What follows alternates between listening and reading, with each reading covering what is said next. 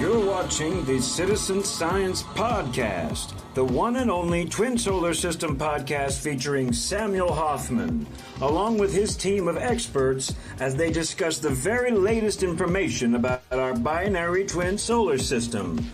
Welcome to the show.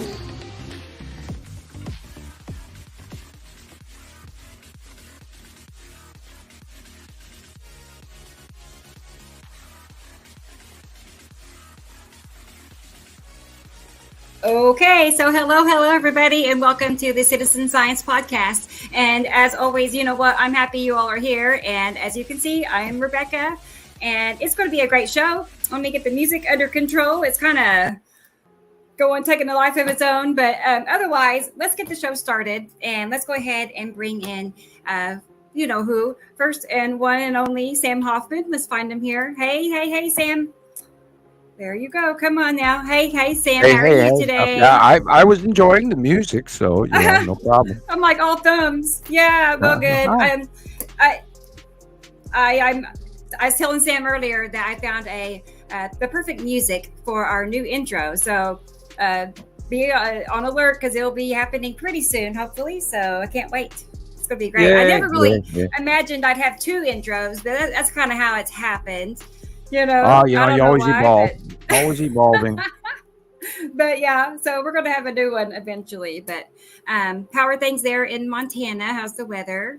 We have a freaky, nasty opposite side of that spinning low pressure system vortexual thing that's wiping out parts of the country on the southern southeast of us right now. And then we're on the other end of that rotation. And we're getting really high winds tonight. We're going to have storms and lightning and rain in through tomorrow. It's your turn, right? Yeah, it's your turn. Well, the back eddy of it went up through South Dakota and it went up through North Dakota, and there's that spin on the other side of the vortex. It's literally another one of those northern hemisphere hurricanes, and so we're getting the other side of the storm, and it is back eddying, which is not normal. So there's a lot going on. Okay, yeah, I do know that. I mean, just from all the videos I've been watching and preparing for this, and what happened close by me last night. Barnsdall is 40 miles northeast of Tulsa, and it was decimated. So it's terrible. Yeah, absolutely terrible. Yeah, they had one lost life. You know, sorry for their loss. It's a miracle that it wasn't more. Literally. Well, reports are still coming in. They still don't even know. It was somewhere about 9:30, 9:45 last night that the damage there happened. But then there's been like 300 reports of tornadoes today alone, and it extended all the way up to Michigan, Minnesota, Wisconsin, Illinois, Nebraska, Missouri, you name it. And there's more to come. Right. You know what I know. We both know. Let's go ahead and bring in some other guests or hosts here we have. Let's see here. I haven't had a chance to connect yet with Nicolle, but I do see her here. So let's go ahead and add Nicolle on. Hey, Nicolle, how are you? Hello. I'm good. How are you? I've been so busy. I know. I'm good, and I've been so busy. We haven't really had a chance to get caught up yet. So, but hopefully this week. I know, but we will. Yeah. So, how are things in Colorado? Things have been just crazy busy and a very windy, gusty. You guys had 80-mile-per-hour winds in Colorado. I don't know where Douglas County is, but there was reports of damage in Douglas County, Colorado. Yeah, it's south. It's the metro area has extended from. Well, basically, it's not too long before I really think that the entire thing is going to be linked all the way down to Castle Rock, which is halfway to Colorado Springs from Denver. But that I've is I've driven it. Yeah, and it's pretty much the tech center. I mean, it's called the Denver Tech Center. That area is, and Centennial. I used to work down in that area, and so I believe it's by Parker, Centennial, all of those kinds of things. But it's definitely a major metro area. So and it's that low front went through there yesterday earlier. Right. You remember when one of the tornadoes struck recently, Highlands Ranch? Do you recall seeing that? That's in that area as well. Highlands Ranch is kind of considered the California of Colorado. It's the way it's built and landscaped. It's very California feel to it, but it's a beautiful area. It's very devastating when it comes through. I know that I was glad that it seemed to avoid Rebecca, and I do have a few friends out there. Well, that rotational low went down in over Colorado, went through, came in off the coast of Washington, went through Idaho and Wyoming and northern Utah, and then blew in. And now it's backpedaling, it's spun its way all the way up because it met that southerly flow that's coming up through the Gulf Stream, and then it got jammed straight up north, and it affected everyone from Minnesota to Texas. And there's that bow and multiple. See all those yellow dots are multiple lightning storms. And that rotational, if you notice, it goes all the way up into Canada and it rotates around to the left in a circle. And that is a vortexual rotating storm. And that shows Bismarck, etc.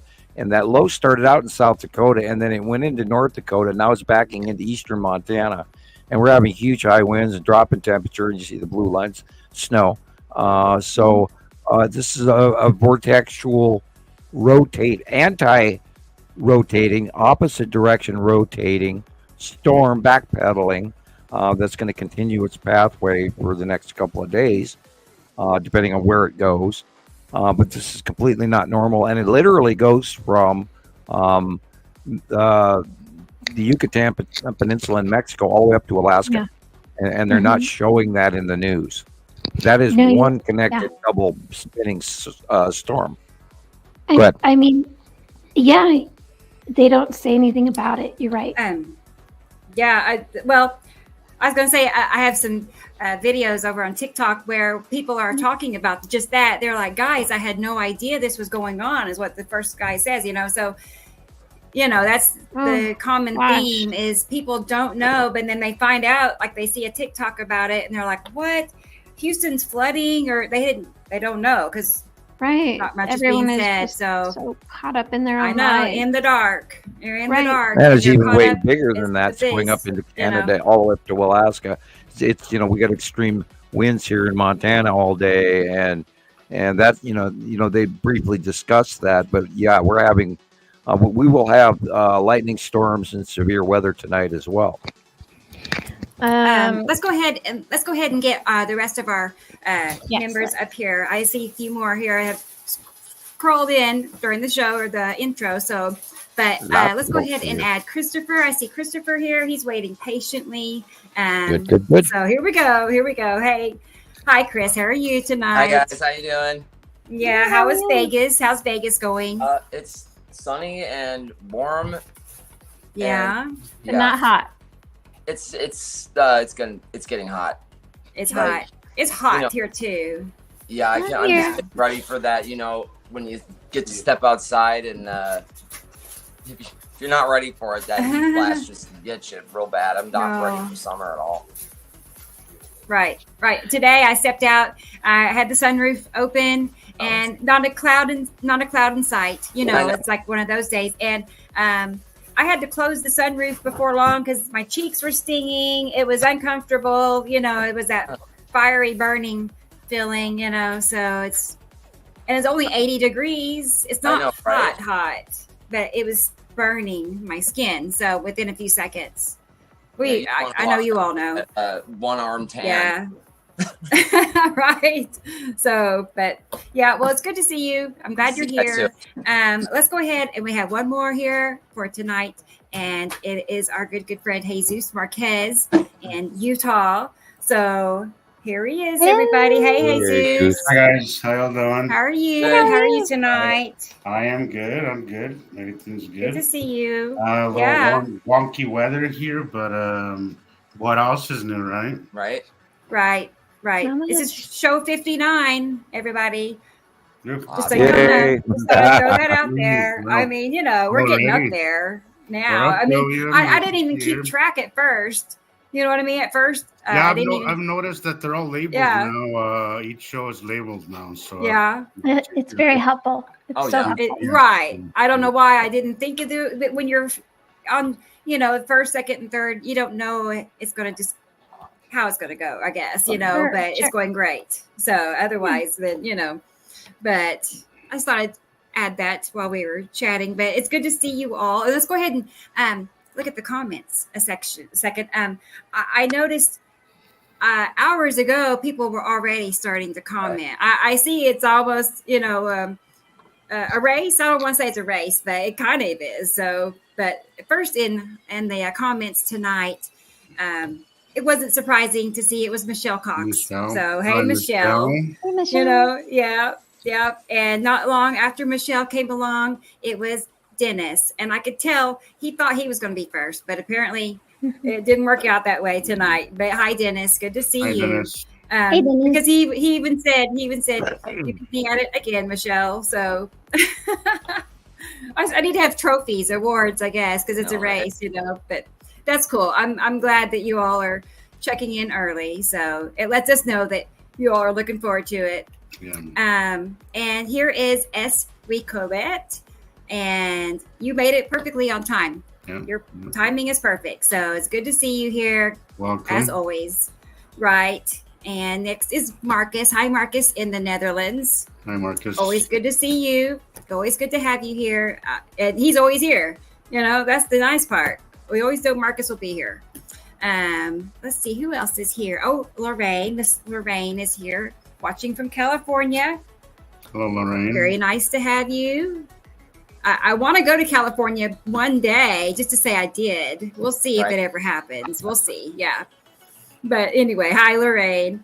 And Experimental is here. Good to see you, Experimental. For sure. Always is. And then Dubaloo. Yeah, Dubaloo, I think. Hi, hello. How are you tonight? Hello. Dubaloo. Very good to have you. I know. I hope surely that's right. Yes. And then it's T. Racy, and it's morning for her in the UK. So, hi, T. Racy. Good morning. It's 7:15 my time, PM. Yes. Okay. And then Miss Karen is here. Hi, Karen. Good to see you. Always is. Good to have you here. Oh, good. You guys already know next one then. Brendan. Hi, Brendan in Ireland. Brendan. It's good to see you, Brendan. That's always a treat to see Brendan here. Oh, and the same thing goes for Rodney.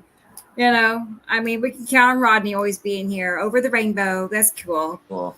I changed my little icon on my chats today to rainbows. So I was feeling the rainbow today too. So, oh, good. It's Maria, my friend Maria in Alaska. Hello, Maria. Hi, Maria. And she was good to check on me last night. Her and Carol Ann both, because the tornadoes were, there was a crazy line of storms from top of Oklahoma to bottom, and it was trudging towards Tulsa, but as usual, they tend to veer to the north, usually, or south. They usually avoid Tulsa. I don't know, usually. So and I'm okay with that. So, but it's, right. Good to see you, Maria. Always is. Good. In South Africa, it's Miss Audrey, and it's 2 a.m. for Audrey. Wow. And that doesn't stop her. Nope. that does not stop Audrey. No, it doesn't matter what time it is. She'll be here. So it's good to see you, Audrey. Yeah, let's see. Okay, where was I? Well, and here's another good friend of mine, Miss Carol Ann. Carol Ann. And here she is.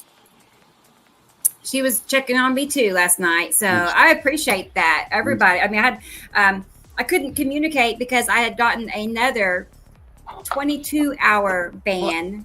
I didn't even talk about it. It was just too little. I don't talk about the little ones, you know.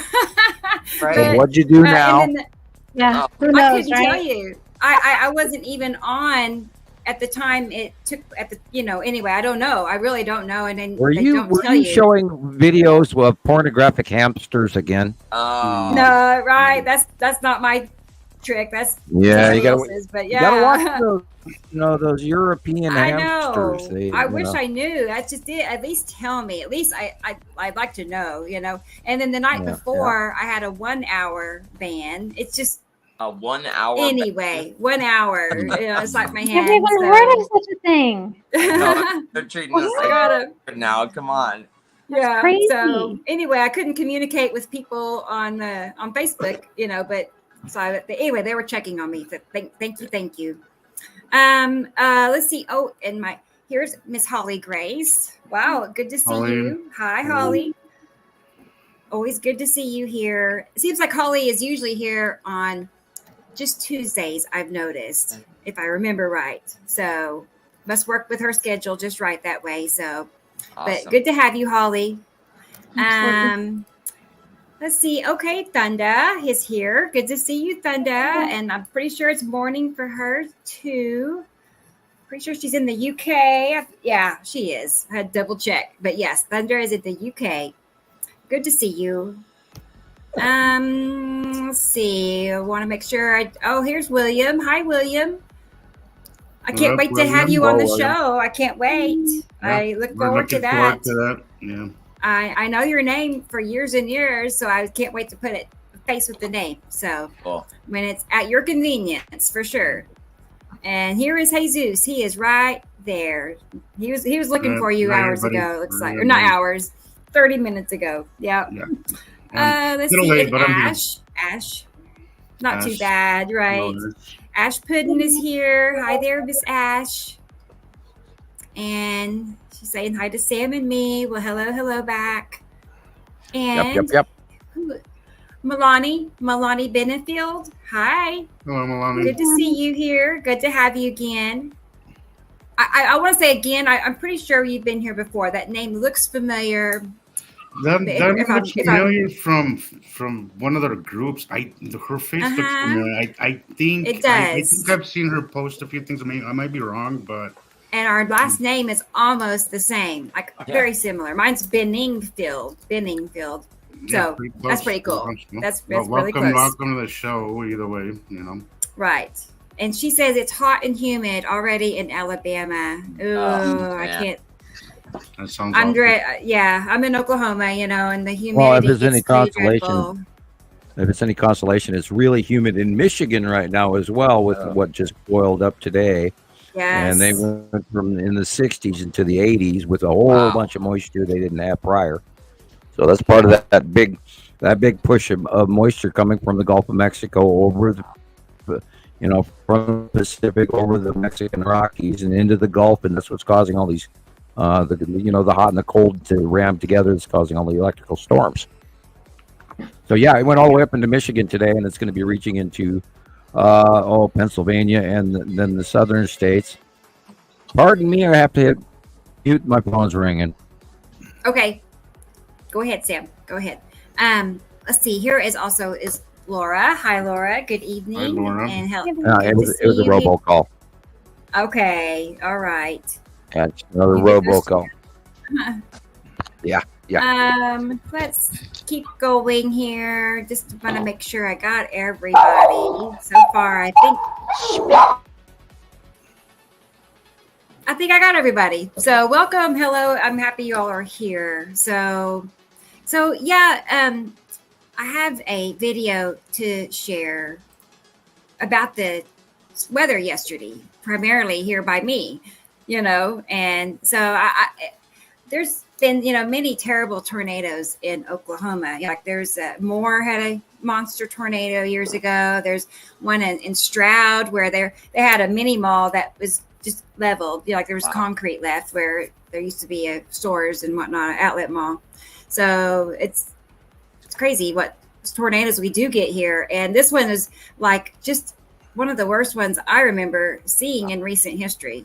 And thank goodness Barnsdall was a small community of only 1,000 people. So thank goodness, right? No, we're going to be hearing more tomorrow about the damage that's going on right now. As a matter of fact, it is 7:30 in Central Time right now, and they were calling for a new 8 o'clock or 8 p.m. onset wave of a whole new set of storms that would be developing. So we're going to be hearing about them for the next couple of days, some stuff that, is going on right now. So be prepared. Wow. And if you're out there listening, be prepared. And if you do hear the sirens, it's dire. It's important that you actually get to your safe places way ahead of time and don't wait. And that way, because there's actually another loss of life recently. So do be careful. I'm hoping a lot of the people last night did have I would think, I don't know, because I don't have anything underground, but I would think time around. That's as good. rural, yeah. So let's go ahead and get my little clip here. Let's see.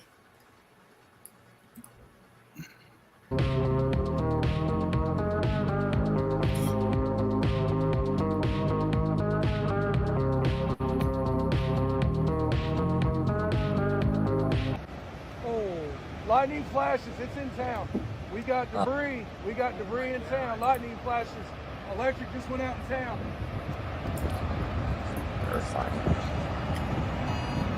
We're gonna have a lot of debris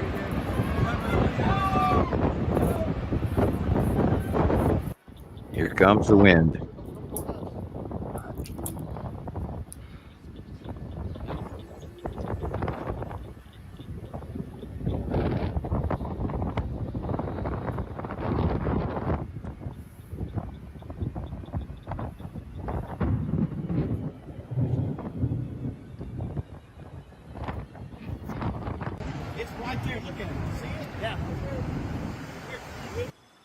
Oh, wow. Oh, jeez.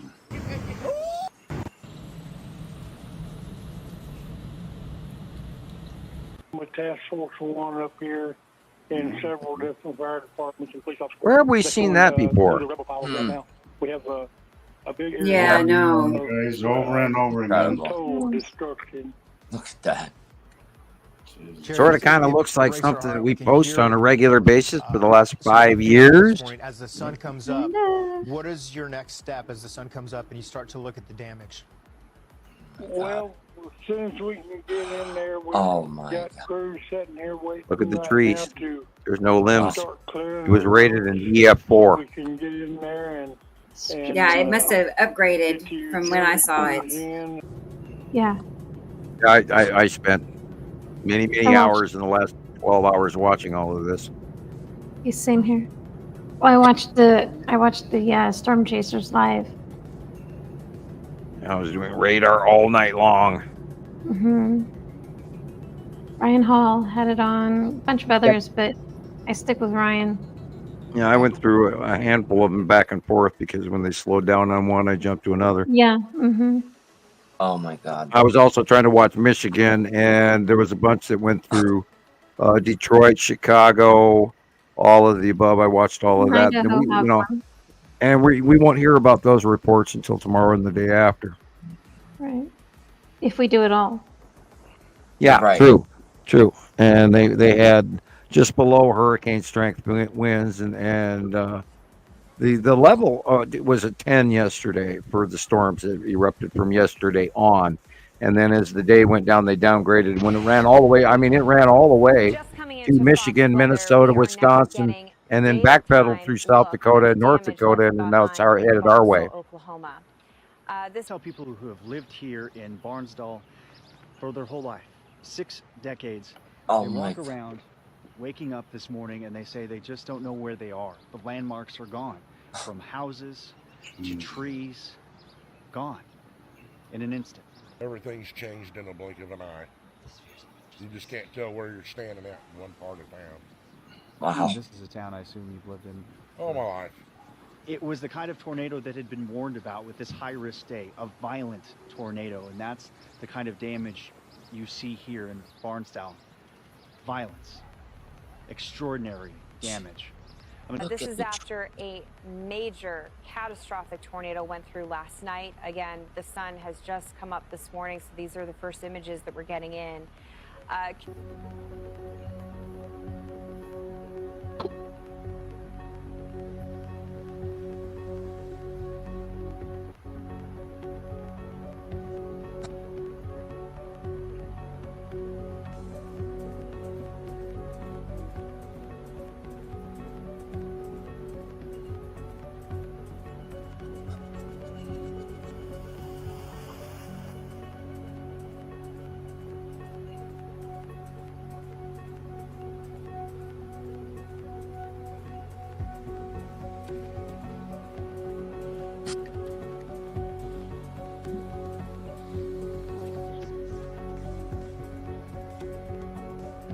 Yeah, their industrial area, the main employer in that town, it was damaged. Wow.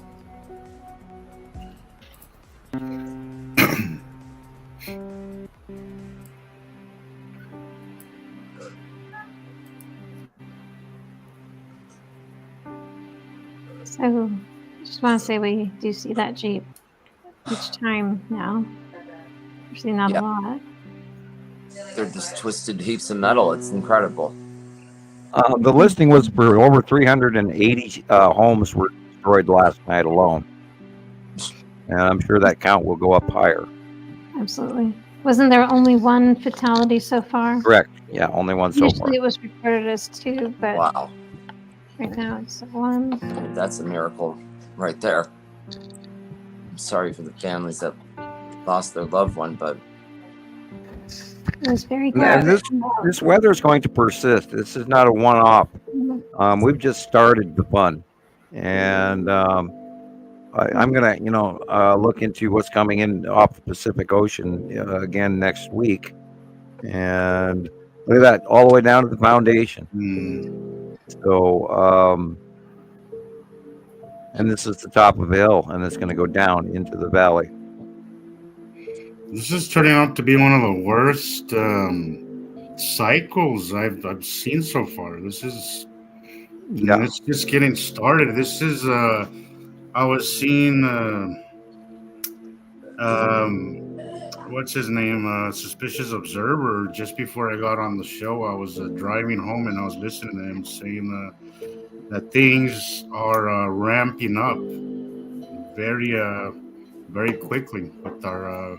Well, this is the northern hemisphere on land hurricane that they're not telling people about. It was actually this morning, early morning. It was at just bare minimum hurricane status on land, which doesn't exist. And then when it went from South Dakota up into North Dakota, the millibars went from 940 something all the way to like 985, which makes it tropical storm and 60 miles an hour winds, etc., which we are getting here as well here in Montana. So, and that's just the center of the storm. It's the outlining banding that's rotational spinning literally from Alaska to Mexico. That electrical banding is what's causing all these highly intense electrical storms at the variation between the cold air and the wet hot air. And we've talked about how that flow from the Gulf of Mexico and how the crosswind flow from the Pacific Ocean through continental U.S. from west to east. When those two are joining in the midsection of the country, this is occurring. And it's going to continue.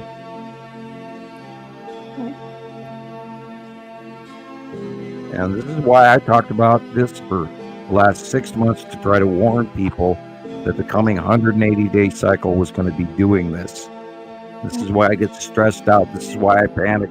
This is why, I post a lot of pictures and music trying to warn everybody that they have to pay attention, because it is here. It's coming. It's now. Yeah, Sam, but wouldn't we know if planets were here? Yeah, well, yeah, wouldn't we know? Wouldn't we see something? Yeah, wouldn't something be going on if they were that close to us?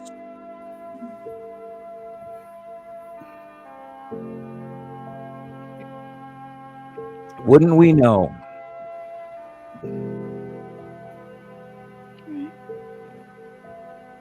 So underreported. It's almost it should be criminal how underreported this stuff is.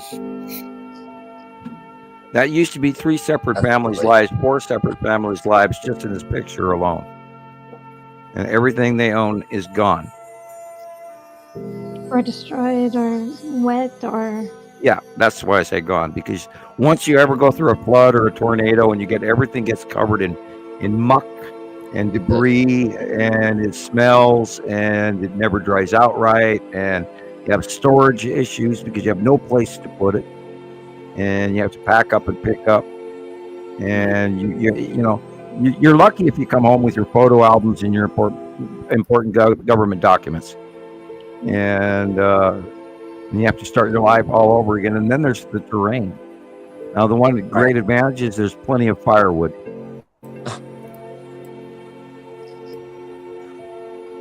And sometimes it's imported.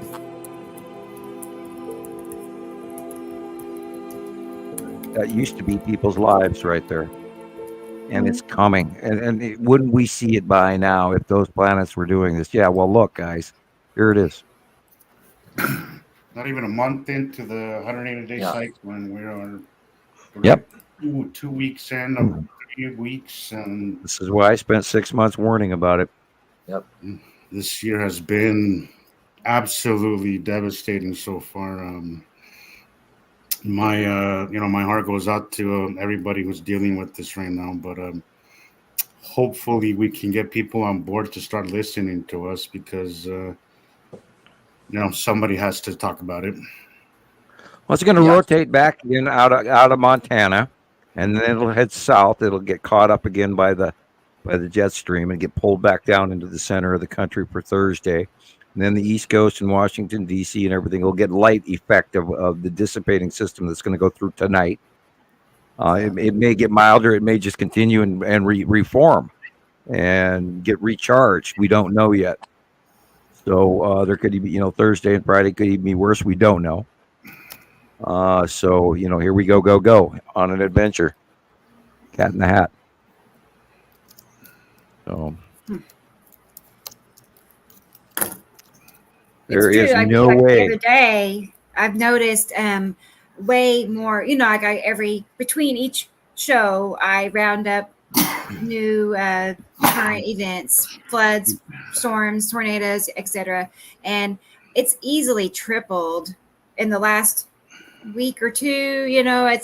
I'm now rounding up, instead of about 10 minutes worth, it's more like 30 minutes worth of video clips. Yeah. So, and that doesn't, I could keep going, I'm sure, it's like that. So endless. Yeah. Holly, Nibiru has been in our skies for years. Yes.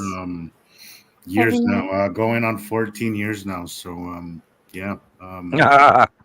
Sorry. What? I'm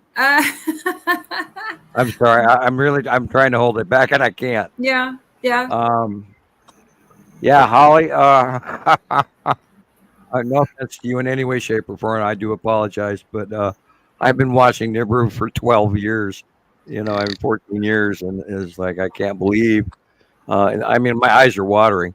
I can't believe people haven't seen it yet, and I'm sorry.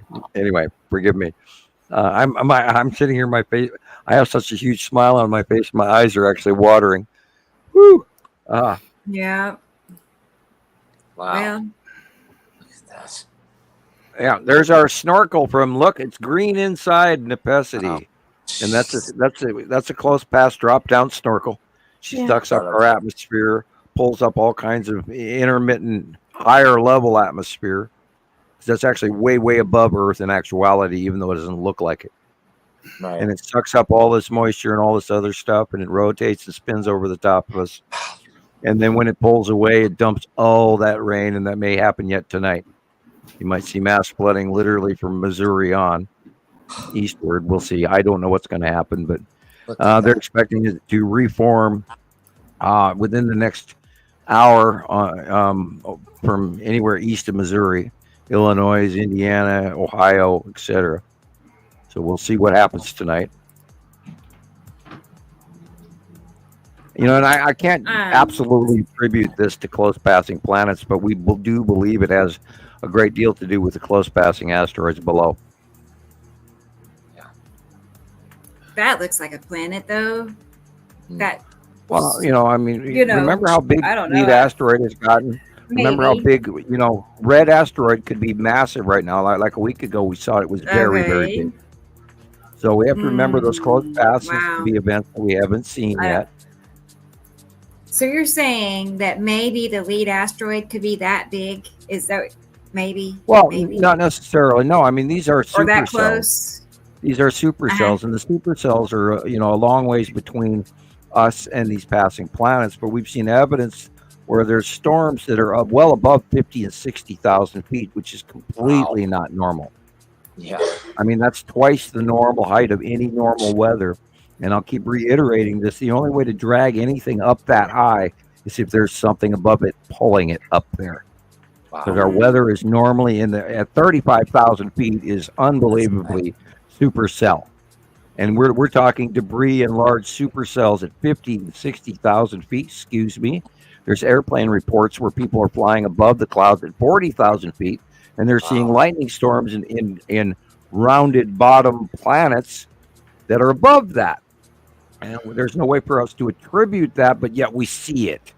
So there, you know, it's hard to equate into a reality sense for people, but there's definitely an onset effect from the close pass 180-day cycle. Because the moment it started is when all of this crap just went insane on our side of the planet. I mean, it's been doing that all in Russia and China and Turkey and Afghanistan and Kazakhstan and France and you name it, all around the world already for months. And if you don't realize it's going on everywhere, then you're missing the news. You really are.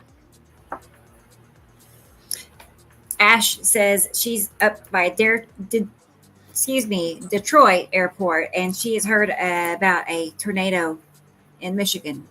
Yeah, I watched it go over your tonight. area. Is that? Yeah, I watched the first passing of the first day wave, and they were expecting a further uptick and reformation roughly around 8 o'clock your time in Detroit. And then there was also a hail warning, so do park your cars under trees or, well, depending, that's good or bad. Or, you know, if you've got a carport or in a garage, or even a parking garage, you know, a public parking garage. Right. It would almost be worthwhile parking it and then taking a taxi home so you can park it overnight. It would be worth whatever it costs, not to have your car damaged, but that's also in the forecast. Just want to say hi to Joyce. Good to have you. Yeah, my plan, you know, is there's a hospital just like 3 houses up the street. It's very close, half a block. You know, so they have underground parking. Or up the other way is a overpass for the expressway. You know, so I could just drive up there. Yeah, the smart money would be the hospital parking, definitely. I'm sure. Yeah. Just pull in and act like you're going to the ER, but don't. Right, exactly. But last year, you remember when my power got knocked out for 4 days, you know, because we had big winds. That's what I did. I drove the car up there at, I don't know, midnight or so. And I never did share the video. I should share it. It's pretty interesting. But I actually had some person was out walking around and they got caught up in this horrible storm. I mean, the wind was blowing sideways. And so I ended up letting them get in my car You know, he asked me to take him to the nearest convenience store. And I'm like, sure, that's fine. Okay, fine. So we start to head that way after the rain died down. And that's when we realized how bad things actually were. I mean, the whole city was pitch black. There was no store open. You know, I ended up taking him to a different hospital, you know, and dropping him off there. But, you know, he didn't have anywhere else to go, basically, you know. But, yeah, it is. It really is, because you could be caught out just like he was. You know, he had no idea, and then bam, bad storm. So, well, we should have a lull in tomorrow. I think you could reform. I don't know. You know, it just depends on how well the meteorologist I was watching today actually, you know, are paying attention, or if they're both all of them are exhausted because they've been running for 3-4 straight, you know, days now, trying to deal with trying to stay on top of the information. Been very busy. I just want to say hi to Jeannie. Is it? I'm hopefully I'm saying that right. I'm looking at it and I'm like, is it Janine? But that's not right. It has got to be Jeannie. But, yeah, hi Jeannie. And it has been a while, hasn't it? But I know we go way back, so I know that much. But it's good to see you for sure. Hello. So I wanted to. I do have a small announcement. I'll go ahead and throw that in here while we're talking about new things. And cool. I have a new addition to our admin family for our group on Facebook. So awesome. She actually approached me about it, and I'm like, yeah, that would be wonderful, because I wouldn't. I'd be afraid to. I had talked to her about it somewhat one other time, you know, but you know, you don't want to put people on the spot. Put it that way, you know. So I was glad that she offered. So let's go ahead and reveal who it is. I know the suspense is building. Ta-da! Oh. It's Miss Carol Ann. Yeah. You know, we've been bombarded with all the laughing face bots. You know, I mean, we get our share of laughing accounts, and they're not even members of the group. It is better. I mean, they're laughing, they're happy, you know. Right. But anyway, she's going to step in and help combat the laughing face accounts, and you know, help block and ban and all that, as well as help me go sort through new member requests, because I'm currently backlogged by about 2,000 requests. Wow. Me too. Yeah. Wow. It takes time to sit there and really, because we're so careful. We don't just approve just because you ask. You know, you got to really, you know, reveal who, why you want to be in the group and such. So, I just want to welcome Carol Ann to our little admin family. So, and I appreciate her being so willing to offer her help. She can see I need the help, and she's acting on it, and that's wonderful. Really. So thank you, Carol Ann. Thank you. And she's been really involved in what is it, Nibiru Watch Africa. So she's been doing great. Yeah. Well, she's not with them. Yeah, she switched over to. She's going to help me now. So I'm she's sure not. She'll be a lot of help. So for sure, she already has been. And you know what, guys? She's actually way more meticulous than I am. I mean, she's a perfectionist. Like, you know, we're a lot alike, but she's more so than me. And she showed me her checklist.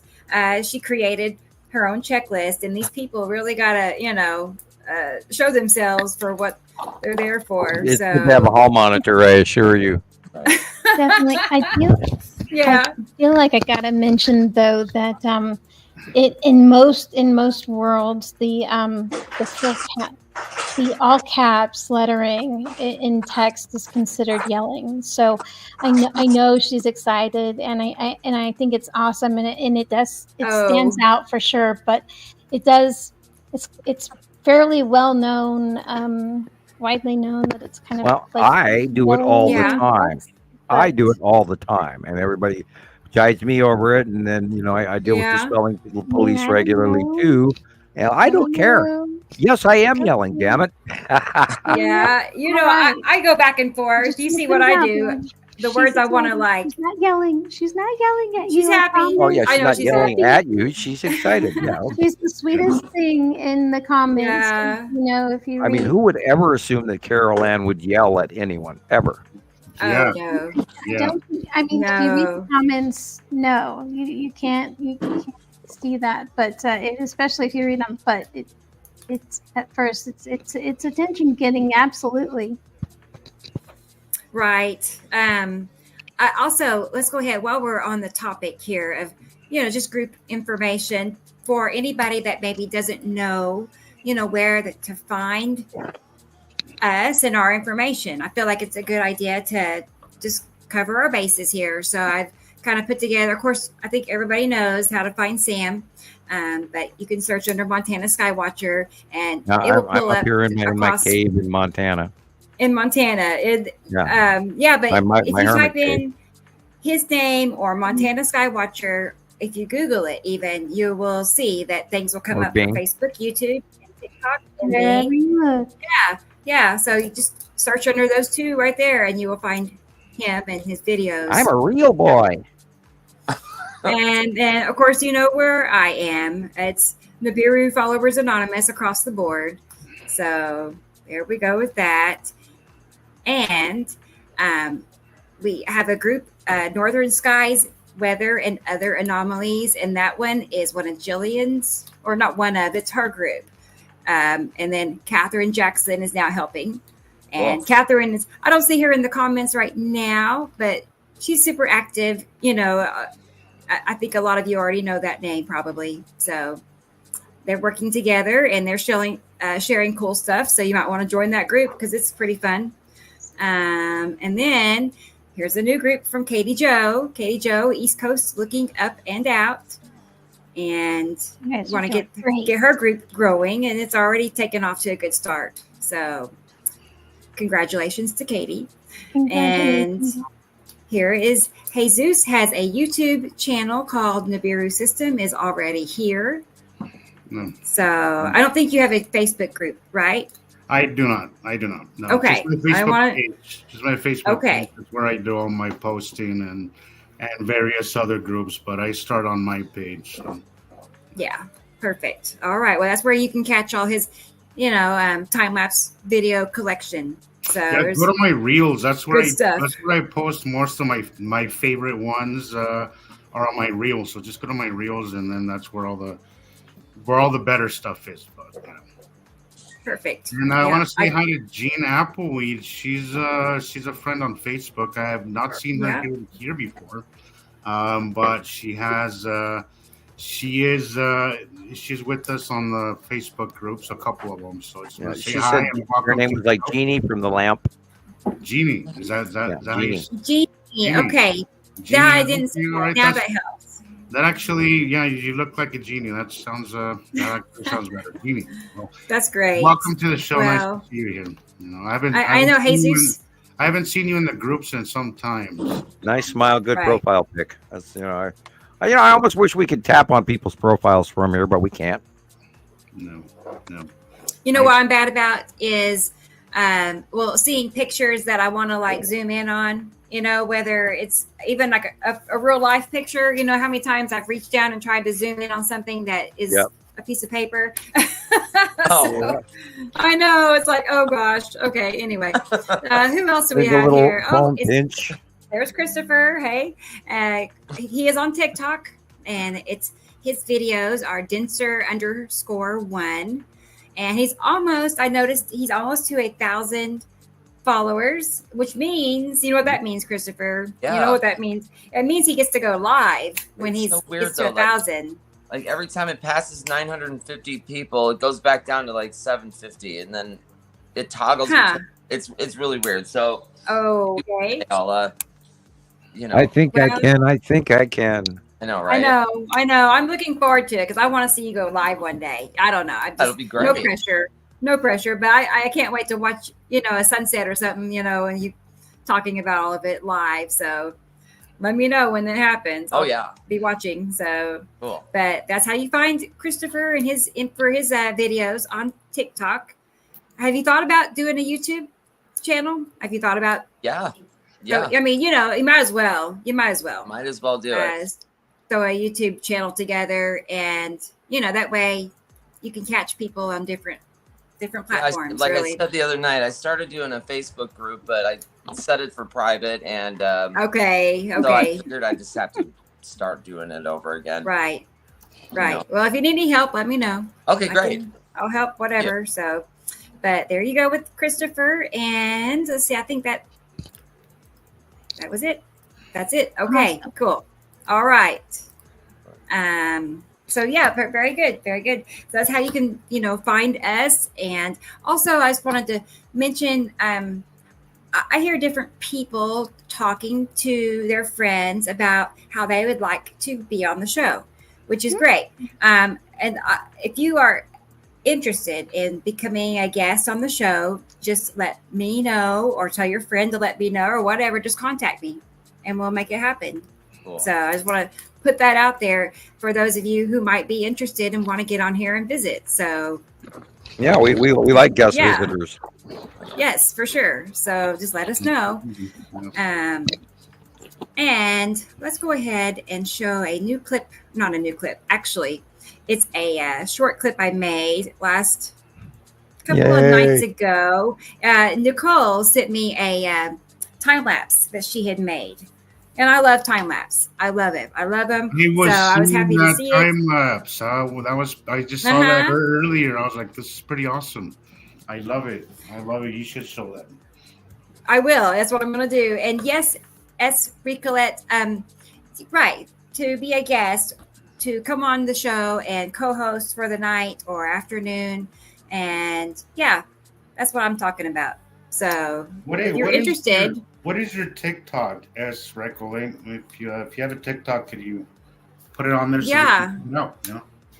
Because I don't know if you have Skype, I don't know how else in there or what, but just right. Let's say this. 1,000 followers, so I'd imagine you have some content. I did not know that. Well, sure. I would like to be invited. I want to follow you too. Yeah. So, how about if you are on YouTube and you don't have Messenger and you want to be on the show, then you can email me, okay? And send the email to that email address, SkyPics4Sam. And then we'll communicate that way. So there's that option for you all. And let me get that video for Nicolle here. I threw this together. It was like, 1 or 2 in the morning one night, a couple of nights ago. But I kept falling asleep as I was making it. But this is how it turned out. Wasn't too bad. I work like that. Yeah.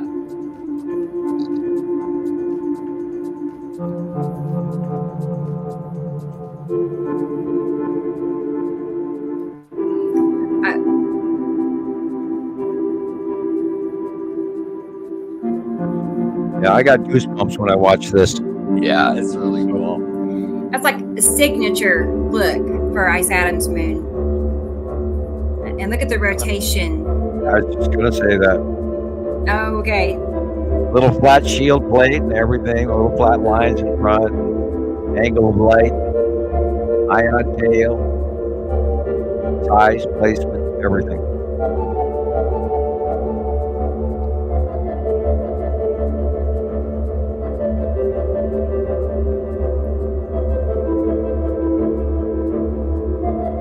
You can see those blues just coming closer and getting further away. And I think it's where people get confused again. The blue. Well, it's just blue. It's just clouds. No, there's something there.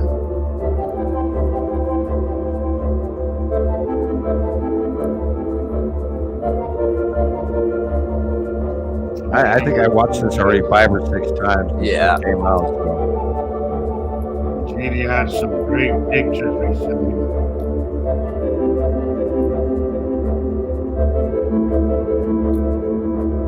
And you can't make this up. No.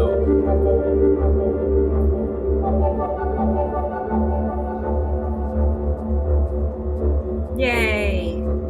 Yay! I love it. I love it. I do too. I got goosebumps when I watched this first I time. love a good time lapse. And I was scrolling down. I was like, okay, this is cool. I'm gonna stay here for. And this is why I think you should show your shorts more often. I mean, there's 20 of them I'd have you show right now, going back down through your Nibiru Followers Anonymous YouTube page. And I have some I lined often up, go ready there to and just go. watch them over and over again, just to remember. Right. I do too. I mean, I go through my TikTok, but it's mostly the same things. I mean, but I wish I could have seen your ones. shows on the TikToks. I didn't get to see those, but I got to see the ads for them.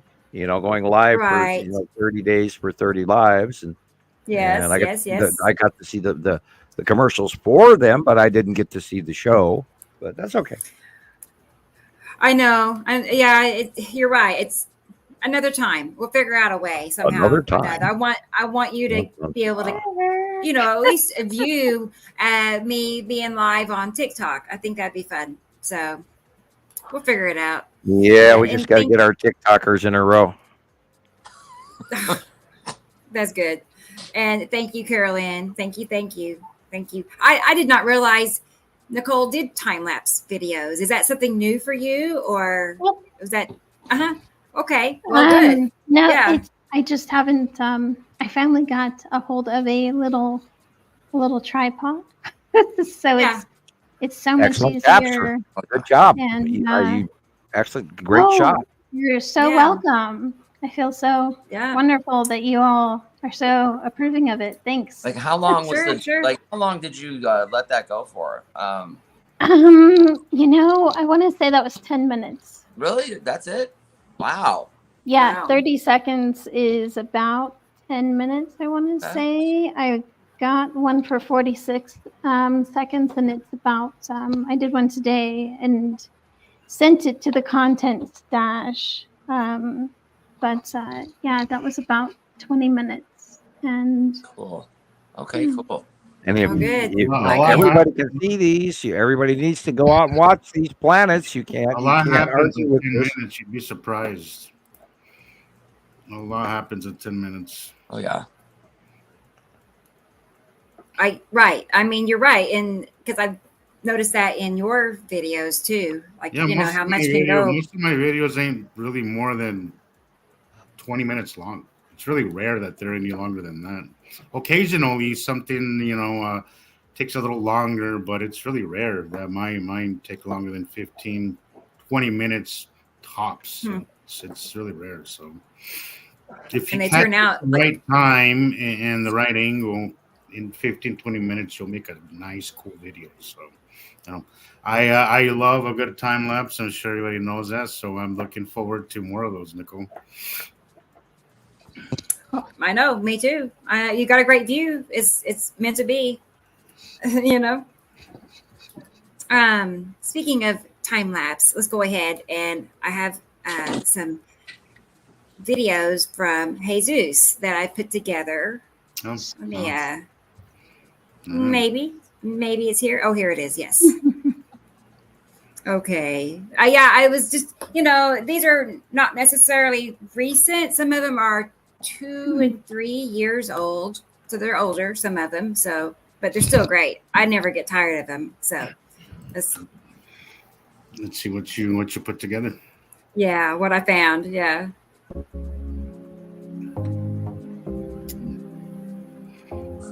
This was last year, I believe. Okay. This was last year.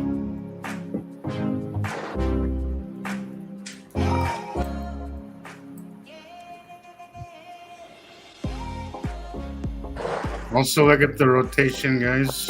Yeah.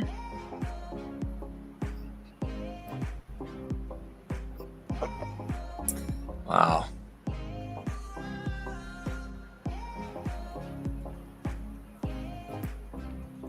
Planet.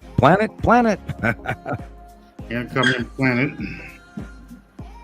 I think so many people are just thinking that that's a normal look to the sky, but that didn't ever used to look like that years ago. I mean, No. This was up on the trail I go and take sometimes, and there was a crowd of people up there. There's a lot of people that go up to this trail, and not a soul was watching or even cared what I was doing. But yeah. And here we come. Joyce, the yellow moon is on the right, and the tan asteroid is on the left of the sun. Always. This is the normal one. Yep. Yellow moon right, tan asteroid left, right. And they stay in those places. They don't cross back and forth. Not with any recent. It would take months for that to ever change. Look at the rotation, guys. Always the rotation. Yes, look at that right there. I love it. When I saw that, my jaw just kind of like fell. Wow. Look at it. Atu's moon. Yeah. And Yuri and all. Yeah. Always in a rotational pattern, guys. Yeah, this is Atu's moon and Atu. See the moon? It's in the middle. You're looking at the moon. Yeah. The big white moon of Atu, purple Atu. You can see the curve. You can see the darkness from left to right because the sun is coming in on the right hand side. Wow. Yeah, there it is. Yeah, right there. Boom. I gotta say, I do mix. I get nostalgic about my New Mexico skies. Yeah, it was a great place for sky watching, open skies and high desert, high plains. Great place to watch.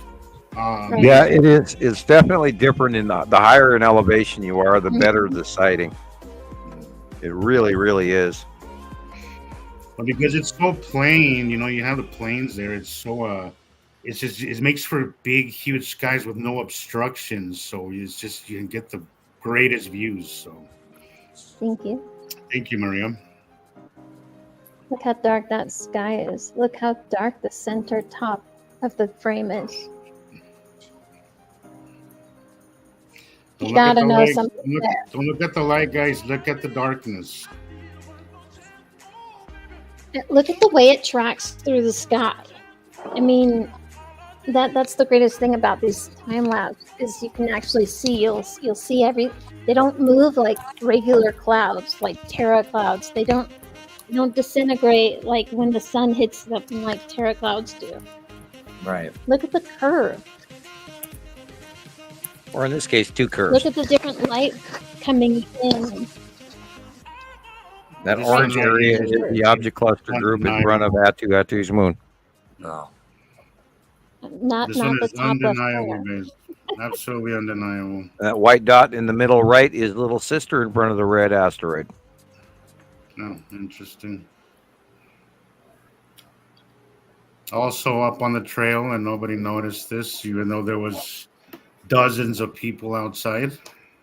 In the upper right-hand corner of that still shot was the Texas cube. You got the sun being cut off here. This is facing west at sunset. So you have the sun getting cut off. Again, nobody noticed. This sky should not be flashing that way, guys. That's rotational lighting is what you're seeing, as something's rotating and the light is stretching further and back. More darkness.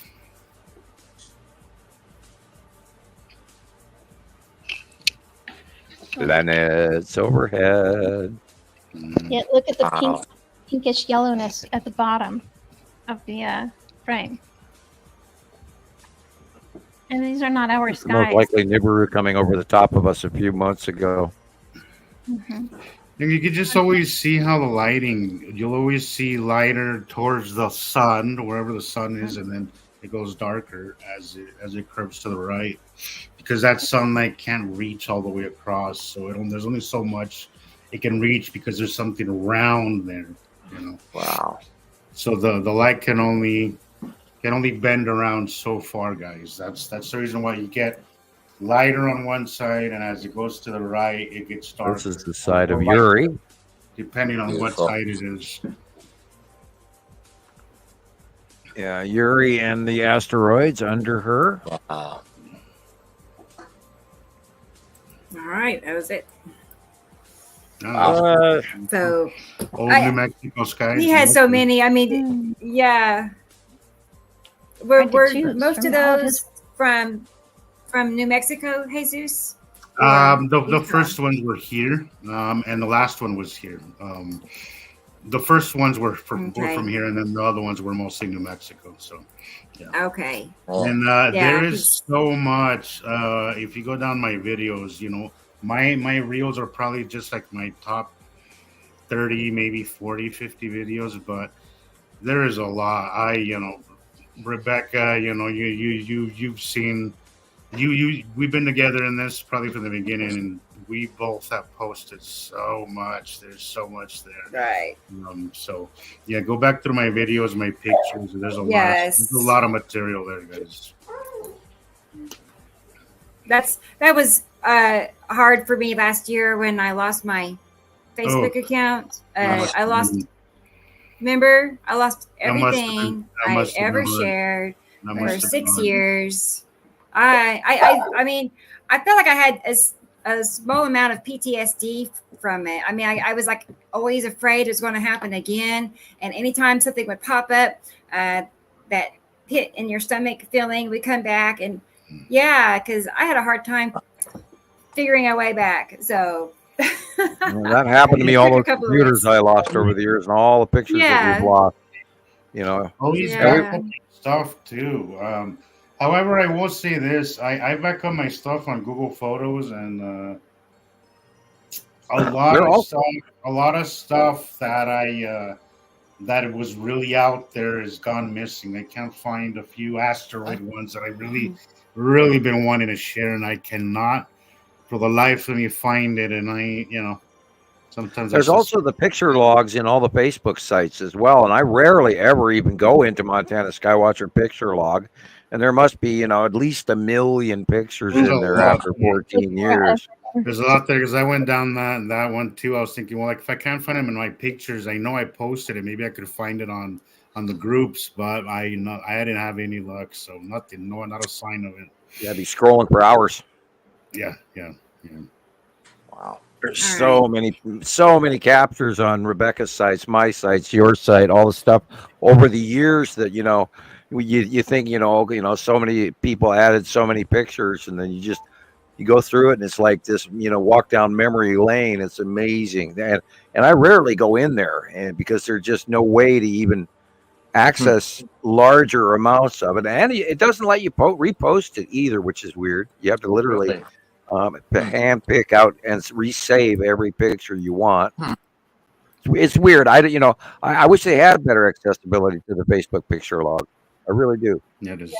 Yeah. Or even if they added a time frame where you could type in, well, let me go back to 2018, because it would take you forever to scroll back that far, just absolutely forever. I can't even imagine.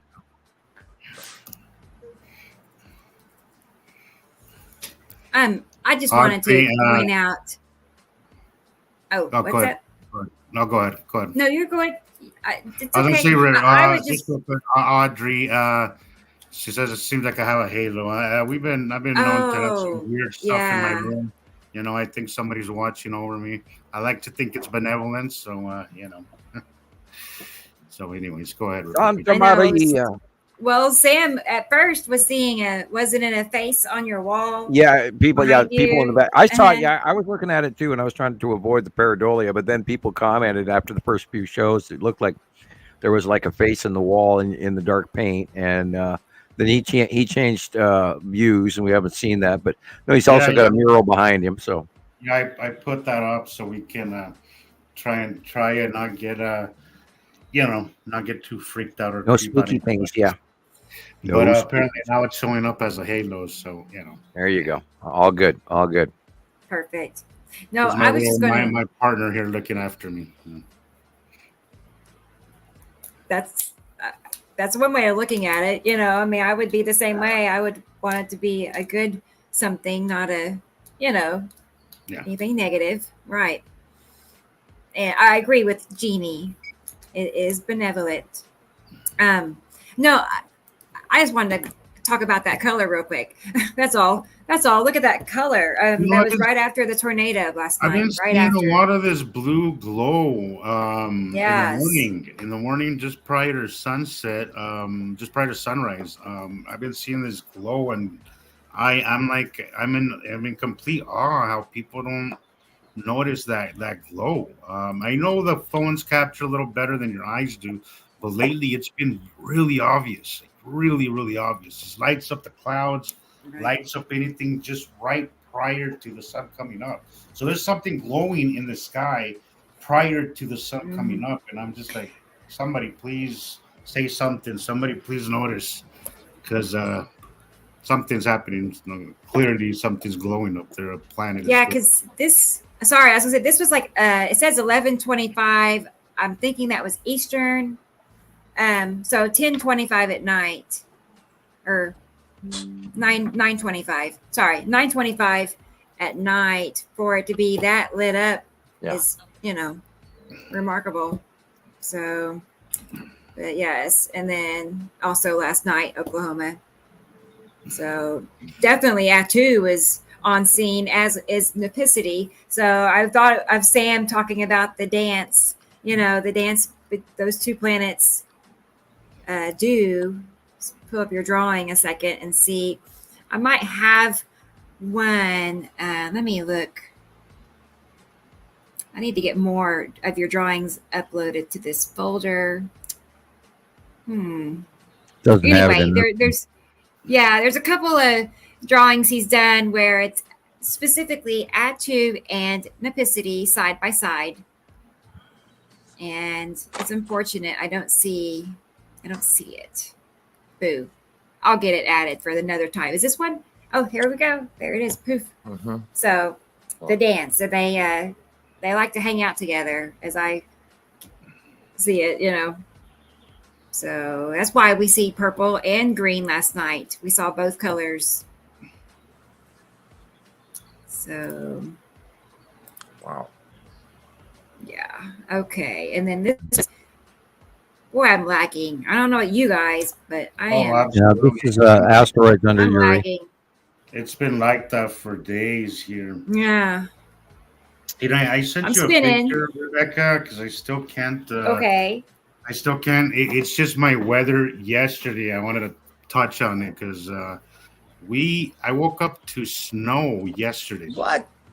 Yeah, and not just any snow, like a full-blown winter snowstorm. It's the craziest thing. But I wanted to talk about it. If you bring that up here, Yes, I will definitely get it. I'll get it right now. Because our weather patterns has just been so bonkers. It's not even funny. Absolutely bonkers. So we've had so much rain. I have not seen this much rain anywhere. I mean, it's just insane how much rain we've gotten. But yesterday, temperatures dropped, and it was just freaking May 5th.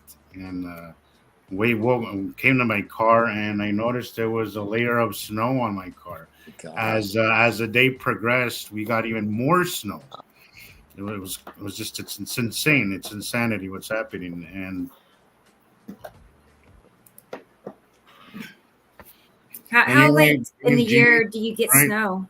There is a lot of people that are not seeing it yet, but some sooner or later they're gonna have no choice but to open their eyes and acknowledge what is happening. So let's hope it's sooner rather than later.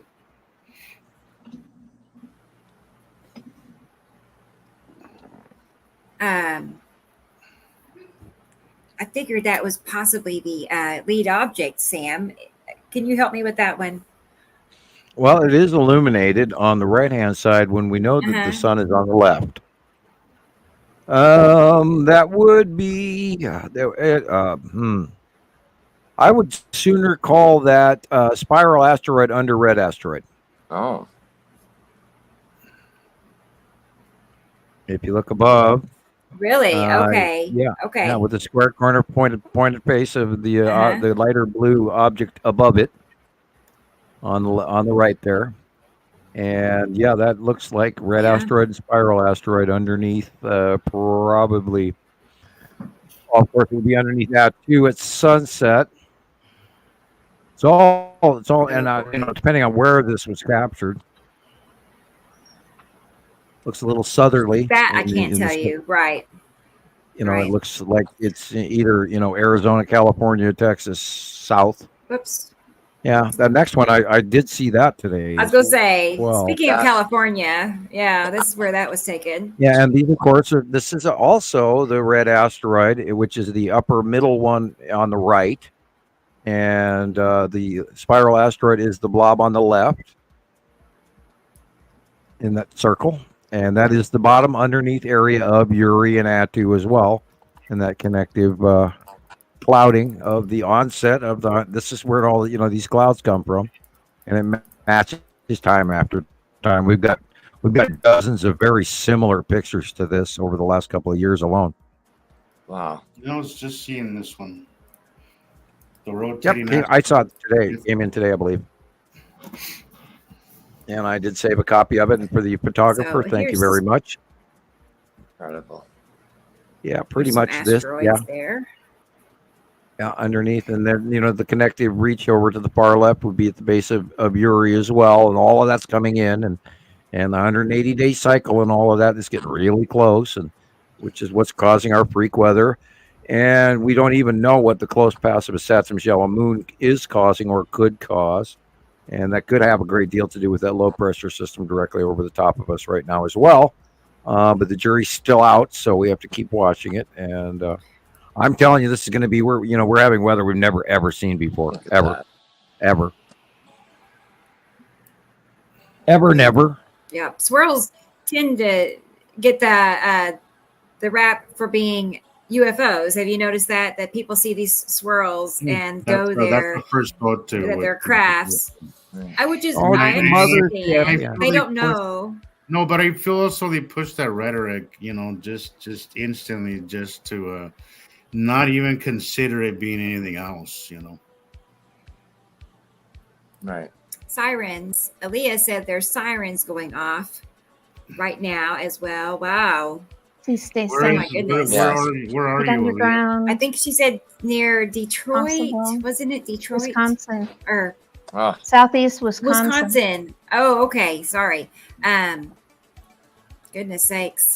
It's your turn tonight, Aaliyah. Sorry, it's like that. Yeah, there was, it is just now 8:00 too, and that was when it was supposed to refresh that pattern of storms heading to the east, all the way down, literally all the way down to Kentucky, from Wisconsin to Kentucky. Now there will be a bow storm headed due east, and it's a little different. It's just sort of a breakaway segment of what happened today. But I don't even know what the reformation tonight is going to be.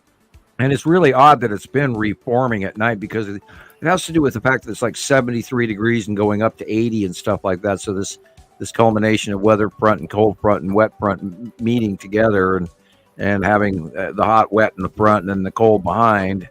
And that's what's causing all the storm. There's more coming tonight, tomorrow. Yeah.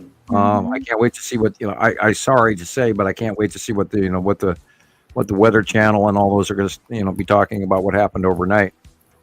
Right. And if you are in those areas, anywhere from literally Michigan to Kentucky, all the way to Pennsylvania and Virginia and South Carolina, I would pay a little more attention to the weather tonight. Keep the Weather Channel on in the bedroom or whatever, because we don't know how chaotic it's going to brew up to, because it's just now supposed to be reforming.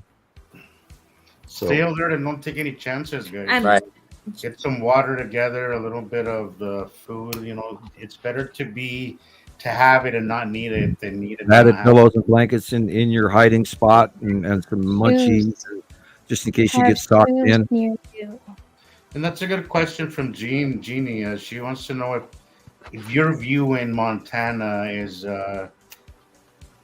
any better. I mean, I would like to. We all get our turn, as Jillian says. But yeah, Jesus' view is better than mine because he's higher up than I am. But I have a great view within certain parameters of clear weather versus non-clear weather versus my mountain blocking. Because I'm in the mountains where he's also in the mountains, but he's also in a larger open area because Salt Lake is very, very open. Yeah.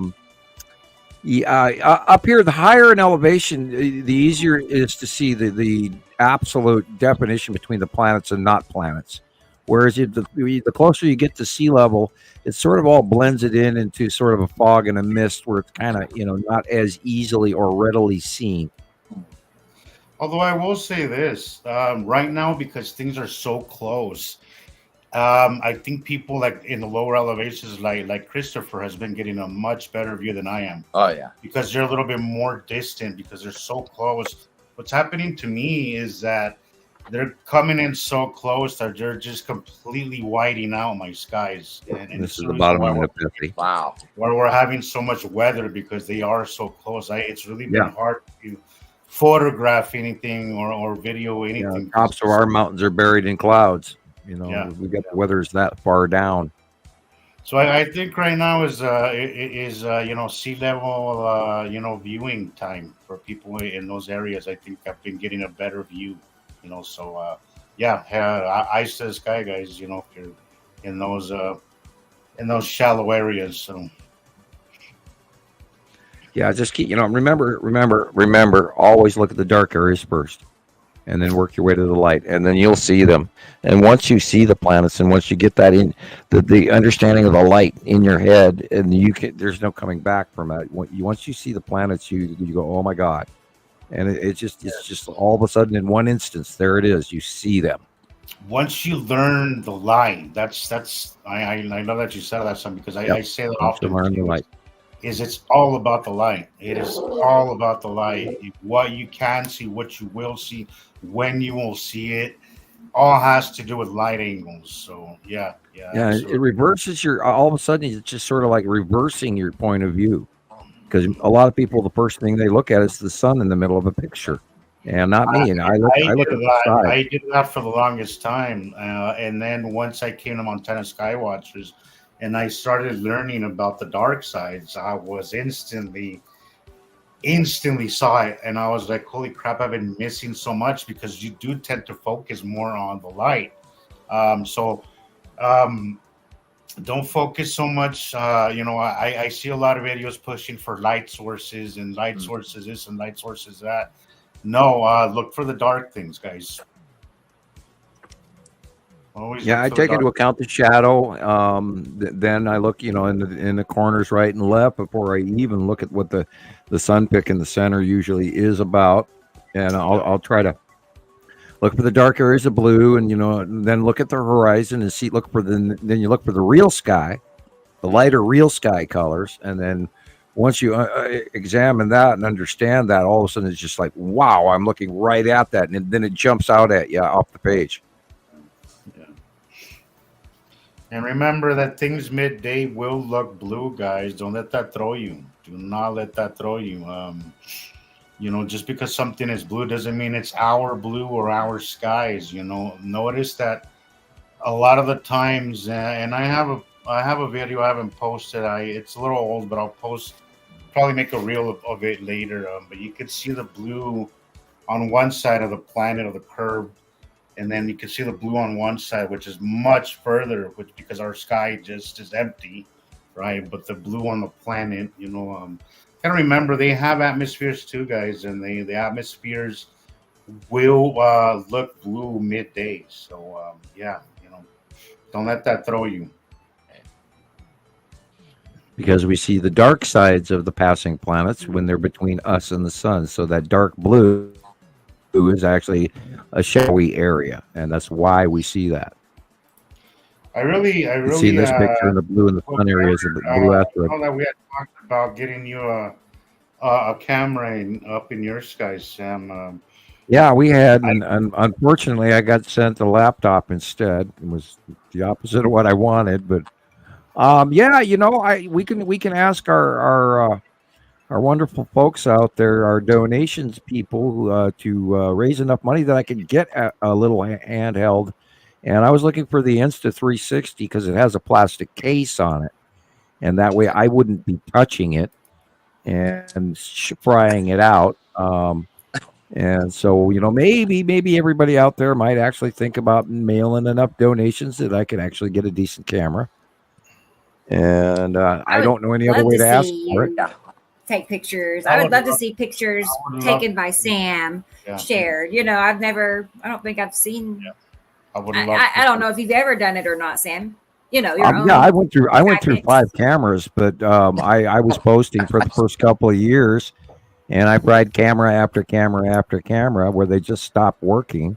And with my income and the teenage kids and paying for internet I could never afford, and then 15 computers later and countless screens, and I go through two keyboards a year and a couple of mouses per year, and I've just never gotten to be able to buy a new camera. And the thing is, I've never been that brave. I don't want to fry another camera. Right.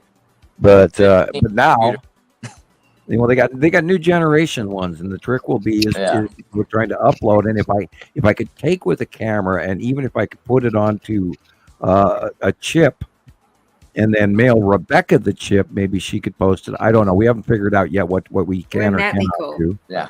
Well, that's what I do with my little camera. It's an SD card, and then I have this little card reader, something like this. This is just an extension of it, but it connects it to my phone, and I could just upload it. Oh, cool. Right, which you take for granted. And my problem is uploading anything is what's failing me here, which is why I'm got a still picture, and I can't run the camera and I can't run the microphone at the same time because my upload speed is so horrible. The microphone gets cut off on you. So Marie Colette is asking you, Sam, what your upload speed is. If you know 256. I was told recently by the company, but I didn't really. But it's really slow. It's for an example, California. I was told, and this was a couple of years ago, it was 16.5 megabytes per second, and I am at 0.85. What? Yeah. It's like Radio Shack in the 1980s. I don't even have 1 megabyte per second upload here. Now I get great download. I mean, we got high speed wireless, you bet, but it won't run more than 3 devices in the house at any given time, and yet we're paying full premium price for it. Unreal. Yeah. Or I'm drastically shadow banned, and they're intentionally limiting my upload feed. Because everything I've tried to upload lately for the last couple my Skype quit working a couple of years ago. It just won't connect, and it won't connect, and it won't connect, and it scrolls and scrolls and scrolls. So I remember you guys used to do the Skype. I think Jillian got to do that a couple of times with you and it didn't last long. Didn't last long. Jeez. How long ago was that you God, that was about a little about 2.5 years ago or so, and it worked for quite a few months, and we were talking behind the scenes, and I was even on Discord and in the encrypted for a while, and then when it came to reboot for upgrades for the thing, it wouldn't upload, so I was blocked there on Encore and all of that. Not Encore, but anyway, the private channels and stuff like that stopped working. And I tried to even tried to sign up for a new YouTube channel. I can't even get into my YouTube account. Oh. Okay. Right. Yeah. I mean, I type it in, it doesn't recognize me. Right. You just got to make a new email address, and then I've got one, but I haven't stuck it in this one, and then I did get the laptop, and I had issues with that right away immediately as well. It's tricky. I know, because I found out not too long ago that if you wanted to sign out of your I don't remember. It seems like if you want to sign out of your if Gmail I sign out, I account, could very easily lose. Yeah, I could lose Facebook very easy. Now. And I don't want to play with wrong, that. Yeah, it's a nightmare. It's a nightmare. Yeah. I don't understand why. Your Gmail. Yeah, I don't understand why it doesn't work. And what we would assume is normal is not normal, and it just is strange. And I did get the laptop. I connected to the internet, and the moment I tried to do anything with it, it shut off my entire router. I mean, I've never ever seen any of the devices we've ever hooked up to that tablet after my daughter's got a laptop. It works fine for her, and I go to use the one that I got in the mail, and it immediately shut me down. It's like, what? Wow. I've never ever seen it before. Yeah. So we haven't dared. I charged it up, but I haven't dared play with it because it's like, what the hell's going on here? So I don't want to lose what I already have, even though it's not great. I've never heard of.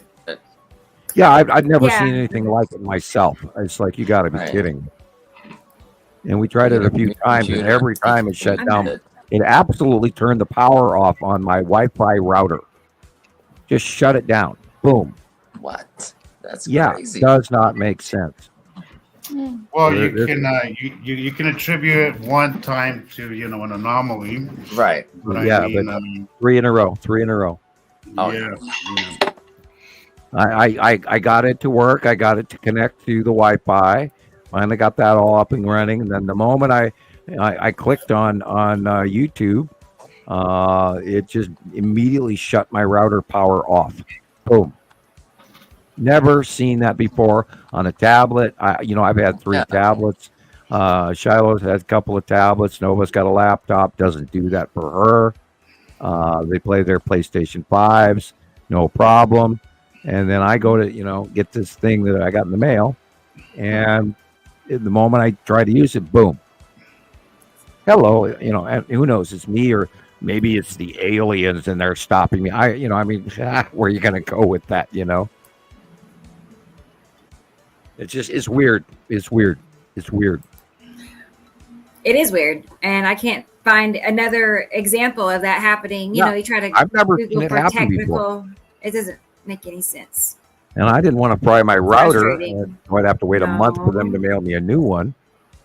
And so after the third try, I said, okay, I'm not gonna try to go to YouTube on this thing. And I haven't tried Facebook to see if it'll work on Facebook or not, but I'm almost don't dare, like, no. Then you got to sign in and you got to give your codes and all of that. And, what am I typing on? And why is this happening? Yeah. I do. I totally know. Am I naked and standing, in the parking lot at the mall with no pants on, Okay. Well, the old dream, going to school with, in your underwear. Yeah. No, it didn't happen to me. Everyone has that dream. Yeah. Yeah, everybody has that dream at least once. Yeah, not me. Nope. Here's that video clip from Jesus that he sent me. I guess this was today. This was just prior to the snow we had recently. Okay. Did you get that picture? I forgot to load it, but I'll get it next. Yeah, so this was just the day before we had that snow, which was not yesterday, the day before that. And this was, clearly something is happening here. A little cloudy, not my favorite, but clearly there's a curve there. There's asteroids coming up from the big left. curve. So clearly, there's a planet curve there, guys. More than one. You got Atu's moon is on the left, and you have Uri behind it on the right. Yeah, and you have the asteroids. And Necessity is behind. Yep, which would explain our weather we experienced just shortly after. And you said it, Sam, last show, to be expecting it, and it definitely got us for sure. I mean, the mountains got hit very hard with a lot of snow. And you could see it on the radar coming in for the last week, and it was just immense and very large and very unusual. And then it came down literally, out of the Pacific Ocean in the northern hemisphere along the coast, past Alaska and down the Canadian coast, and then it hit Washington State and Oregon, and then went across and created havoc in your area. 80-mile-an-hour winds in Nicolle's area, and then it hit the plains overnight. And you used to see what we'll be watching the news for the next 2 days on what it did last night alone, because they're just now assessing the damage. So we'll see what, and then there will be more. We may have a day off in between, but there's gonna be more, and I do need to look into the Pacific Ocean what's coming. Yeah, there's a lot of crazy weather. We have yet to experience really spring or anything. It's like a mixture of warm, cold. Of It's gonna get warm. winter and spring all at once. It's two steps forward, one step back. Yeah, it's gonna be in the 80s in our area sometime in the middle of the week. I'm under a frost watch tonight. Yeah, it's let's see, it is 47. No, it's 43. Currently, yeah. They just changed it. I was reading 47, and then it went 43. I think, okay. Yeah. I don't know if you missed this, Recolin, when we asked earlier what your TikTok or, I mean, I saw you're saying that you do make videos. We would like to see those. So if you can show us what your TikTok is, it would be nice. Okay. I would like to know too, and I want to say hi to Esther. Esther is here. Hi, Esther. Good to have you. And yeah, I see your comment. I have my videos got hundreds of thousands of views. Wow. I'm curious. You're gonna have to. I'm very curious. Oh well, maybe it's his YouTube. Okay, so what channel is it? Is it your YouTube channel? Well, I'll have to. I'll check that out. I'll have to look. I'll have to check it too. I'm curious because I want to subscribe. So millions. Wow, that's massive. Yeah, I'm very. Well, congratulations. That's an accomplishment. Mm-hmm. Oh, he says no. It's on TikTok. What's the TikTok channel called? So is it no TikTok or no? Oh, no TikTok. Oh, no. Oh, no TikTok. So maybe it's YouTube. I'm not sure. We're back to YouTube. Well, okay. I think they're not about the sky, is what he's saying. Okay. It's about baseball, MMA, go on YouTube. Wrestling. Okay. Well, right? I'm Is that curious. What you're saying, that's correct? And here's the snow for. This was yesterday, guys. This was yesterday. Well. This Hi, welcome to February. Yeah. That's what I'm saying. May 6th in Salt Lake, and some areas got hit even harder, guys.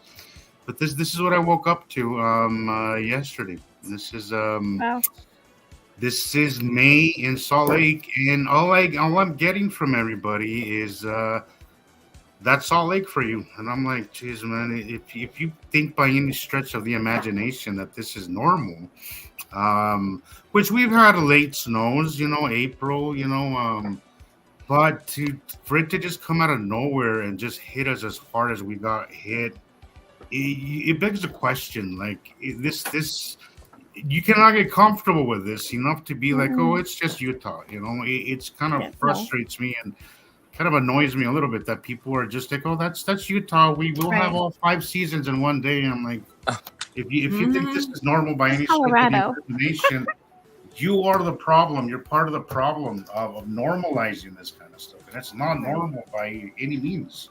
It just isn't. It's freaking May, guys. Up in the mountains, maybe this is common. We'll have a late snow, but down here in the valley, this is just so out of place, completely out of place, guys. So yeah, I wanted to show that and let you guys know this weather patterns are completely wonky, completely out of sync, and it's like December 25th or something. This is like, and we didn't even get much snow this year in the winter. It's like it came late. But it's time to pay attention, guys. These weather patterns are getting crazier and crazier and unpredictable.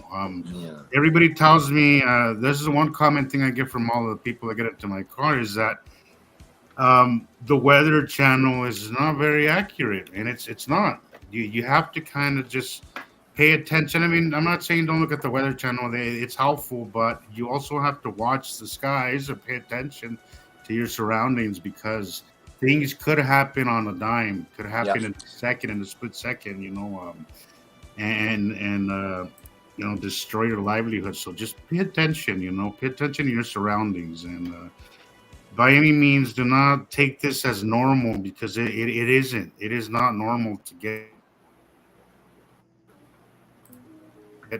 this much snow in May. It's just not.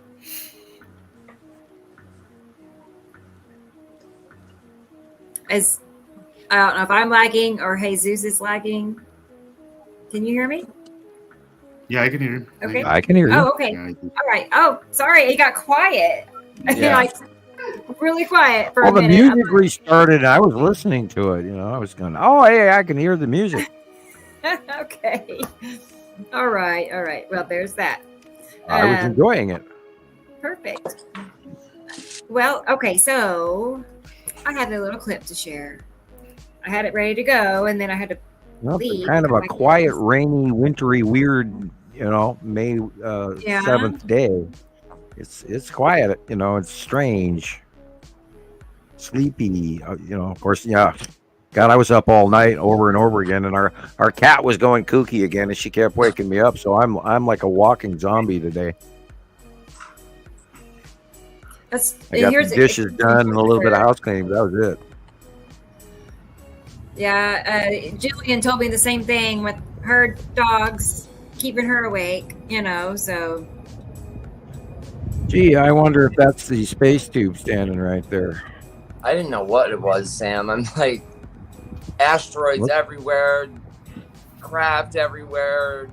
It was wild last night. Is this you? Is this your? Yeah. It's from Chris. The thing that went in front of the sun, I got a whole bunch of pictures of it. It moved in front of the sun, and well, that's right where the space tube has been sighted, and it looks very much like the space tube. Oops. And then a few other craft. I didn't mean to do that, but the space tube is. Are you saying that to the 4 o'clock? To the right, to the right of the sun, just to the right, and it's sort of coming in at a slight angle, but then there's a drift off cloud, drag off cloud, and I saw that the other day as well by eye. And then there's a straight line way up in the middle of that right there that's looking really suspect, or as they say nowadays, sus. Am I stalling? Because it's stalled. I can hear you fine. Okay. Yeah. Okay. Speaking of straight line, I'll get another example. I wanted you to see that we were, myself and Tracy Moses. She sent me a clip of. You'll see it in a second. I'll get it ready. But otherwise, here's some pictures that Christopher also sent me. Yeah, I set it up all on a video. I'll post it after the show. Cool. So you can just reach up and grab one of those. I know. Just circles everywhere, triangles the Tan everywhere. asteroid and all of their ilk, and that bluish area in the upper right is Uri. Like faces, and you were talking about skeletons the other day, and they're just up there dancing around. I'm seriously saying this right now. It's right dead center. And speaking of which, it's right dead center in the middle right of this shot as well. Oh.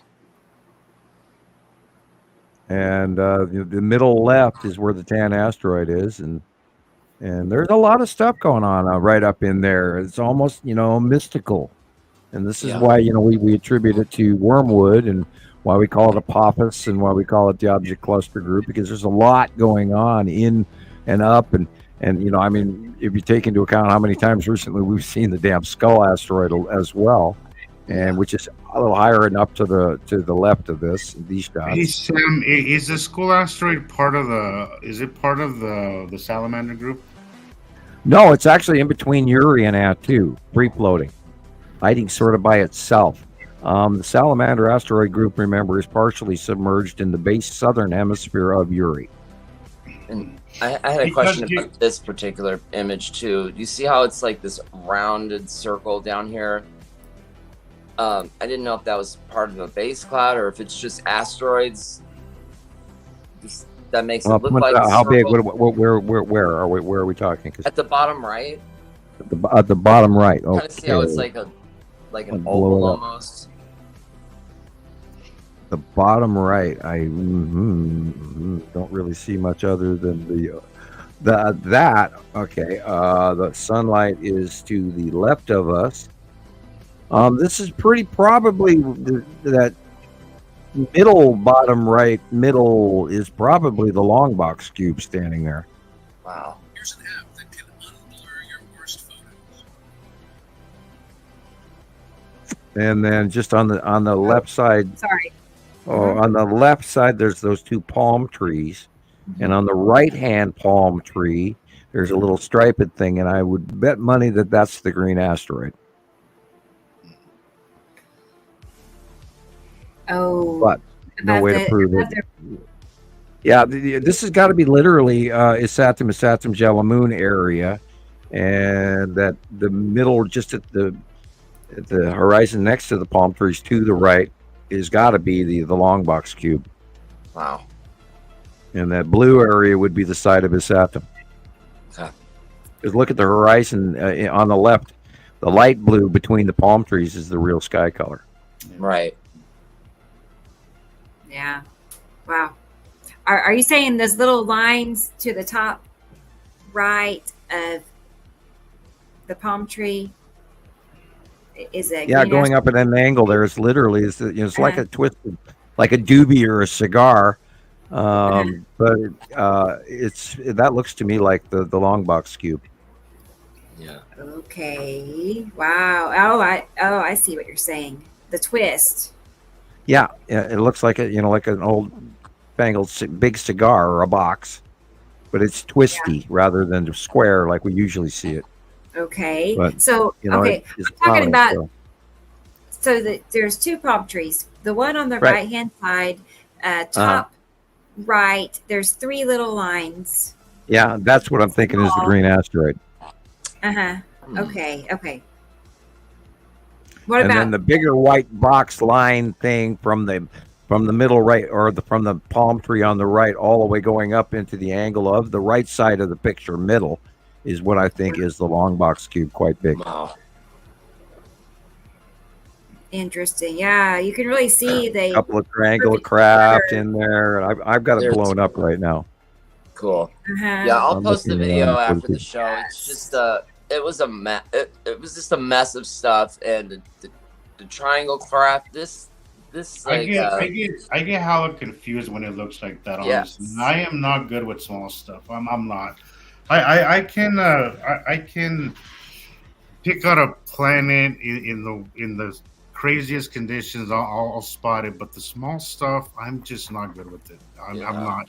And it kind of gets staring at it and it comes out. When I'm trying to make heads or tails of what's happening, I just stop. It's like I disengage and I kind of look for the bigger stuff. So I always wait to see what Sam has to say, because he's much better with the smaller stuff. Because I'll come back to the pictures 2 and 3 and 4 and 5 times, and I still see something new most every time.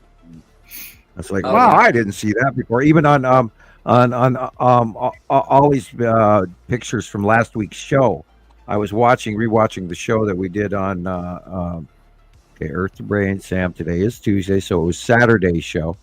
He had a picture, and I was looking at it, and he was going, "Well, can you tell me what this was?" And we went through it, and I was describing everything in it. And I'm sitting here looking, and there sits a big corner cut off of the long box cube on the right-hand side of his shot, and we never even got that. Wow. We didn't even see it until I watched it later. And I have noticed that the colors that I see in the live show versus the recorded YouTube shows are different. And there are far less oranges on the YouTube copy than the live copy. And I've noticed that I've even in shows gone, right in the orange area, and I'll be watching the recorded show, and there is no orange area. It's only yellow. And I'm going, So, so anybody, if I'm saying something and you don't see it, do holler. Right. Yeah, don't just let me, run by and say, well, maybe I don't see it. But if you have a question, do ask. Okay. Hi, Egg.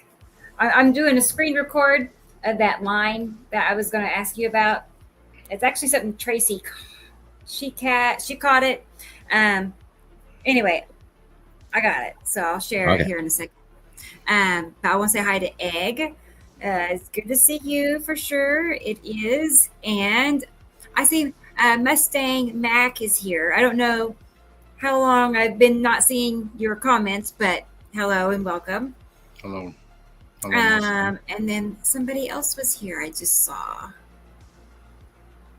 So I got Esther. Okay, well maybe not, but I just want to make. Oh, Katie Joe is here. Hey, Katie. I see her commenting in here, and I did not know. I don't know how long she's been here, but welcome. Hello, Katie. And I think possibly she'll be with us next Tuesday night. I think maybe. Nice, so nice. We'll find out.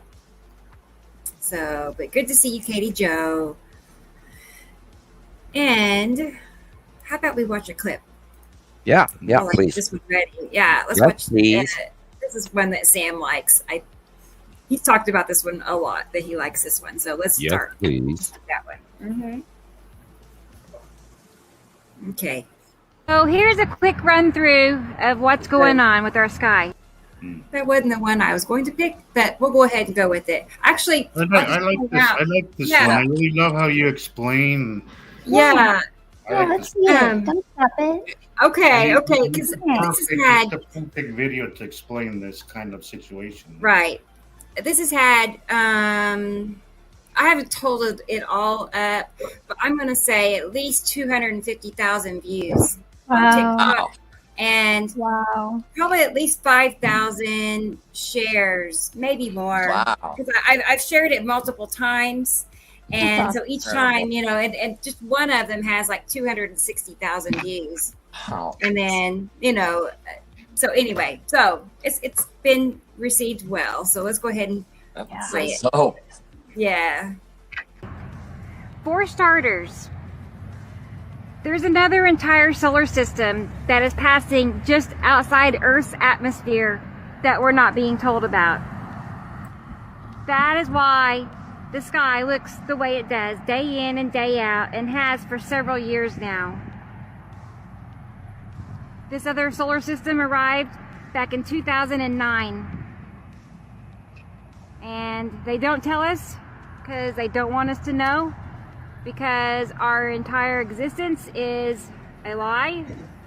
Earth is actually considered a factory planet, and we are used to provide goods and commodities to races on these other planets, two of them, which are Nibiru and Saru. In this other solar system, there are 8 planets and another sun. The second sun is located behind our sun. Gravity is mostly a lie. We actually live in an electrical universe, not gravitational. So these planets can pass incredibly close, and they repel electromagnetically. They create very powerful storms and lightning storms as they push themselves away. So this evening, to the right of the sun, is where Isatum is. So it's Isatum's moon in front of Isatum, in front of Nibiru, always to the right of our sun. Sunrise, sunset, doesn't make a difference. It's always to the right of our sun. And that's why you see this flared out shape. The darker the blue is, then that's the shadow of a planet. And the lighter the blue is, down around the horizon level, that's Earth's atmosphere. But that is why it's fanning upwards and outwards in different directions. Those are planets when that happens. And then starting to the far, far right of our sun is the band of Nipicity. And again, you see it's fanning out. Nipicity's tilted base right here. You can see the tilt And again, it's fanning out and up. A little earlier this evening was Attu, more noticeable, but this is where Attu is in the southeast. At sunset. And then to the Yeah, lower you have to remember left this was a while side ago, of the months sun ago, so is it's different now. where Uri is located. These streaks, definitely some of these streaks are chemtrails. I saw them out spraying earlier today, but Oh, you just said the know bad this, word. that most of the E- streaks we E see word. every day no. are not man-made. Yeah, I did. They spray because they're trying to mimic the effects that these planets are creating on our atmosphere. These planets, as they move by, they are dragging across Earth's atmosphere and they are creating long streaks across our sky. They're trying to break up your eye so you don't see the So rounded they edges. spray to try to convince people that what they're seeing is all man-made when it's not. Most of the streaks we see are because of the planets and asteroids moving by. Each planet has its own particular looking clouds and effects that it makes in our sky, and they have been studied now for 13 years. We have 13 years of photographic documentation that prove this is really happening. And this is the real reason for why our weather is becoming so chaotic and so destructive. Like recently in California, those kind of floods, except we're seeing that happen worldwide. Most people don't have any idea about how much flooding we're seeing. These planets are already doing a lot of damage, and they have been for several years now. Again, unless you're out looking for that information, you won't know because the media hardly ever touches on it. Unless it's to a point to where they have to say something. But otherwise, no. A lot of damages go along and it's never reported. Highly underreported. All of the information I share is from Samuel Hofman. He is the person that discovered this other solar system back in the late 70s. He was put under a 30-year non-disclosure agreement when the government found out that he made this discovery. They had him sign a 30-year non-disclosure agreement to keep him from talking about it. And they threatened him harshly. And he'd never talked until the disclosure agreement ended, which was 2010. And he's been talking ever since. He has a group on Facebook called Montana Skywatchers #2. And he's also on YouTube under Sam Hofman. And I also recommend going to a channel called Radio Wasteland. They are a channel that does interviews, and they have probably 50 interviews with Sam on there. So you go on to YouTube. their playlist, and so you see Samuel Hofman, and he does interviews every few months with them, and so he has recent information there. And I have a group on Facebook called Nibiru Followers Anonymous. So we have over 50,000 people worldwide sharing pictures daily of what's happening. So once you start to see that the same clouds are appearing in multiple locations over and over again all around the world, that's when you know they're not just clouds, but there's something behind it that's making that happen, because this is very, very repetitive. All right, guys, I'm gonna wrap it up here for today. I appreciate you all so much, and y'all take care. Bye.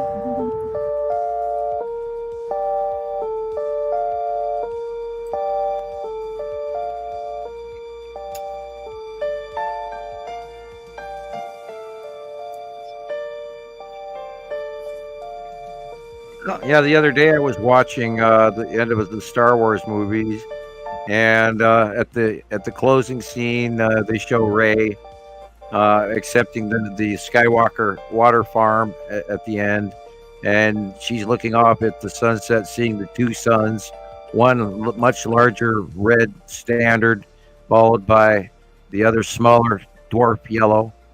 I just couldn't help but compare that to reality.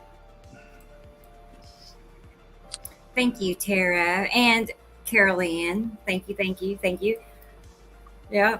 Definitely. I'd say this about 2 years ago, maybe. I don't know. I don't remember. But at the time, it said I had 56,000 members on the Facebook group, and now it's 92. So it's grown a lot since then. Right? Wow. Well deserved. Yeah. Thanks, Nicolle. Yeah, it's You're welcome. I mean, you just come out and say it so clearly, and so. I mean, it's not. It's very. It's right there in your face, but it's also very, very eloquent, and Thanks. Yeah. And there are days when I am like tripping all over myself. I can't spit anything out right, and it's like, why can't it be like that one day? I understand. One day, it's so good. Yeah. We all have those days. That one day, yeah. And it's okay. I know. I love that. I'm gonna get that clip now. Let's see. I got the clip, and actually, this line, I don't know what to call it. I think Sam he'll get to the bottom of it. Wow. Yeah, I'm very curious, but whatever it was actually over Tulsa, not far from me. So I'm concerned what it is, but. I give Tracy all the credit for finding it. She did a good job. Let's go ahead and get it pulled up here. All right. This was, I want to say, 2 mornings ago over Tulsa.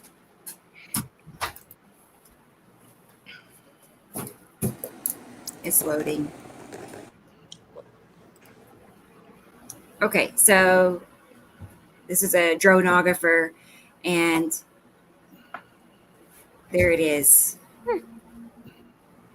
See that? Mm-hmm. One of those worm thingies. What is that? Huh.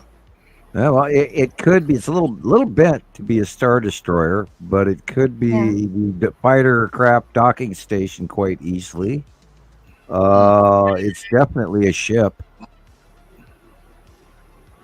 because there ain't no such thing out in space like that other than that. Look at the contrast. Look how immensely more white it is than anything out there. That's a ship. It's a very long ship. Wow. Oh my goodness. I mean, it looks so wavy. Yeah. It looks wavy, but very solid at the same time. It's a little pixelated from the long distance, but yeah. It's too starkly different color to be anything other than a ship. Oh my goodness. Wait till I tell Tracy. I didn't know what to tell her. I was like, I knew you would know, but yeah, that's weird. It's being illuminated from underneath. Yeah. Okay, Sam. Thank you for clarifying. Wow. Too cool. I know. I'm concerned because that's about, I don't know, a mile or 2 from my house. I don't know. If it was remotely even semi less bright, I would say, well, maybe it's fast. But that's too starkly bright to be anything in these surroundings. Right. Okay. So what was it that Nicolle, she mentioned that worm? Because that's what I was wondering. What is that term for what you're talking about? Oh, you mean the rods? Yeah. The animal rod? Yeah, that's a small creature the size of anywhere you can, like a Canadian goose. But no, the space tube has been sighted again. I saw it the other day by eye. It was like 2 or 3 days ago, right next to the long box. Yeah. And so we know they're around, but there's all kinds of other craft that we haven't really documented, and we've had quite a few sightings of the fighter craft docking station, which is quite long, and it has the empty slots in it, and then the conning tower at the back. So there's many of those up there, and we've seen a lot of most of the time they're really small, so we don't have a lot of Like that's like the space tube right there. It's not a mothership. It's a long tube. Wow. Unless we see it turn and then we see more of it. I've been seeing. I saw something the same color the other night, but it was definitely an asteroid coming in. Something pretty small, but enough to light up a good portion of the sky at night. And it was exact color. Wow. I hate it when people use the mothership term because then that insinuates that they're here to help us, and that's not the case. And it takes attention from what's really They're here to help themselves.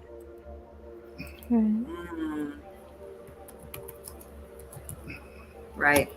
Yeah, that very much looks like the space tube. I haven't seen it, any other. If it was to turn and then add more to the sighting, where we see a three-dimensional side of it. Yeah, this literally is right there again, the space tube. Very long, very cylindrical, and we were just talking about it like a week or two ago. We hadn't seen it, and boom, and now we're seeing it again. Ask and ye shall receive. I don't know what I'd do if I saw that. No, I've seen it. I've only seen I've seen a Tic Tac, like a little white Tic Tac craft of some sort. It was moving way too fast to be anything. Yeah, I sat in my yard, in my driveway, and watched that and the long box cube and the 5 Star Destroyers go straight over the top of my head, and I watched them for 20 minutes, just straight up, and that was 2 days ago. Excuse me, it was like 4 days ago.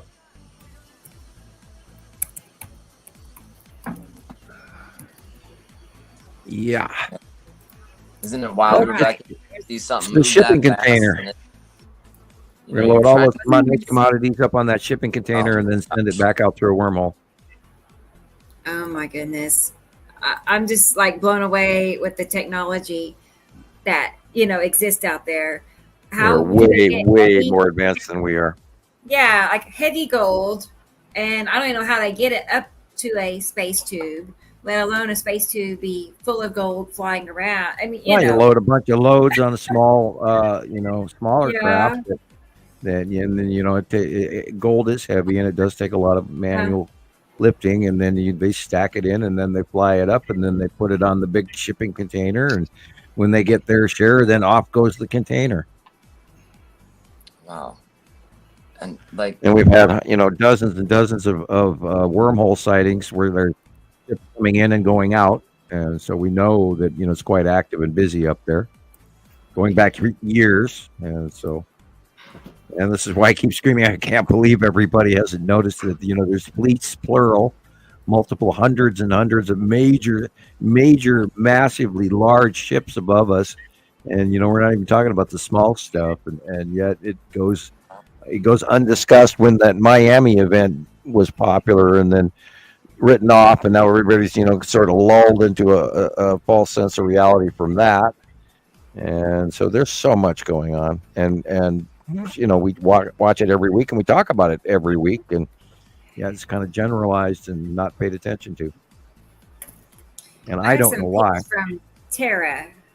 So that's correctly. Nibiru System is already here as my YouTube channel. That's why there's that second line underneath it. It's an option to add it when you get on the StreamYard app. The one we used to go live. So that's what that is. So just so you know. But hey, Sam. And I know this isn't an easy question to answer. Maybe you don't have the answer, but do you think there's any, and I'm just speculating here, but I just find the timing kind of coincidental, and I don't believe in coincidences.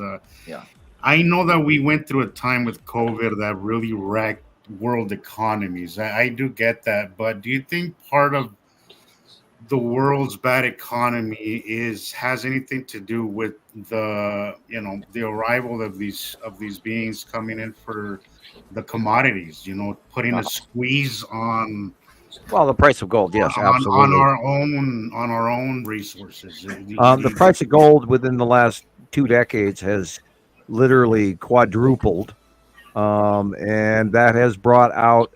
And if you do add economic downturn, the people with little gold chains and little gold bracelets or gold coins from Aunt Sally, or I inherited from my grandfather this $20 gold piece. And now the price is the highest it's ever been in recent known history. You're more likely to sell it off and then turn it into that overall repository of collected gold, and that way they don't have to invade. We've sold every little smidge of it we can find to get it, to get our because right now, look at food. I mean, I myself go out and spend large amounts of money just buying canned vegetables. It's I'll buy a case of green beans, a case of corn, a case of carrots, and have to pump in a mint. So if I had gold coins to trade in for that right now, I would probably do that. And just to get that extra food on the shelf right now. Yeah, because it seems to me that everybody's being tightly, they're really our world economy is in deep trouble, and it seems like the entire world is going through this economic downturn. And look at the COVID is you could explain it off with COVID. I get that, but is it just the COVID thing? Is it? Well, no, we have a bunch of other. There's a new bird flu that's infesting cows, and there's a chicken thing, and there's a pig thing, and our food numbers of living animals that are to be led to slaughter is way down to numbers even prior to pre-COVID numbers, and crops not doing well from the weather, and China buying up every little seed corn they get their hands on.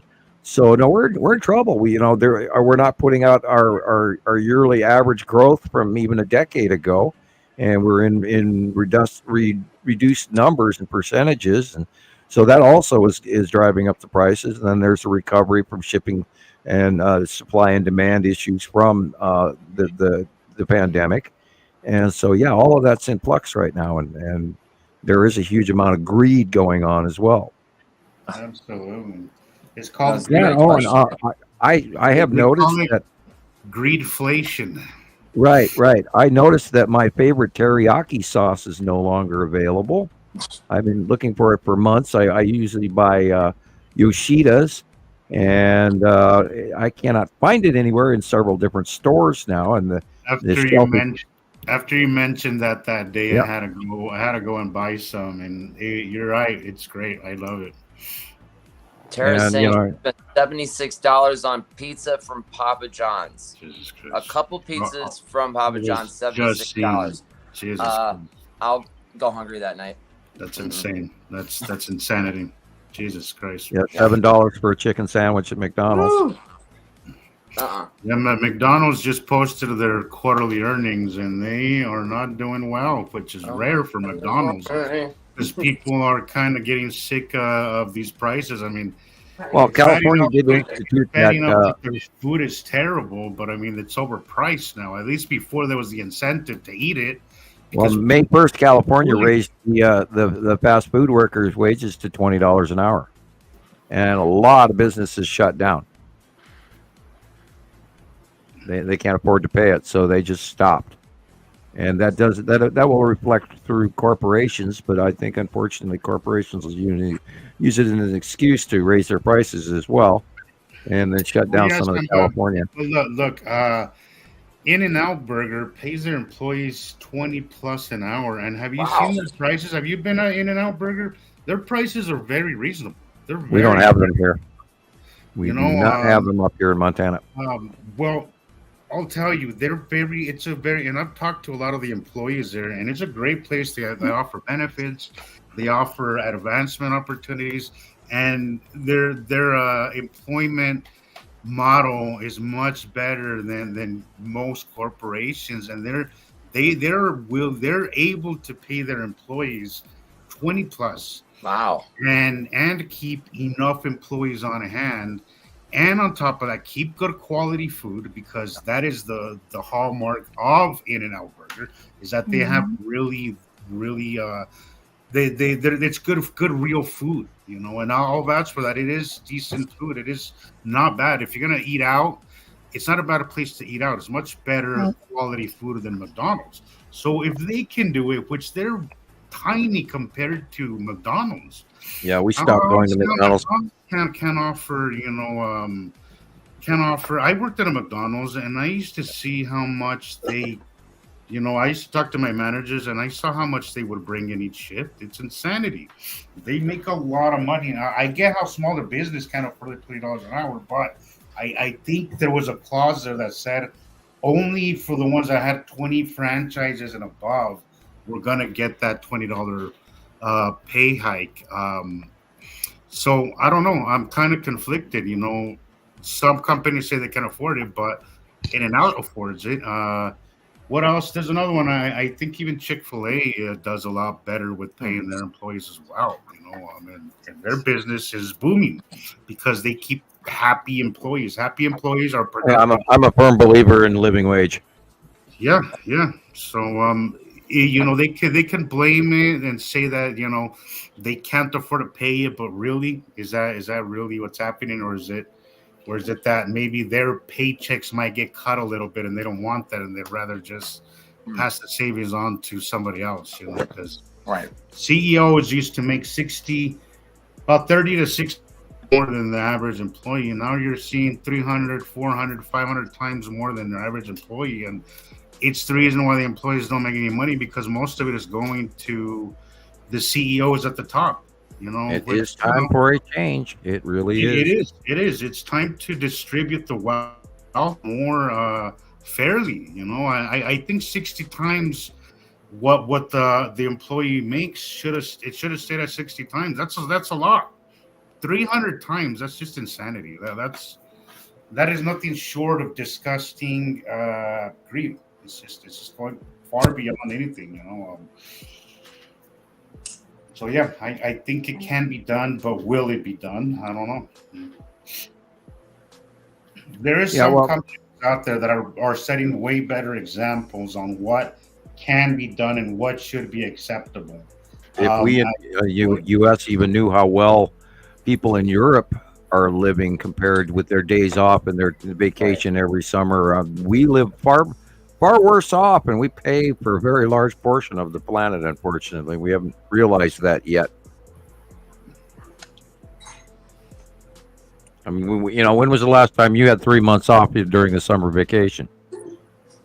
And there are countries in Europe that do that as a standard middle class behavior, and they live differently and somewhat better than us in a lot of cases. And unfortunately, we're footing the bill for a lot of other people. And part of that, I wish we could tighten our belts in certain ways. Be a little more conservative in some ways and a little more liberal in others. Well, I mean, look, and I know this might, I know that, you know, with great power comes great responsibility. I get that. But as we say, there's a saying that goes, charity starts at home. You know, you can't help other people before you help yourself, and I think that's something that we need to practice more here in America, because we're so involved in other people's wars and all these problems, but we're lacking so much. Yeah, we need to fund our infrastructures and our retirement scenarios for everyone. Really, really, really do. We have to really, really view what we're doing, because we're either going to be successful or we're going to screw up again. So we'll see what's coming.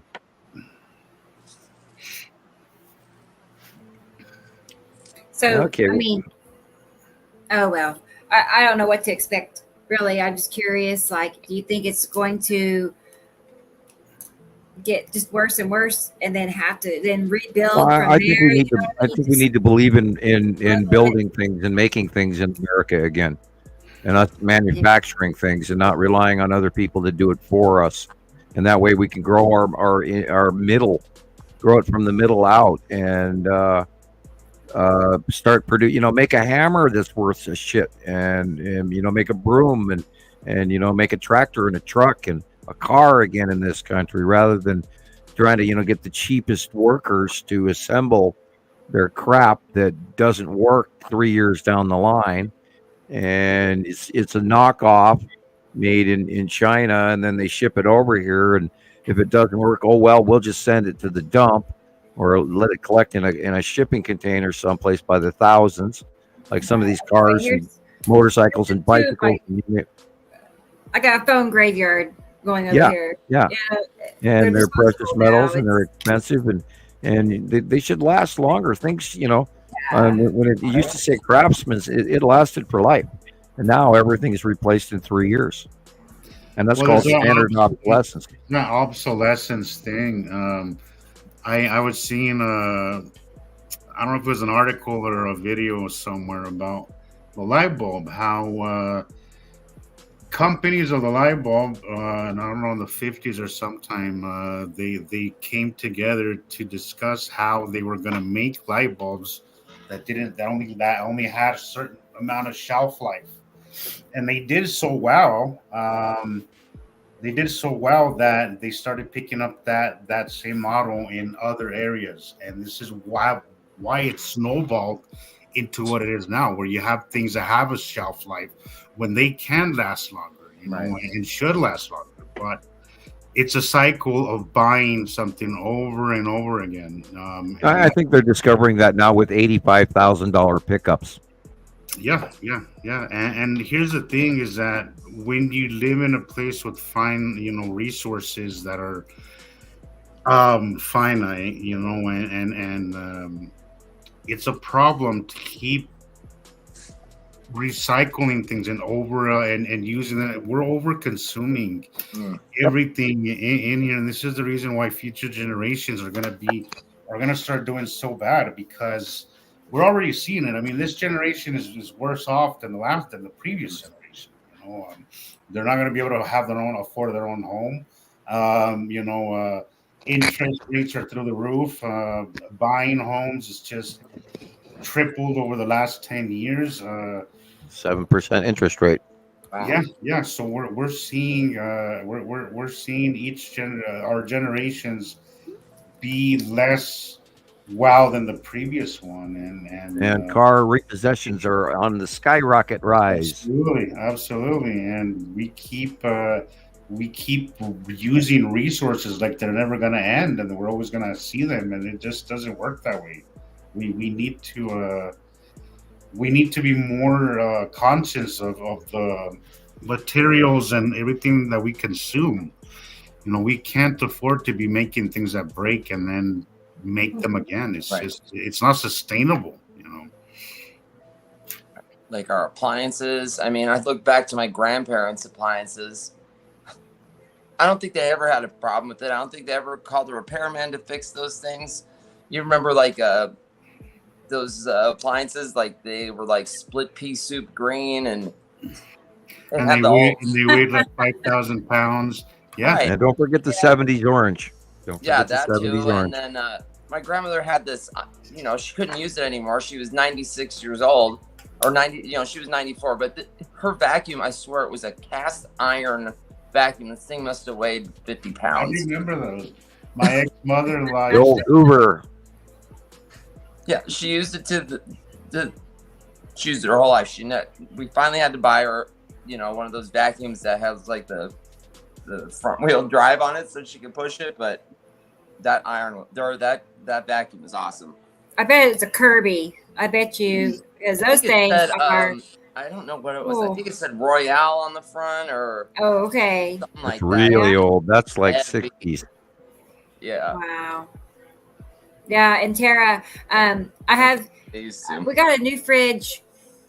It'll be 2 years in September, so not quite 2 years, but it started going out right after 1 year. Like at 1 year, it started not cooling correctly, and the freezer would overfreeze and get icy, and I had to get a hairdryer, and and then the old refrigerator that we put in the spare room, which is here with me now, it's I don't know, probably from the 80s maybe, and it's doing great. It's so cold. It works good.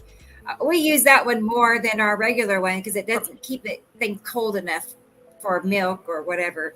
So anyway, I know I'm brand new stainless steel refrigerator is hanging on by one leg. Like, we have to have the new computer screen refrigerator and ways that talk to you, and I don't get it, but I don't either. So I see a folder here from Nicolle. So let's look at her pictures and see what we have, because I just now spotted it.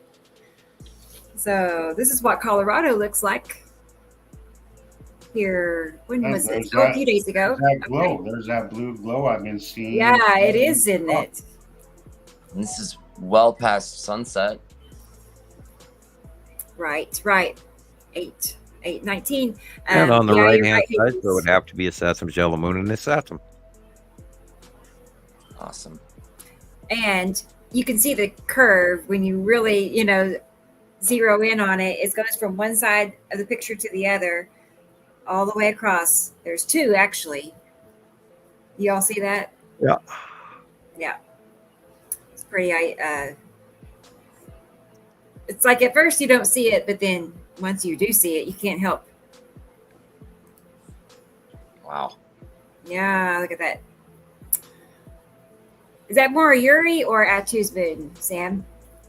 Atu's moon center above to the upper left, but you've got the middle, I would have to say, is probably Nepesity. The illuminated rounded micro dotted area in the center is Nepesity, with Atu and Atu's moon on the left hand side in front of Nepesity. Wow. And then the white in the upper corner is the Saturn's yellow moon. Blue asteroid over towards the left of center, midway up. Yeah, that would be right, and that would be where the spiral asteroid is. Wow. And that little tiny snake-like eyeball or tongue or whatever you want to call it, illumination to the left.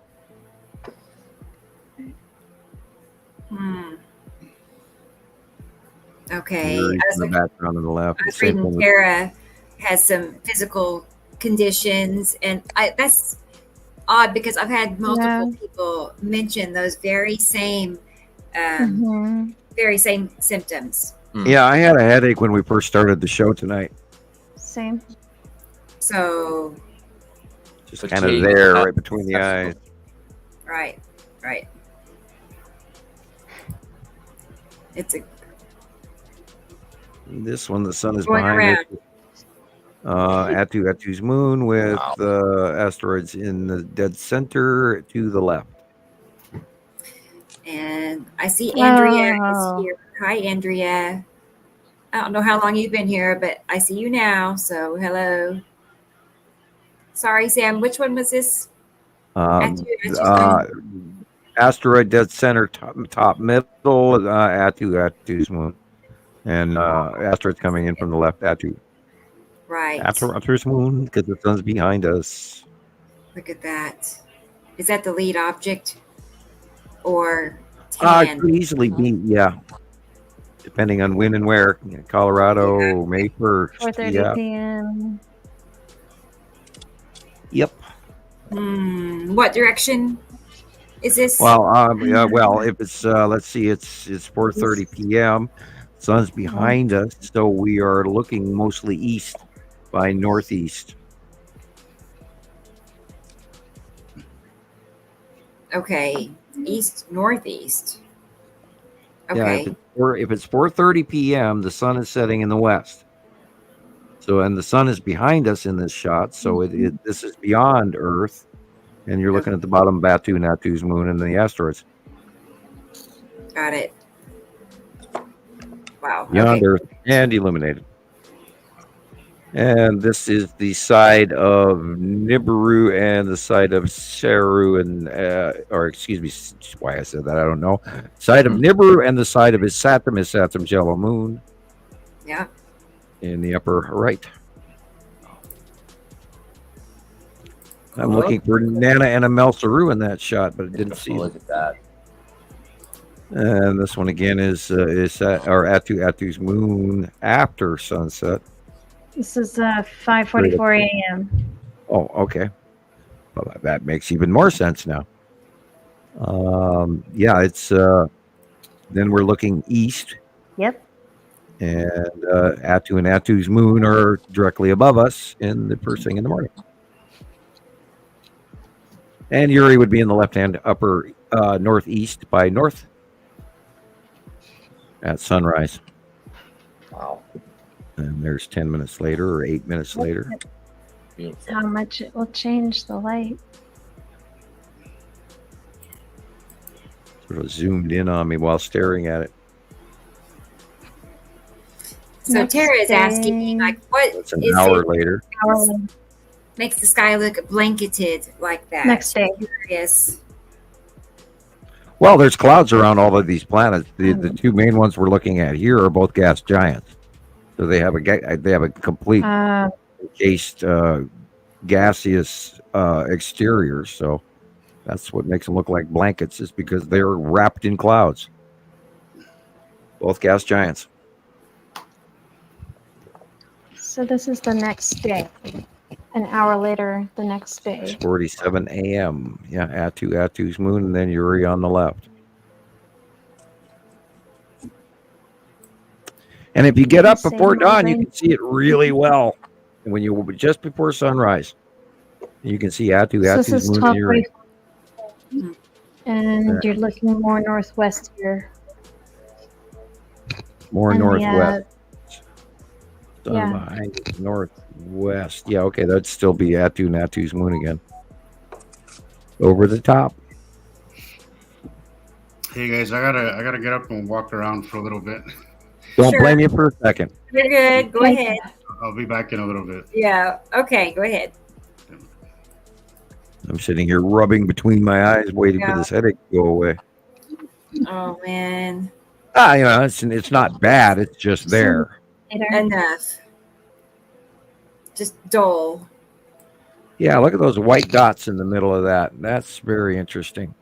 I'm gonna blow this up. Okay. Well, those look really ship-like. That one dead center definitely looks like a Star Destroyer. And the white one on the middle right looks almost like the fighter craft docking station or 3-star destroyers.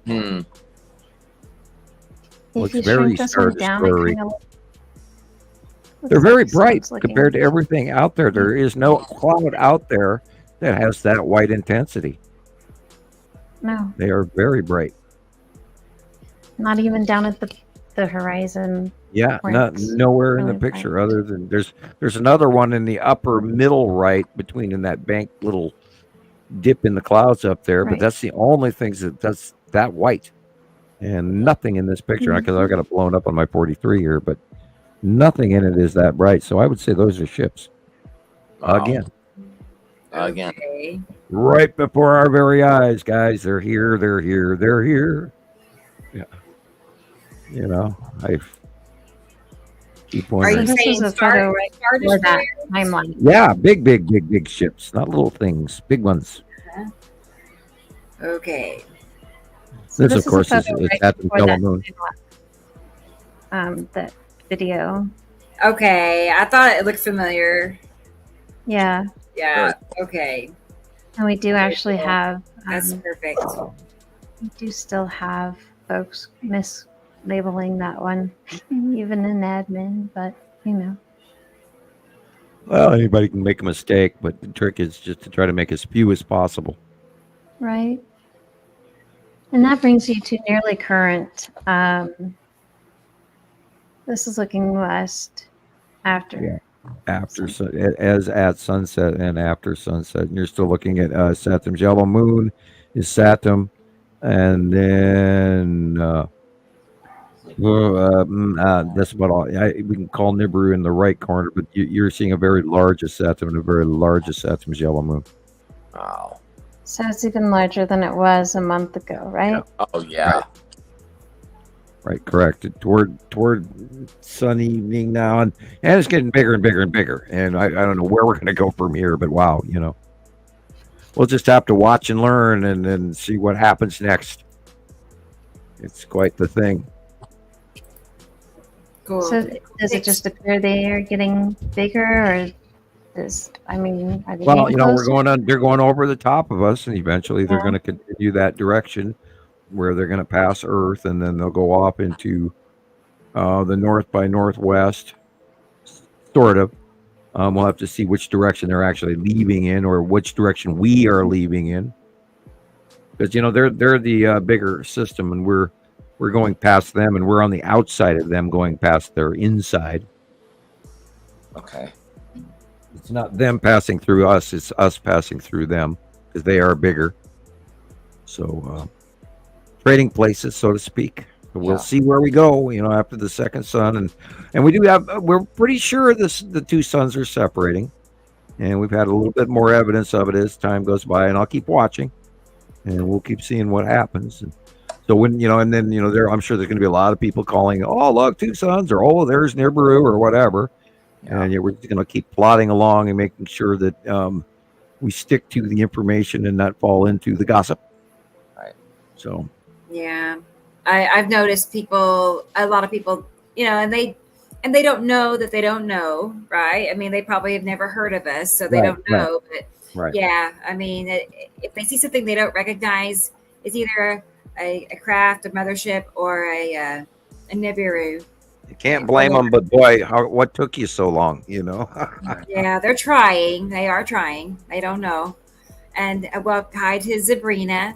I see Sabrina, and I see Thin Man, screaming Thin Man. So, hello and welcome. Hey there. Good to see you. And, okay, let me go ahead and get a clip here. Let's see. I have some current events to show, so let's go ahead and see what's going on around the world besides tornadoes. Yes. It's more than that. Mm-hmm.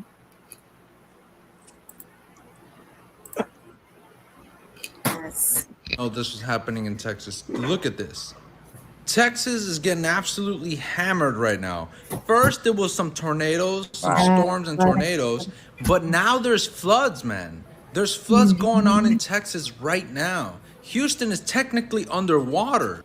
And this was just over 4 days ago. Tornado season is not playing this year. Now, here's a picture of the flooding that's going on in Houston, just so you could get an idea. Oh my gosh.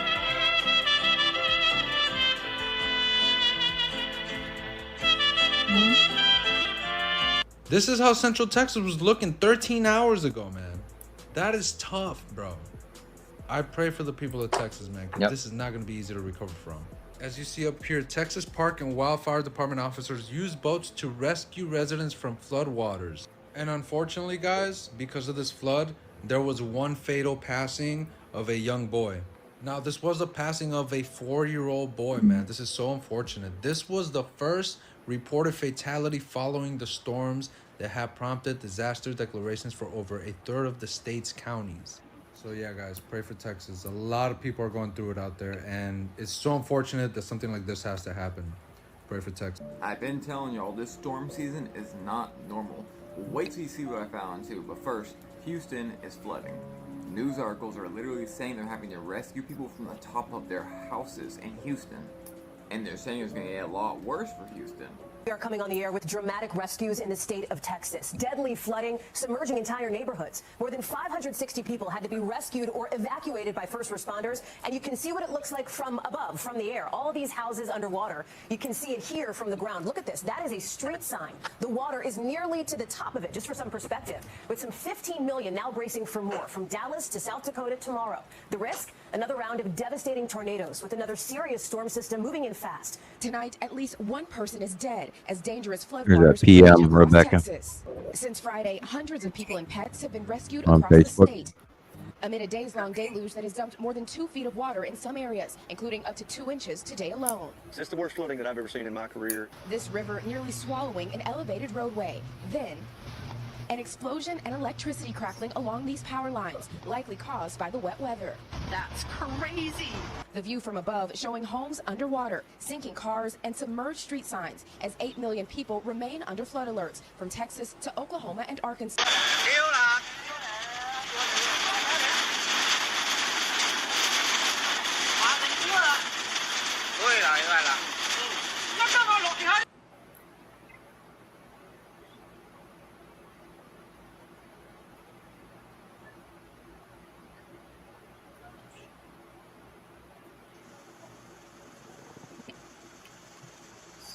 Okay. As I stall. Yes, Brazil got a whole lot of rain, and a lot of folks got displaced. Same with Colombia, same with places in Africa.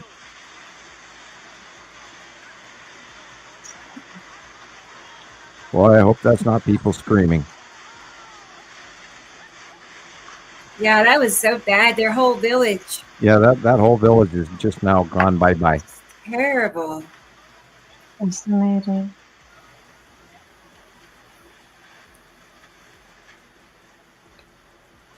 And even if you do have your house, everybody in the village suffers from it.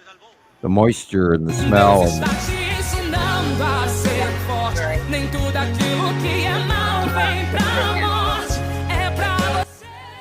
Sorry. That was loud.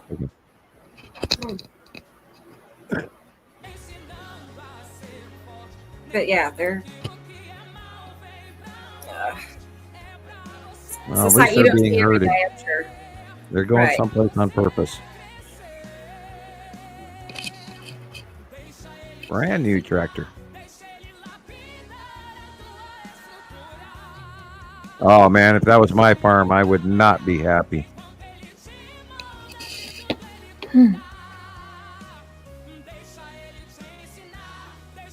I mean, it looks like a tsunami. You know what I mean? It kind of is. It's just falling from the sky instead of coming from the ocean. Yep.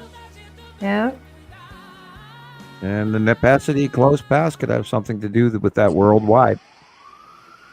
Those rain bombs. Yeah, the old rain bomb, a year or 2 years worth of rain in a weekend or 3 days. And those rivers, nowhere can handle this, No. And then, like even in Saudi Arabia and all of that, the water isn't going anywhere.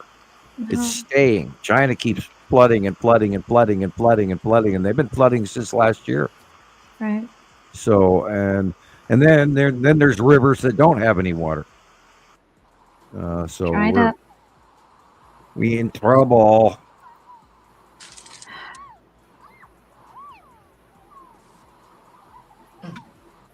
We have to rethink how we're doing things. There went about $750,000. Maybe $1 million. Yeah, well, yeah. Depending on which country it was in. Yeah, I want to be driving down the interstate river.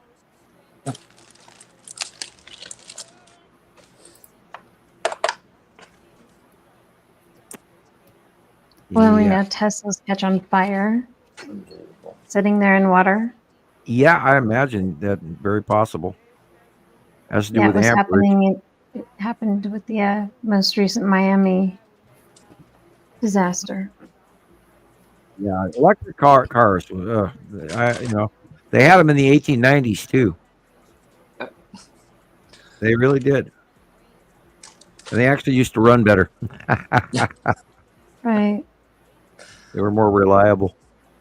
And then they went to gasoline because of the big petroleum era Texas thing, and the Stutz Bearcat and all of that. Yeah, we're going to see a lot of people displaced, and we're going to see global migration all over. People are going to move away and move up higher, and you wonder, like Machu Picchu, and you wonder why they lived up that high. That place is incredible. Oh, awesome! Yeah, and it's far older than they give it credit for as well. Oh, sure.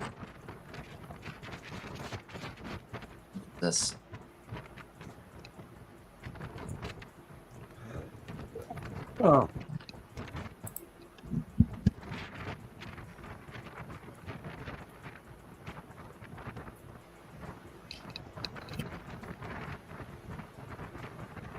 What a lovely sky you have there, and nice and illuminated. And wow, what is going on here? This looks Some like sort of sandstorm. Yeah, it looks like some kind of bad movie apocalypse thing going on. I don't know. Mad Max, anybody? Something like that. I've never seen that, but I don't know. Oh, Real there's life, quite a few right Mad now. Max movies. Deserted and Good series. And you're not going to see this stuff unless you go and look for it. Yep. Or if you're on, I don't know, your feed is somehow, your algorithm is somehow set to bring you stuff like this, you're not going to see this. Right. The weather in northern Africa has actually sort of stabilized to the proper direction it normally used to flow. And now they are having, of course, sandstorms in the Mediterranean, and that did affect Italy and everything else. And it is heading towards Saudi and all of that, and Yemen and Qatar and all of that in the upper North Africa. Northeast Africa. So big sandstorms and big problems and big rain issues, and the water's not going away. And of course, we know that Africa is splitting apart near Madagascar in the escarpment. And there's people out there that don't even know that. It's like, okay, a lot of things happening.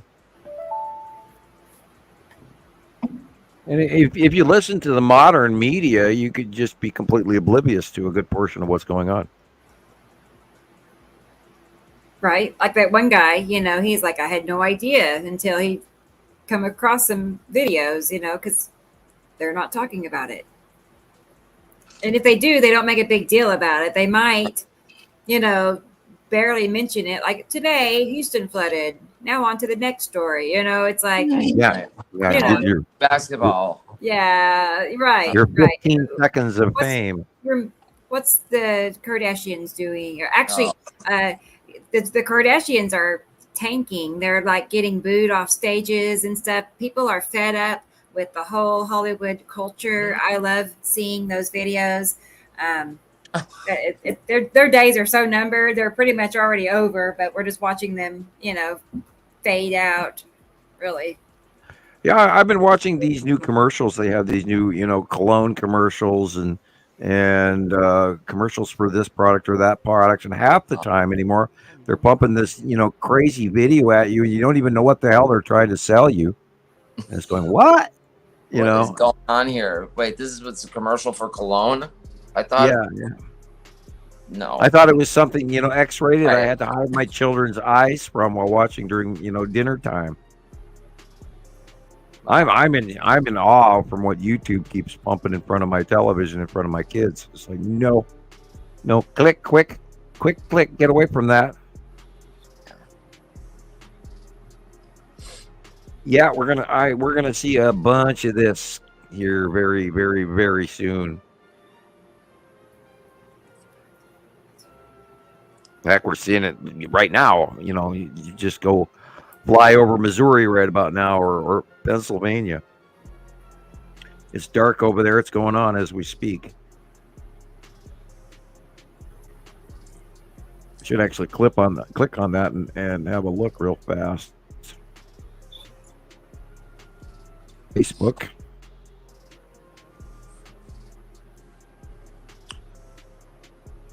Well, that's useless. Take a real quick stab and see what Ryan Hall is up to.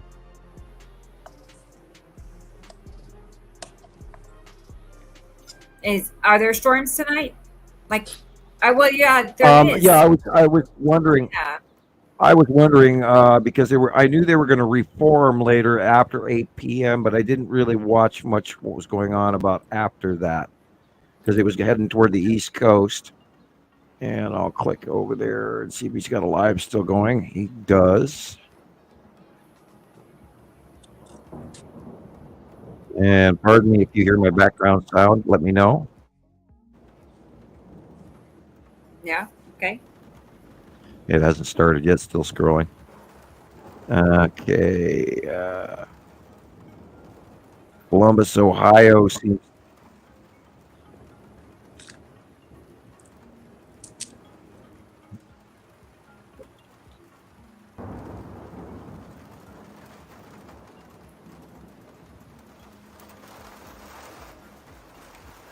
Apparently, Ohio is in a pretty heavy storm period right now. Wow. Wow. Westerville, Worthington, Dublin. Ohio.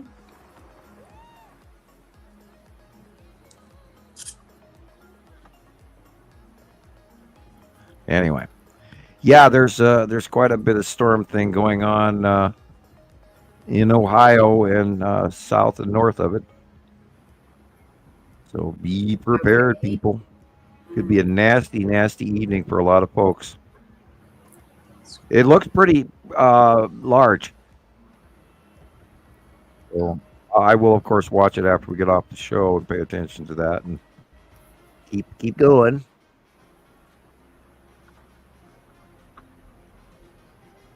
Yep, I had not heard about storm. I'm gonna peek at it real quick too. Whoa. Oh my gosh, yeah, that one is. Oh wow. Fills it off like a can opener. Gee, where did I park my car again? Right. It's when your panic alarm comes in. Honey, handy. where'd the hotel go? Wasn't there just a hotel across the street? Aren't you glad we didn't stay in that one? Right. Yeah. And 3 minutes later, all it's gone. That's a good question, Thunda. I believe there is, yes. Oh, here it is. Difference between storm severity or the type between the gas giants and the water planets. We haven't really seen a lot of major close passes from the larger planets. The water planets, they're pretty darn big. So we're sort of shoved out of the way by them. Uri is the one that we get to worry about because of all the debris and asteroid fields and gas and all this stuff up below her. And Atu and Uri do discharge in close passes. We've watched it over the years. Where we have not seen that from Nibiru and we've not seen it from Saru. There were some events in early Saru, but it wasn't catastrophic. It was just occasionally catastrophic. Whereas with the Nepesity and Atu scenario, it's regularly catastrophic now.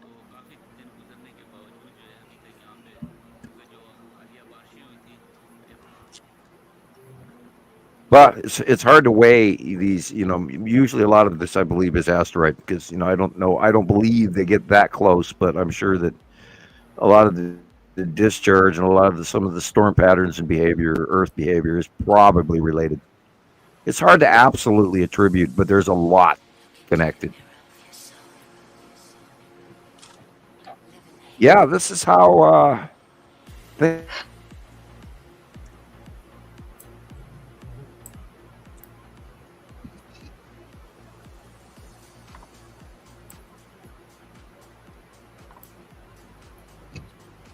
think that one is it. Yeah, we're at the end. Yeah, so that's a sampling of, things that are going on. things in our environment.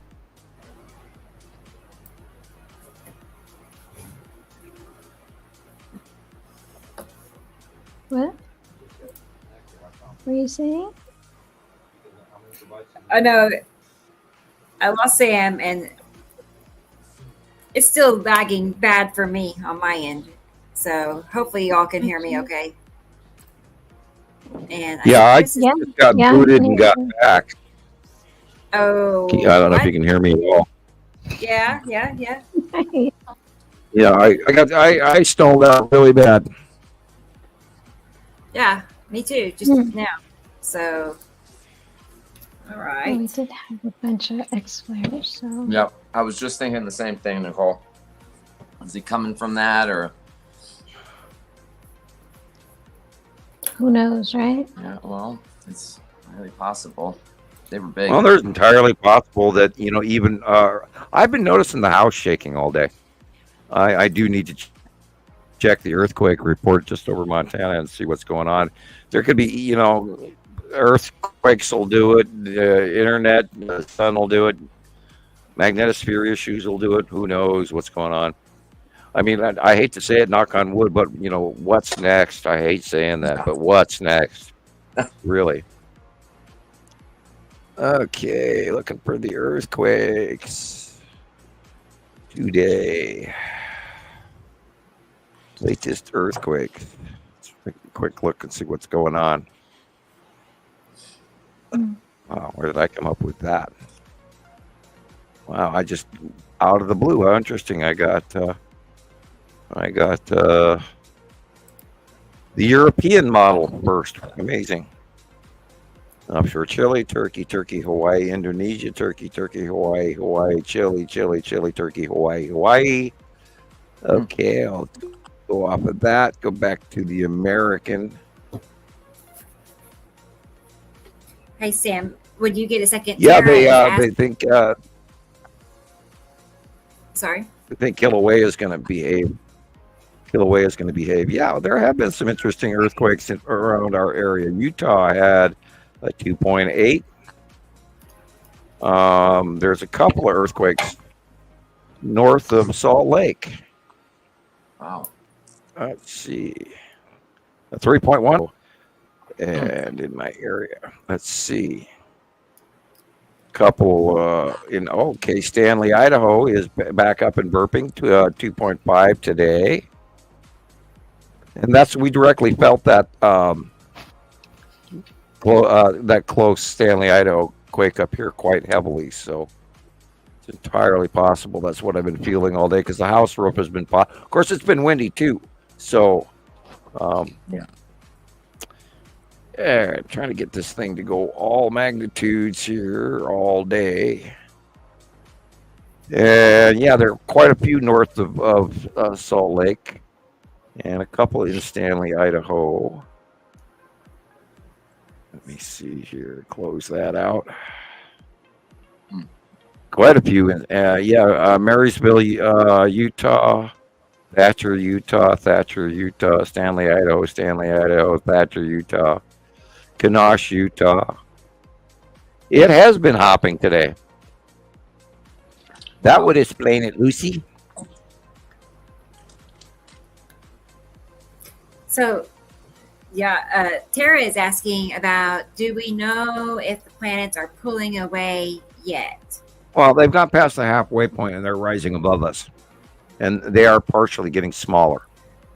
But as they go beyond us, that's a slower process in the travel time. But they will of course be getting smaller as time goes by. It will make them easier to see in a way. Yeah, especially when they're facially illuminated and getting smaller. Correct. Yeah. Chris and I were talking about how close they are. It makes it hard to realize what you're seeing. They're so close that you can't make out sometimes, right. What you're seeing. And then when the first time I saw the picture you guys showed of Uri back in like 2013 there, I'm just like, I can't believe how much smaller it is than Nibiru or Seru, because in the sky right now, it is so huge and massive. It's almost unbelievable to think that this is even possible. And yes, right. I just can't wait, to get to see them when they are moving away, to actually see their size comparison. I think that'll be great. Right. Then the problem has to do with placement. Now, if somebody stuck them on the shelf right next to each other, then you could go, okay, then I know. And I always wondered that because size comparison has a lot to do with proximity and outview. And it's always twisted my brain. Yeah. You never really know until you have a lot of chance to see them in a lot of different, scenarios. Close and spinning and moving, and then they go over here and go over there and go there, and then you can tell. But it amazes me that the gas giants are actually smaller than the water-type planets. That just doesn't make sense to my brain. Yeah. It just argues with me. What do you know? I finally got warm. I had to put on a sweater, too. Cool. Yeah, I've been sitting. It's been kind of cool all day, but rainy and then windy, and so the wind has pretty much died down. So that's a good thing. I need to check Montana radar. What's it like there as the high for Montana right now? I will look real quick here. Yeah, I'm curious. It is down to 44 and raining. Okay, and what's the temperature going to be tomorrow? What's the highs look like? Oh boy. All right. Okay. Make me do the weather. Okay. 50 or 67 Thursday and 76 on Friday, Saturday. Okay. All right. And it'll be clearing up. We're pushing upper 80s here for us over the next few days, so it's gonna get hot. It's a little warm. Yeah. Boeing is forced to scrap the Starliner mission carrying NASA astronauts to ISS. Wonder why. Same for me, Tara. Yeah. We need to pack up and just go north, I guess. Hopefully be cooler there. I know last summer. Yeah, it makes you wonder, are we going to have to move north or are we going to have to move south? Where are we going to have to move? Are we going to have to move? I don't know, Right. I always ponder that. Right. What's going to happen? Got to be someplace where you can grow food, that's for sure. Yeah. Yep. I always think of, the potato state over there in Idaho and all those vast empty fields of nothing but, potatoes as far as the eye can see.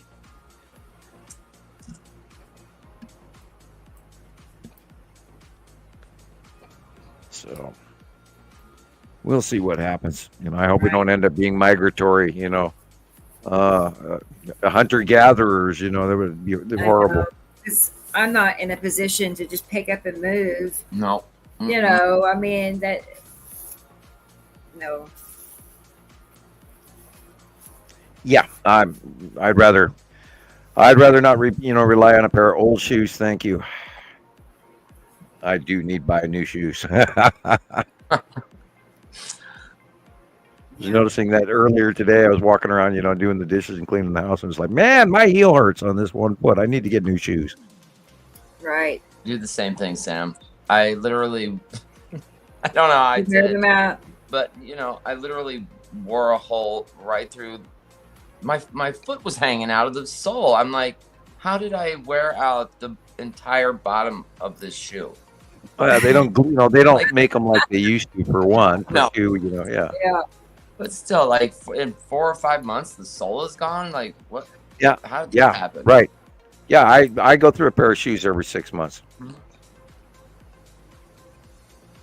Yeah, and then my feet hurt, and I can't wear them, and I got to get new. That's why I buy cheap ones mostly. Not really cheap ones, but then not expensive ones either, because they're useless. And then, of course, now that insoles, Dr. Scholl's have gone skyrocket in price. Oh my God, they used to be $10 and $12, and now they're like unbelievable amounts of money. Anyhow, for what kind? What kind? Dr. Scholl, the inserts that you put in your in your tennis shoes. Yes, the inserts, the cushions and all of that. Yeah, now they're just unbelievably expensive, and so I just. It's almost cheaper to buy a second pair of shoes. I got lucky. I got very lucky on Amazon. these shoes that are Skechers, and they're now $80. And I just didn't want to go there, so I found a pair that's like almost identical, and they sell for half the price. And then I caught it when they were even half of that, so like $18. There you go. I don't know. I was like patting myself on the back. Yep. So it's like shoes are just very expensive now. I've noticed in general. So well, everything is. Yeah. We've seen it. We've seen a market disruption. We've seen a financial disruption. We've seen economic disruption. We're seeing China and Russia and all these other countries that are used to produce things in Europe that used to everything. Everybody's just no longer producing what we used to. So we're going to see a problem with that literally for the next 5 years, one way or another. And if we end up with any major electrical issues, like major turbines and stuff like that, we cannot replace that quickly. We're in trouble because China's factories and China's economy, they're not making hardly anything, and their youth has got literally like 25-30% unemployment. And that new graduating class that just graduated out of Chinese colleges, there are people in Russian colleges, they're like heading home, and even the cost of an airplane ticket to go from Russia to China has gone up 4 times what it used to be. And they can't even get home. So, greed. And of course, they're sanctioned. Russia's been sanctioned so heavily that, anyway, it's a spooky world. I mean, I'd sooner chalk it up to Halloween reality than spring. Really would.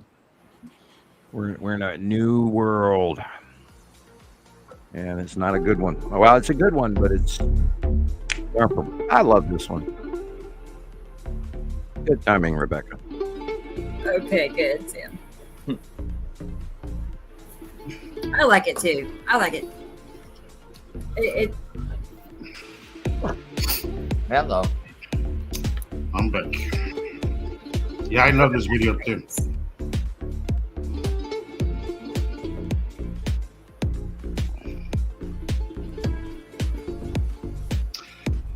Hey, but speaking of, I heard you say, Sam, on my way back over here that there was some earthquakes here in the South Salt Lake. Yeah, there was 4, 5, or 6 north of Salt Lake.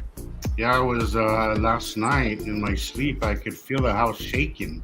Really? Yeah. Wow. I was feeling that. I was like, I kept hearing my roof crunch and crackle the last couple of days. Mm-hmm. So I think we got some stuff going on. Of course, they underreport. They really do. Yeah, of course they do.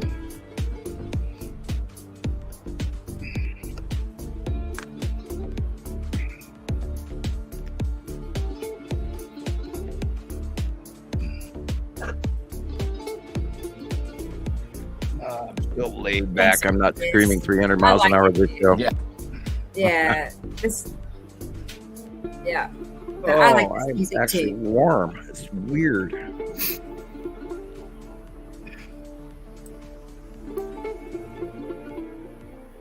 Well, he took all day for the house to heat up, I guess.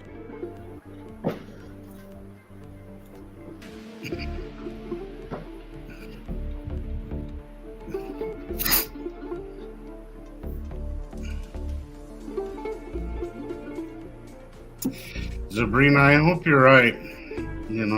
After all this is said and done, I hope we have better leaders and better people who to rebuild. But I do, as when things like that happens, there's always a vacuum of people fighting for power. So that's going to be one to kind of pay attention to, after, if and when things happen, whoever rebuilds next is going to have to be, we're going to have to watch it. But it is an opportunity. It's a great opportunity to look at it that way, that we can rebuild differently. Very tumultuous times. Yeah, on a much better system than what we currently have, I think we can definitely do better. So, yeah. So I have a couple of things from Christoper. Well, it's one of his TikToks. So I'll have that ready here. I noticed, Chris, did you notice they removed the sound from your video? Yeah, I mean, the sound that they offer you, TikTok will offer you a sound and then come back after you've used it and they'd be like, nope, you can't use it. We're going to remove it and make it silent. Half of the video will have it and then the other half will just have nothing. Funny, I was just going to say that I went into my TikTok videos recently and half of them were muted because the song was not available anymore. Right. Okay. I've had that several times. I had to go back and re-upload new music on it. So yeah, you can't go back and re-edit it, right? Oh. Well, I can. They mute it, but you could always replace. They give you the option to replace the song with something else. Which I literally. It's funny because I replaced it with the exact same song. You know, it was available, and I was like, "Are you guys kidding me? Like, what's this about?" You know. So yeah, it makes no sense. But whatever. Well, you know that video that I just played of me talking, you know, explaining this and this. Well, they did that to that video. One of them, I've shared it like 3 or 4 times on TikTok. I'm not surprised. So they took the sound off of the one that had been shared or seen the most times, 200 some odd thousand. So they removed the sound. But luckily for me, since I had shared it another time, I was able to get the sound from another upload. And and so it worked in my favor. I was able to add the sound right back to it and everything was perfect. So boo.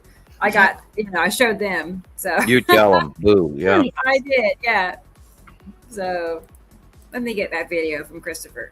It's one of his TikToks, actually. So, and of course, I added a little flip bit to it. So let's see. Cool. Play around a little bit.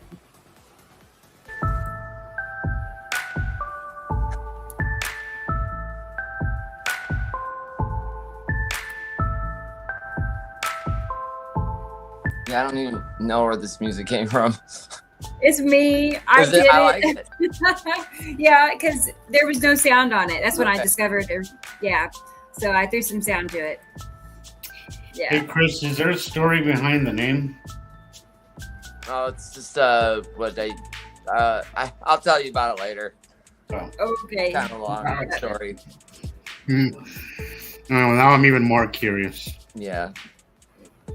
Well, basically, when I was in chemistry class, we were, learning about the density of water and all this stuff. It was like a, college chemistry, like basic chemistry class for college. But I went to high school in a dual capacity for like high school and college at the same time.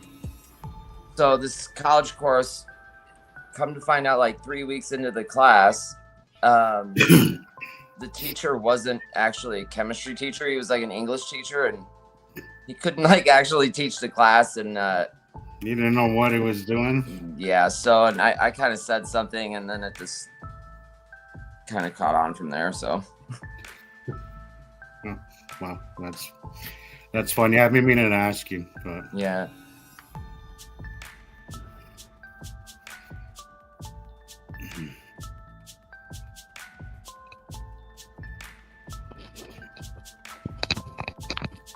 I'm just sitting here chewing on my old cough drop. Are you chewing on them now, son? Well, I'm not chewing on it, but just generally gnawing on it, whatever, Looking at that big dark up there and then the light down there. Mm-hmm. Passing planets. Those dark blues are, undeniable, guys. That big rounded edge. Do you remember the soundtrack for The Sims? The Sim games where the Sim City and all of that. I never heard of that or even played the game, but I. Oh, okay. Never mind. It was so huge, though. It was such a. It wasn't it? It was so big. It was like Minecraft is now. It was like the big thing. But and I don't understand Minecraft either. I just don't. I don't get why that game is so popular. I do not get it. Yeah, I played a bunch of Minecraft, but I always put it in the building mode and didn't battle the zombies or the nighttime creatures or anything like that. It was always a pain in the butt because every time you get something built, they come attack you. So I built and I built and I built and I built, and then one day I turned on the machine and half my castle was gone. What? But I don't get it. All you do is just build. That's it. Is that like? Well, there is an option. You can go into normal building mode where you have day and night, and you find llamas and bunny rabbits and you name it, and lumber and wood and rock, and you combine things and you make all of these new things. But there's also just a generic building mode, and I did a bunch of that. Well, my kids were into it, and I wanted to understand. Sometimes I'll go take a walk and I'll play Pokemon, and that's about as much video games as I get, Hey, I played Star Wars this morning.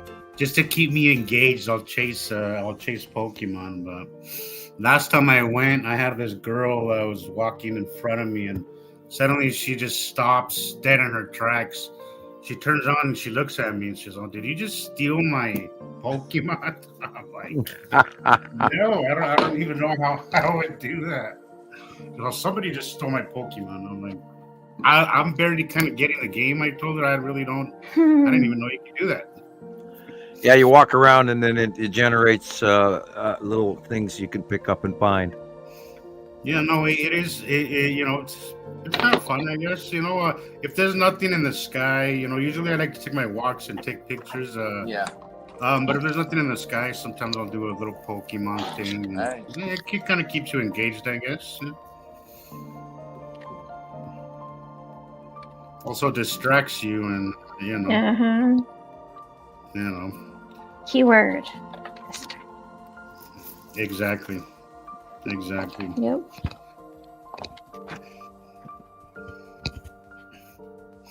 But you have a lot of dark skies here, a lot of dark blues. Yep. Nice. This is wild. Great picks. It's not just the camera too. You can totally see it with your own, with the naked eye. It's just right. Sometimes it's so prevalent that you can't help but really notice it with your own eyes, and you're like, holy crap, that thing is really shadowing the sky. And again, I don't get why people don't notice. And there's so much to it. Yeah. There's so much more than we actually even address. There's so much more. But there's too much. You couldn't possibly catalog everything that's going on up there. It's right. Yeah, I see the small stuff all the time in TV commercials and news programs, and you name it. And you see that big circle asteroid going right by, and most of those are not even documented, and we just there's just so many of them up there. Atu's moon and the asteroids right there as well. That's Saturn's yellow moon right there. How did this video do, Chris? I think it's about 5 views. Really? On TikTok? Yeah, I don't know. Some of them don't even I posted one in February. It's got 1 like. So I don't know. Maybe I need to repost it again or something. I don't know. That Pleiadian message that Rebecca posted on YouTube for me 2 weeks ago has got well over 2,000 views. So you never know what's going to hit, what won't. Right. Yeah, that's sometimes I'll post something on Facebook because that's where I get most of my traffic is on Facebook, and sometimes I'll be like, okay, this one is gonna do well because it's a good video, and it just totally tanks, right? And then I'll post something that I'm I don't know if I want to post this, but I got nothing else to post anyway, and I'll post it, and then I get all these responses and questions, and I'm like, did you just see the one I posted before that? It was much better than this. No, I didn't see it. What do you mean? Talk about it again, but here, why don't you go back and watch this one too? Yeah. I think it's because maybe I'm not consistent with TikTok either. I'm not either. Every day over there. I'm not consistent with it, and I think that's why Rebecca has had more luck because she's a little more consistent on TikTok. Yeah. So. It comes and goes. I go through phases. I did all those lives, and then it kind of died down. It was really tiring. I was like, why did I do that? But it was good because I. It was a challenge. I did. I know. I've never done that before. Man, you stuck to it too. Yeah, I mean, I thought about doing it again sometime, maybe for Hold on. YouTube. Maybe Or- more like I know. seven lives in 7 days would be a little easier. Yeah. And people, the Yeah, more they yeah. see your face, I was like noticing, especially on the days that we had of the show, Saturdays and Tuesdays. I was like, is she still gonna go live? Like is that? I did a few of them. A few I did, and then a few I would. I counted the show as the live. Yeah. Hey. Or you? I saw that you put a few of Sam's videos on a couple of times. Yeah. Which you know wasn't a bad idea. Yeah, that's true. You're right. I did play.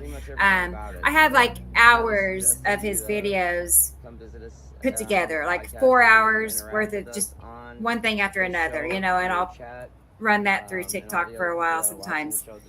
So, and people those are actually really popular, you know, when I'm just playing hours and hours of video.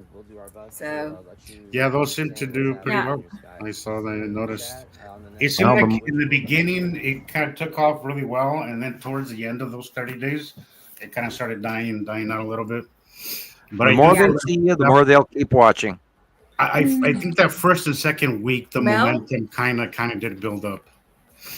That's how Chris found me. You know, was when I was, I think, doing I do remember chatting with you. I remember seeing your name. I remember that conversation. I never guessed. I would have never thought that one day we'll have a show. You know, we'll be working together on a show. You know that. Right? I love how that played out. I just so remember it's pretty awesome.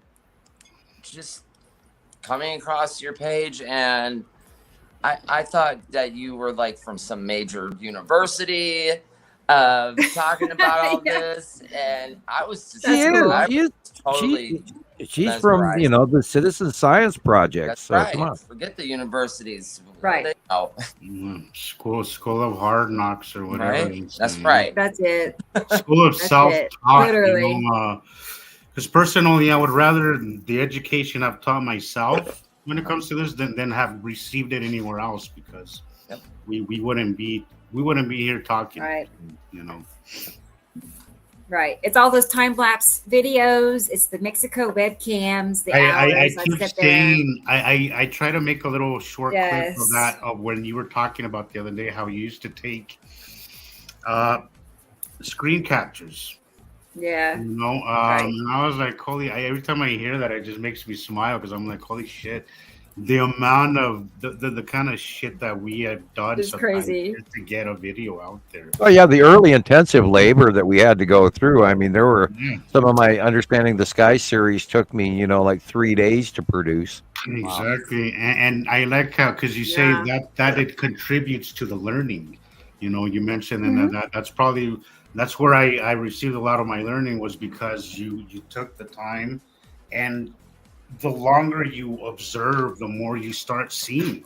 And to sit there and do 100, 200 screenshots, God knows how many you made just to make a video. That's commitment. Yeah, it takes about 900 to 1,000 screenshots. That's insane. You know, that is commitment, and that's what I was trying to say in that video, and I was trying to make a little clip of that video and share it, but I ended up falling asleep while I was doing it. So, but I will finish that, because I do want to share, and I feel people should hear that, because it's a labor of love, and it's good for people to know that we have spent a lot of time doing this, like a lot of time. You know. Oh my God. Insane. Countless hours. It's countless hours. It's not something that just kind of came out of nowhere. When at the beginning of the show it says Sam and his experts. I'm not good with compliments, but it is true. We have become experts at this because we've done it for so long, and we put so much time into it. And I really wish that people see that, that this was a lot of time spent on this, and all of you guys earned all of this. Every time that I hear that, I just get a big smile on my face when I hear you say that. Like, I can't help but laugh. Just right. I can just picture you sitting there taking 900 screenshots to make a video, and that's every few seconds, and then because I turned it into a GIF. Like the only thing I could do with it is create a GIF out of it. So I had a GIF maker. So I'd turn all those, I'd light them all up and create this GIF, and then I'd have to like change it from a GIF to a video. I don't know. It was a process, just to get it to a point to add music and words. And here's one. I saved one real quick. We'll take a peek. But you can see, it's just.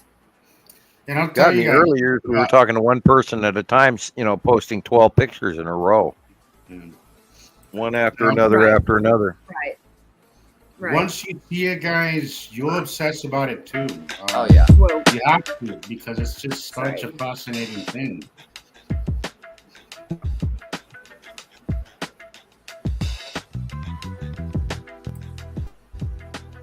I did that. I mean, I did all these screenshots because I couldn't get a copy of this, and I wanted a copy of what I was seeing. So works. This is 2 years ago. Okay. Look at that. These are just the size of the sun. Remember, also look at the reflection on the water.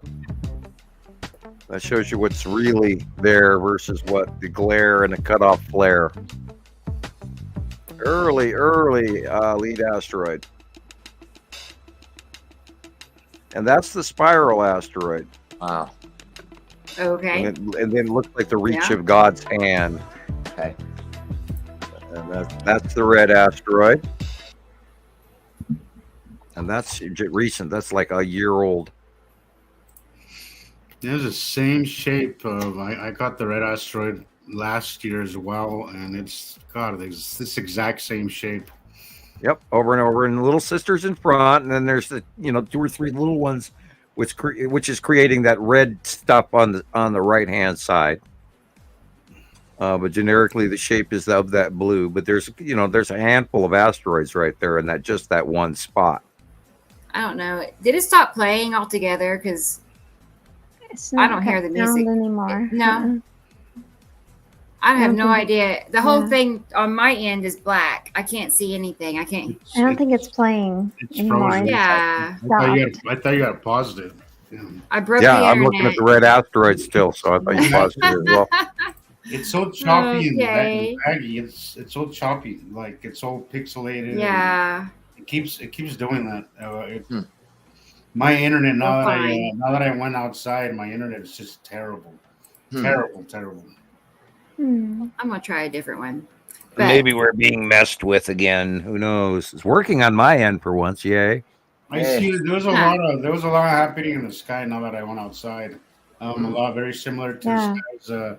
Nicolle was showing that blue glow and asteroids everywhere, but nothing I could really take a picture of. A lot of clouds. So I'm going to take a look real quick. Yeah. Right. Okay. Oh. Let's try a different one. This one is Nipicity. It's like the whole sky is full of Nipicity, and it's rotating above the sun as it's dragging by. So let's take a peek.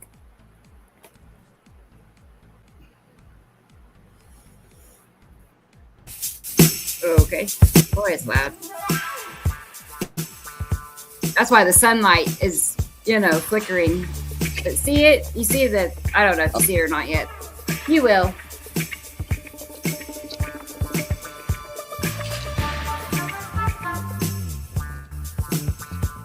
And they said disco was dead. Right.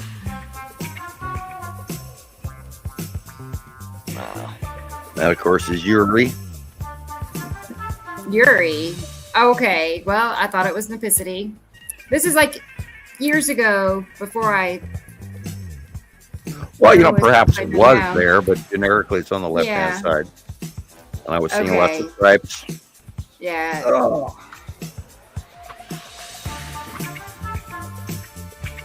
But I don't know if you all see the rotation. Come back to normal. The blocking of the light is just throwing that on. But look. It's just like pivoting, twisting above the sun. Yeah. Yes. 2021 is the date. doing the same thing like the capture I got of Yuri last week. Same thing with the, parallel lines, like how the sunlight bleeds into it. Dude, it's so cool.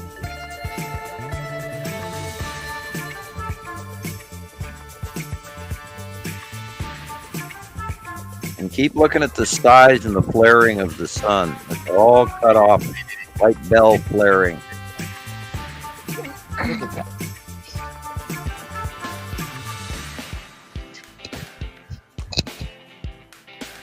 Well, I like that drawing.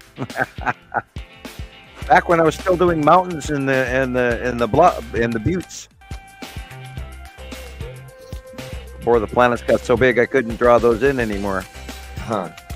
Hey Sam, did you ever make that alternative view drawing that you were gonna do?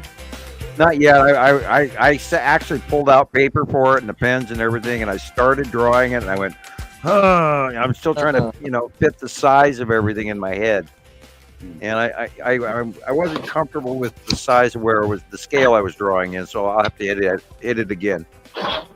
I do need to do that. I really, and I think a few people are too looking forward to that one. I saw a lot of the out view from above. I saw a lot of people comment and ask about that. So like Nike, just do it. Yeah, I'd like to see it. Just do it. Coming up on the 15th as well. I've got another week. Right? Hush, hush, hush.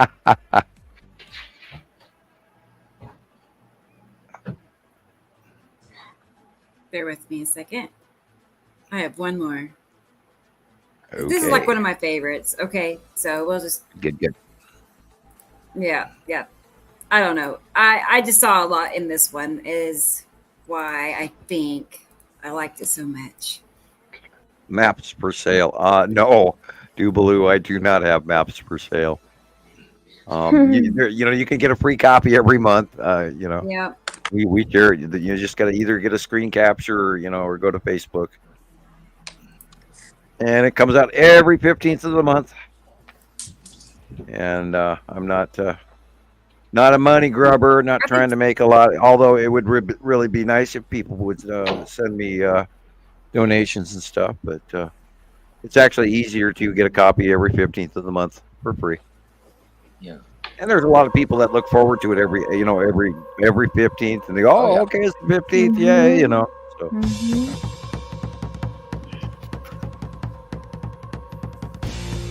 And see the old iconic Coca-Cola truck go by in the Mexican sky cam. Oh. That kind of looks like Nicole's video. Yeah.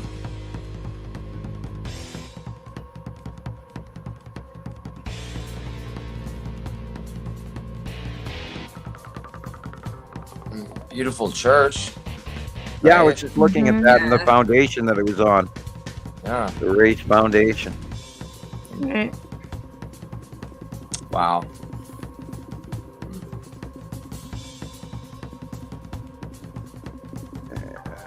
It is 2019, I imagine. Blow this up and have a look what date on the top says. 2000. Oh, well, it's a hard read. 2020. Yeah, 2020. Looks like 28, but I know it can't be that. I'm a time traveler. Yeah. Guys, I think I'm going to call it a night. Okay, well, good night. Glad you were here. Likewise, always a treat and a pleasure. It's a weird evening. Yeah, it's a rainy, sleepy, weird evening. Yes. Yeah, I keep yawning. Yep, me too. I've been yawning since the last hour. Yawn because I don't want to. They say it's contagious to yawn. Oh yeah. So I didn't want to do that, but yeah, it's just one of those days. Hear that, but hey. Well, it's a great show either way. So. I think it's because it's wonky weather, I guess. But all right, Nicole, have a good night. All right, you too. Thanks, guys. Yeah, good night. Good night. All right, we'll see you later. See you online. Okay. Bye. Sure. Okay. Bye. Yeah. Yep, I know. I wondered if anybody else felt felt it because I noticed Well, it too. we're all a little like, slow tonight, kind of, like we've had I dead don't know spots, why. and I'm sitting I here, know. melting in my chair because I'm kind of warm. Like, Yeah. and I'm not even looking forward to having to install air conditioners in the window and all of that. It's going to be soon. Right. What you? I love these old pictures because it's just so nostalgic of even like 2 years ago. It's just so much has changed that so many people haven't seen yet. And wow, Right. I can't wait. I would love to be a fly on the wall 10 years from now and know where this has gone, what has happened from the sharing of the information. Boy, I would love to know that. But I guess there's no knowing until tomorrow, that kind of thing. Yeah. Dubaloo. He, I'm not sure, but that's a compliment. They want to get away, they need to get away, but they can't tear themselves away from the show. That's how good it is. Tomorrow on YouTube. Nibiru Followers Anonymous. Right. Sam's trying to help, give you options. But yeah, that's nice. Yeah, it's perfectly. It's always I rerun. There's a few of them that I haven't seen that I've been going back to catch up on, but it takes me about a week to get through each one of these episodes. But I do it as I work and drive and do that kind of thing. Just kind of leave it in the background. But that's cool. Yeah. It's always good to kind of hear what's going on. I don't usually watch the ones I'm in. Sometimes I'll just skip those, but Okay, Dubaloo. I'm happy to know that now I won't have to stress out not knowing. So good to know. I was seeing a Sorry. show the other day though. That was actually a pretty good show. The one me and you did, the first one. I've never seen that one. I've never really taken one, and I did it the other day, and I was like, well, this was not a bad show. This was actually, for being the first show, especially, I was like, this was not bad. This was not bad. The visuals weren't there because we were really wet behind the ears, kind of, so to speak. But right. I think the conversation flowed very well, and I think it came off really naturally and off the dome, as they say. So. I'm trying to remember how long was it? Do you remember? I'm going to take a peek. It was like 3 hours, 3.5 hours, three and a half hours. Cool. Yeah. Yes, because let's see. That was back in October. Yeah. So soon. Okay, so 6 months ago. Oh, 7 months ago has 897 views. Yeah, 3.5 hours. Basically. I was seeing that one. That one has almost close to it. Yeah, but close to 900. Yeah. And then the next one, number 2, is me and Sam, and that was 8 hours. So. Oh my God. Yeah, we got. I know, right off the bat, 8 hours, and then the third one again was Jesus and myself, and it was our top 10 faves. Yeah. Remember that one? We did our top 10 faves each. So yeah, that was fun. I mean, we were like, making something happen that we had been talking about for a long time, months and months and months. I don't know if Sam talked to you about it for months or maybe a year. Me and Sam never talked about it, but I had talked about it with Zane about years, just right around the time that I was going through my divorce and leaving New Mexico. Right around that, right around about a year before, when I wasn't exactly in the right mental state, and I also think that I really didn't know enough then to do it, as well as now, So there's a reason why it didn't happen that way. But me and Zane had talked about it, like this would be a good outlet to kind of, do something and kind of get this information and be able to have a place where we can talk about it, and it just never happened. And then when you brought it up, I was like, absolutely, I would love to do this. I think this was the right time. I was in a better place. I'd learned so much more, and mentally I was in a much better state. So it was just a perfect timing. Perfect timing. Right. It has been. I mean, look at us. Next show will be our 60th show. I mean, that's awesome. We did 150. Now we're looking at 100 before you know it. Right. Right. Now we're going to be shooting for our 1 million views, and our. One day. I know. We can always hope. Only if you guys out there share this stuff. We can't share 1 million views by ourselves, so you have to help us. All right, everyone, if you go out and do 1,000, posts, I'm joking. But yeah, we the only way we're going to get out is through word of mouth. WOM. They taught that in marketing, class is WOM, word of mouth. So, like, subscribe, share it with your friends. I mean, honestly, it just takes that one viral situation. Yep. I see it all the time. It really does. And then you're just overnight. Kidnap your neighbors, tie them to a chair, turn on their smart TV, force them to watch with toothpicks, keeping their eyelids open. Right. Like, I thought for sure, like, during like February and March, where Sam drew, out Saturn yellow moon crossing over the right side of the sun. I have a lot of footage of that. And, we have the eclipse coming up. And I thought for sure a lot of people would like be asking questions of what was going on, like, over on TikTok. Like, I just thought that was going to be important. And nobody really, I don't know if people aren't seeing it. I just don't understand. I think we have a lot of silent listeners still. A lot of that happens where people will listen to us, but then they won't comment because they're afraid to, or, gosh, my wife thinks I'm nutsing up already, and or I'm sure there's a bunch of that we don't know about. Absolutely.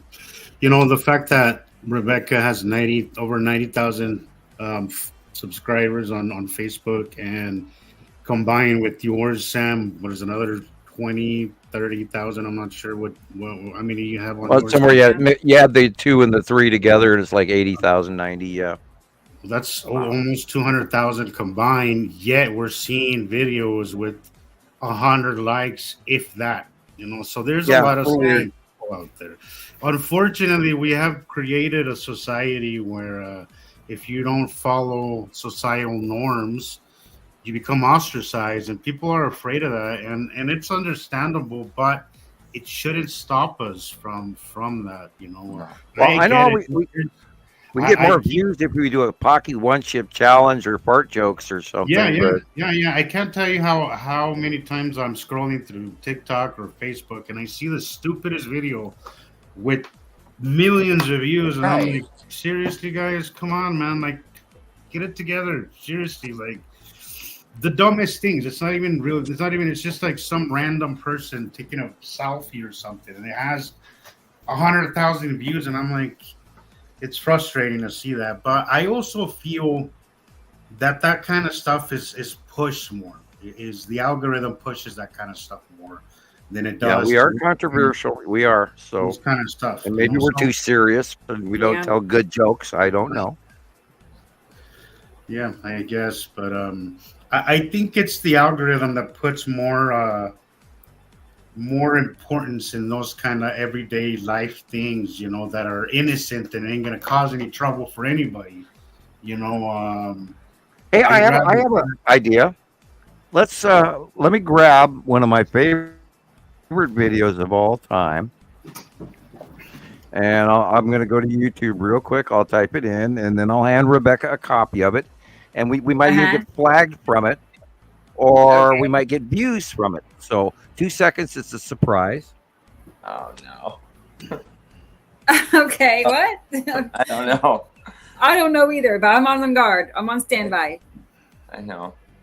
Yeah, experimental. I totally know that feeling. I mean, I've ran many people off talking about aliens and Nibiru, so like, yeah. Okay, I got it, and I'm gonna send you a copy of it here as soon as my computer gets going here, and we'll see what happens, because it is space related. Oh God, I'm scrolling. Somebody posted something recently on Facebook that said, I'd rather be called crazy than be normal, than to be called normal." Right. I'm like, yeah. I agree. I definitely agree. I'd rather be nuts than be boring and plain. Right. I think you've got it by now. I think she's smiling. I am. Yeah. You wanted me to play this, right? Yeah. Well, let's just see what happens. Okay. All right. I'm getting it. Every time I watch this easy 50 times. Every time I watch it, I laugh my backside off. Okay. I mean, uncontrollably, I laugh and laugh and laugh. Oh boy. Okay, I'll see if I laugh. Okay. My youngest daughter thinks I'm crazy, but I've watched. She goes, "Dad, that's gross." It might have been. We'll see. I was watching last week's show yesterday, so it might have been here where I saw that comment. So maybe you're right. So.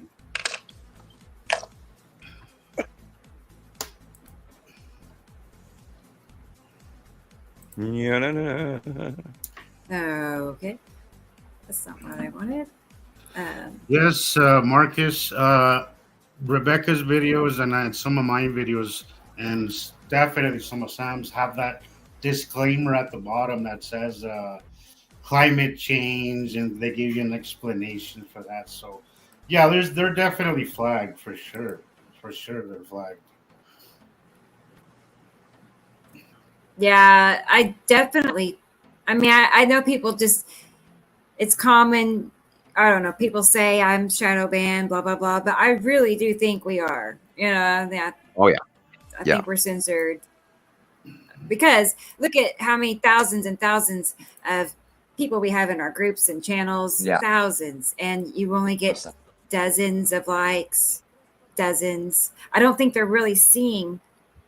Most people are really even seeing what. Yeah, people tell me all the time they don't get notifications of my stuff, and I post every day. Mm-hmm. Sometimes too many posts per day. It's happening more and more with you, Sam. It's kind of it's like a done deal, but it's happening with Rebecca where I get notifications from her. And it says Rebecca just posted, and I look, and it's 4 or 6 hours old. And I'm It's for me. I've had Sam post on my actual timeline. And I hadn't seen it for, like a day or two after he posted it. It's crazy. Mm-hmm. Yeah. Yep. My news feed. I don't think they're really pushing this stuff as much as they push other stuff. Well, if we handed them $5 a time or $4 or whatever it costs, if we started sponsoring our videos, maybe they'd go through. But. And I think they are searching for that.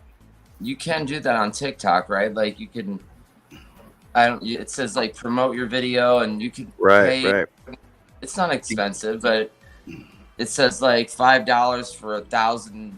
Guaranteed. But it also could create problems. And weren't you saying, Rebecca, that when you did that, you ended up having a lot of problems afterwards on TikTok?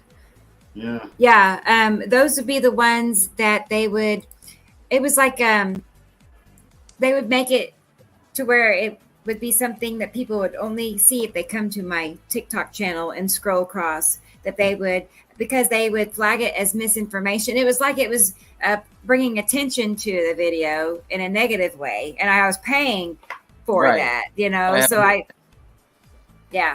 never had I never have paid for it on YouTube though, but on TikTok I have. Did you get a copy of that video? And I have. You ready? I just now got it. Sorry, it took a minute. I'm lagging really. Okay, well, I was just wondering if you changed your mind, and thought I'm not showing this. I have it. I'm ready for my laugh. I just wonder. We'll just remember this show and see how many views we get because. Sorry, because of the it's really internal content. I have it, and I'm going to try to oh boy. I don't remember seeing what that movie was. It's coming from, but hang on. Okay. No. It's from the movie Rocket Man. Okay. Okay. Here we go. I have it now. Go ahead. Yeah. Play it when you're ready. Is For those easily shocked, turn away. Okay. Ben Barnes. Primary oxygen tank leak. We need to preserve his SOP. Solution? Emergency tie line. We hook him into another suit. Do it, Doc. Bill, this is Houston. You got a leak in your primary Turn O2 that up tank. just a hair. Yeah, I was going to say that. That's the loudest it is. Hook it up with random Sorry. vent nozzle and you'll Okay. start till you get back to the Pilgrim. Yeah.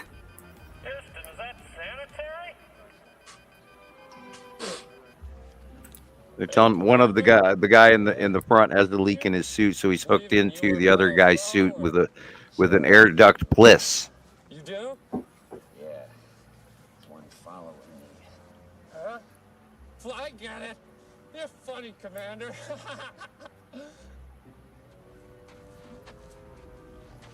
Hey, Commander? Yeah. When I was a kid, at night I used to think there was a baker under my bed. Did you ever have anything under your bed? No. Well, did you ever bend down and look? No. Well, how do you know there wasn't a baker under your bed? Handle. Shut up. Hey, Commander? Yeah. I seem to be experiencing these intense intestinal cramps. Hold on. I'm trying to conserve oxygen. But they hurt me so. Keep it to yourself. Ow. Ow, ow. Wait a minute. Ow. Ow. I think if we stay on this heading for another 20 minutes, we'll see the Pilgrim.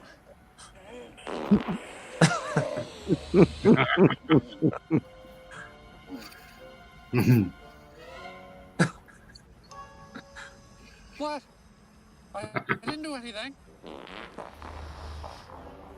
Oh my God. No, no, no, no, no, no. Oh, no. Don't do that. Oh. No. Oh, man. Oh. Oh. Was me. What do you mean it wasn't you? We're 35 million miles from the nearest person! Heart rate up, adrenaline up, stomach muscle spasming. Overbeck's in distress. Look at these methane levels. Methane?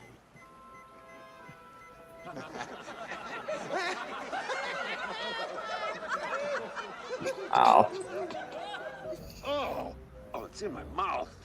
Hey, he who smelt it dealt it. Oh.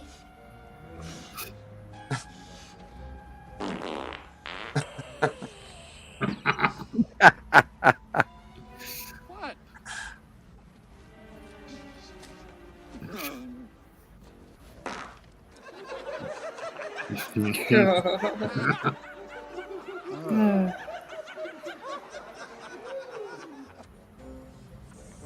Commander, I'm having trouble breathing. I'm having trouble breathing. My eyes are burning. Truly, it wasn't me. Maybe it was Julie. Dog. Hey, miracles can happen. Blaming this on Julie. Okay, I admit it was me. Thank you. That's pretty much the end. Now that was Julie. Now that was Julie. Wow. Oh, And boy. Julie was the dog that was on the ship with them. Yeah, and it had like about 13,000 views. That clip. Of course it did. It's incredible how we can still laugh at those, you know. Yeah, and the funny thing is, What movie is that? it's from the movie Rocket Man. It's a comedy. And I know I've seen it, but it's probably been a while. yeah, it's probably the 90s or 80s or something movie. I don't know, but they had the fart spray challenge and the liquid ass spray challenge, and those get like 3 million views. Yeah. You know, a bunch of people driving around and you know, gassing their family members while they're inside a car, and they're hilarious, and I watch them all the time. And my daughter just looks at me and goes, "Again? Are you watching that again?" Yeah. So That's guys for you. I just it is. I mean, I had raised 3 boys, because they're all grown men now, but still, I put up with, you name it, all the funny stuff like farting, you name it, so it's a boy thing. Well, when family members are throwing up in the car, that always just breaks me completely. It's like somebody in the back seat ends up throwing up or something. In the car. That's funny. Anyway, speaking of, likes and views and view count. On the one, the one chip challenge, and I talk about the Tri Channel all the time, where Irish people eat this or they eat the hot sauce or whatever, and what that hot ones. Did you ever watch any of those hot ones, Jesus? I watched. Okay, so recently I ran into this one where this lady takes a bite of habanero, thinking it's a cherry. Oh no! Oh no! It was hilarious, but at the same time, I felt bad for her because I know how hot those things are. Even for a Mexican, so I'm a seasoned chili eater. Right. Yeah. Even for me, I only managed to get down half a habanero. It immediately hurt my stomach just seeing it. It was so funny. It was just the most funniest thing I've seen because then she goes for a Mexican Coca-Cola, and I'm like, no, that's not gonna help you. That's gonna make you much worse. Make it worse. There's so much. They're carbonated so much more than American, so that's just gonna burn your tongue even more. I'm like, no, that's not gonna work. And she takes a drink, and of course, it makes it worse. So I'm like, and then there's the Death Nut Challenge 2.0, Death Nut Challenge 3.0, and all of that. And I've watched a bunch of those, and they get millions of views, and they are hilarious. I did the one chip challenge when I visited my family in New Year's in Rio Rancho, New Mexico, and I didn't even eat the whole chip. I just ate a little piece, and good God, it is really. It's bad. It's really bad. Oh yeah, you can have. I don't recommend anybody doing that. You could literally die. You can have 3 days of major intestinal. It burns the inside of your stomach lining out in your intestines. I couldn't taste nothing. It's like my tongue was numb for days after that. Yep. Oh my gosh. Yeah, some of these challenges are nuts.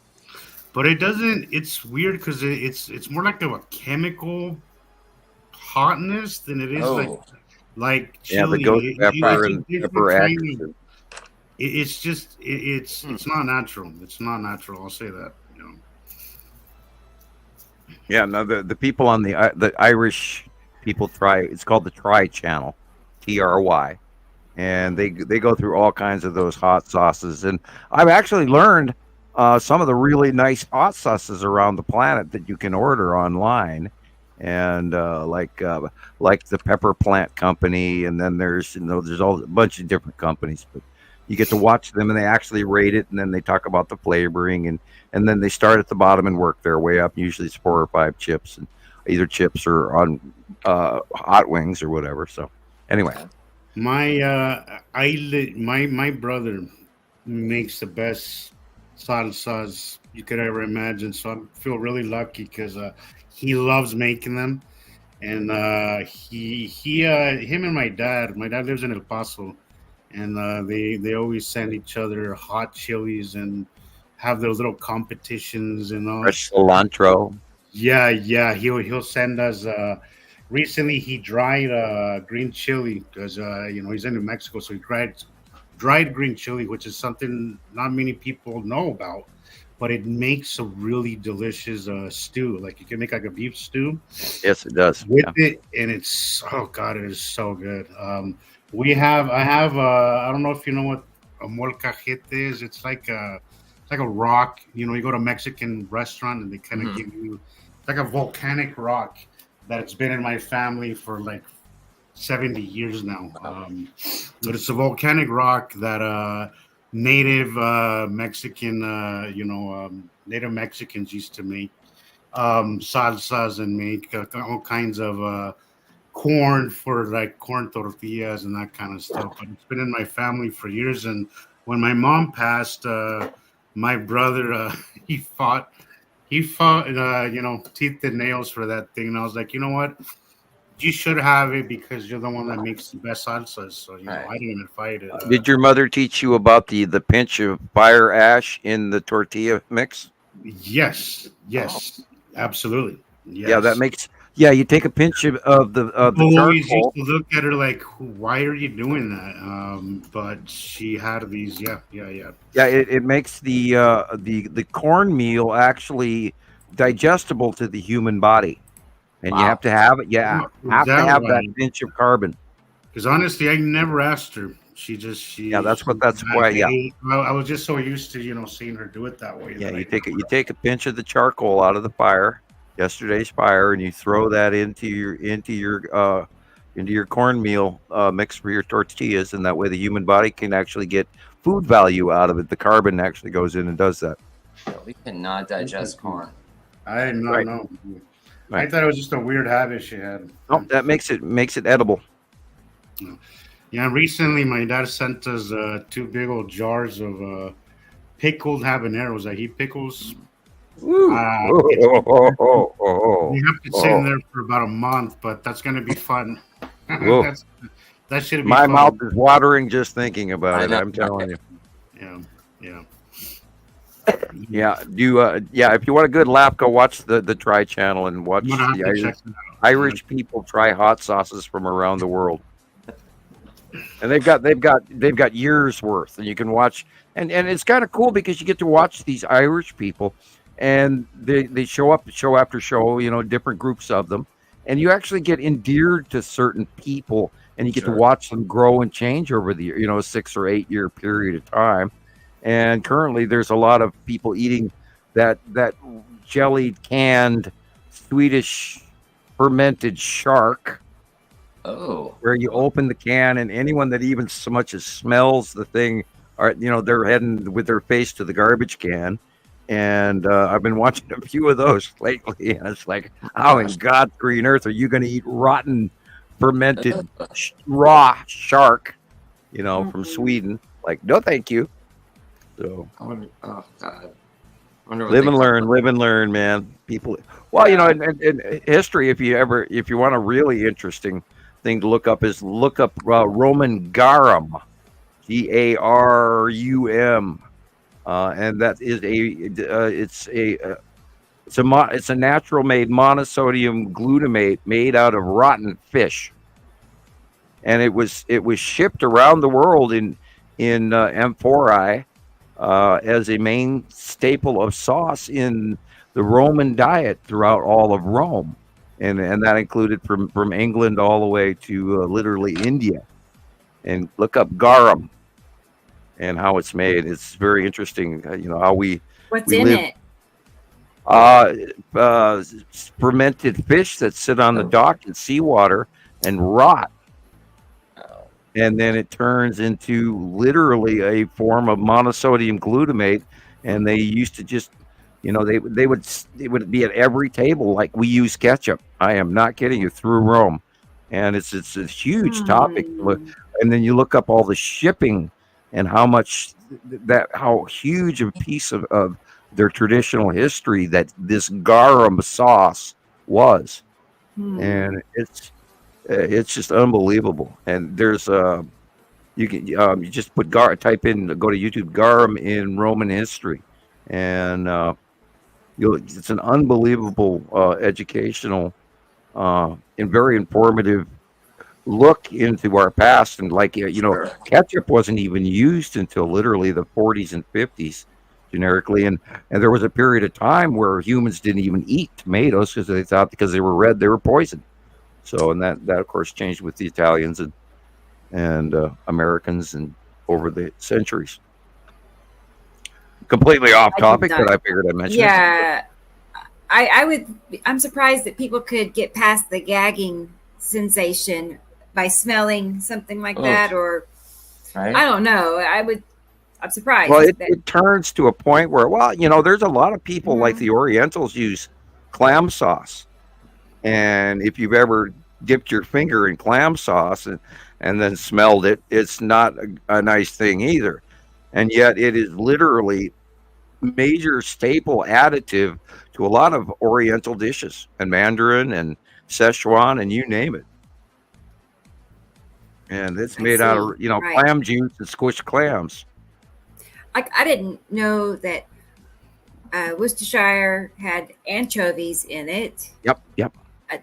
Until I stopped and looked at the ingredients one day. Pepper and anchovies and brown sauce. Yeah, I know, and I love It's better not to know because you kind of stop yourself from trying things. Because I love Worcestershire, whatever. Worcestershire, I think. Yeah. Worcestershire. I love it on burgers. I love putting it on burgers. On the grill. Worcester. Put them on the grill. I love it. But I hate anchovies. I'm not big on any of that. I'm not too big on seafood, but especially anchovies. Well, I used to make a lot of Caesar salads, and people would go with no anchovies, and I would sneak one in anyway, because you have to. But the trick to it is you take your 2 forks, you line your wooden bowl with olive oil, and then you pulp your anchovies in the olive oil, and then you add a pinch of salt, splash your Worcestershire sauce over the top of that, and then you make that and you mix that pulp really fine so nobody gets a hair or a little head or a little tail, and then you mix it in, and that way you don't really taste it, but you have to have anchovy in a Caesar. You just have to. I have no idea. But here's the thing: is that sometimes flavors by themselves aren't good, but when you combine them, right? I had dinner with my friend Rachel recently. And Ratatouille. We went to this place, and she said, "You got to try the beet tower." And I'm like, "Beets, really?" I'm like, "I mean, they're all right, I guess, but I mean, sure, let's try it." She said, "Just hold on." She said, "Calm down." She said, "You got to try it." Calm down. Because it wasn't just beets, the beet tower, and it had a bunch of other stuff. It had goat cheese. It had this sauce that was just amazing. But if you tasted just one of the ingredients, it was like, But it was if you just tasted it all together, you take a bite and make sure that every ingredient was on there. The flavors together were just unbelievable. But sometimes it's a combination of things. When it comes to cooking, sometimes a combination of things you would not expect turn out to be delicious. Like the first time you do Mandarin or you do Asian, and then you have wasabi sauce. I always love that first bite of wasabi where you just burns your sinuses all the way through your eyeballs, and the thing is, you can only get that once till the next time you eat it.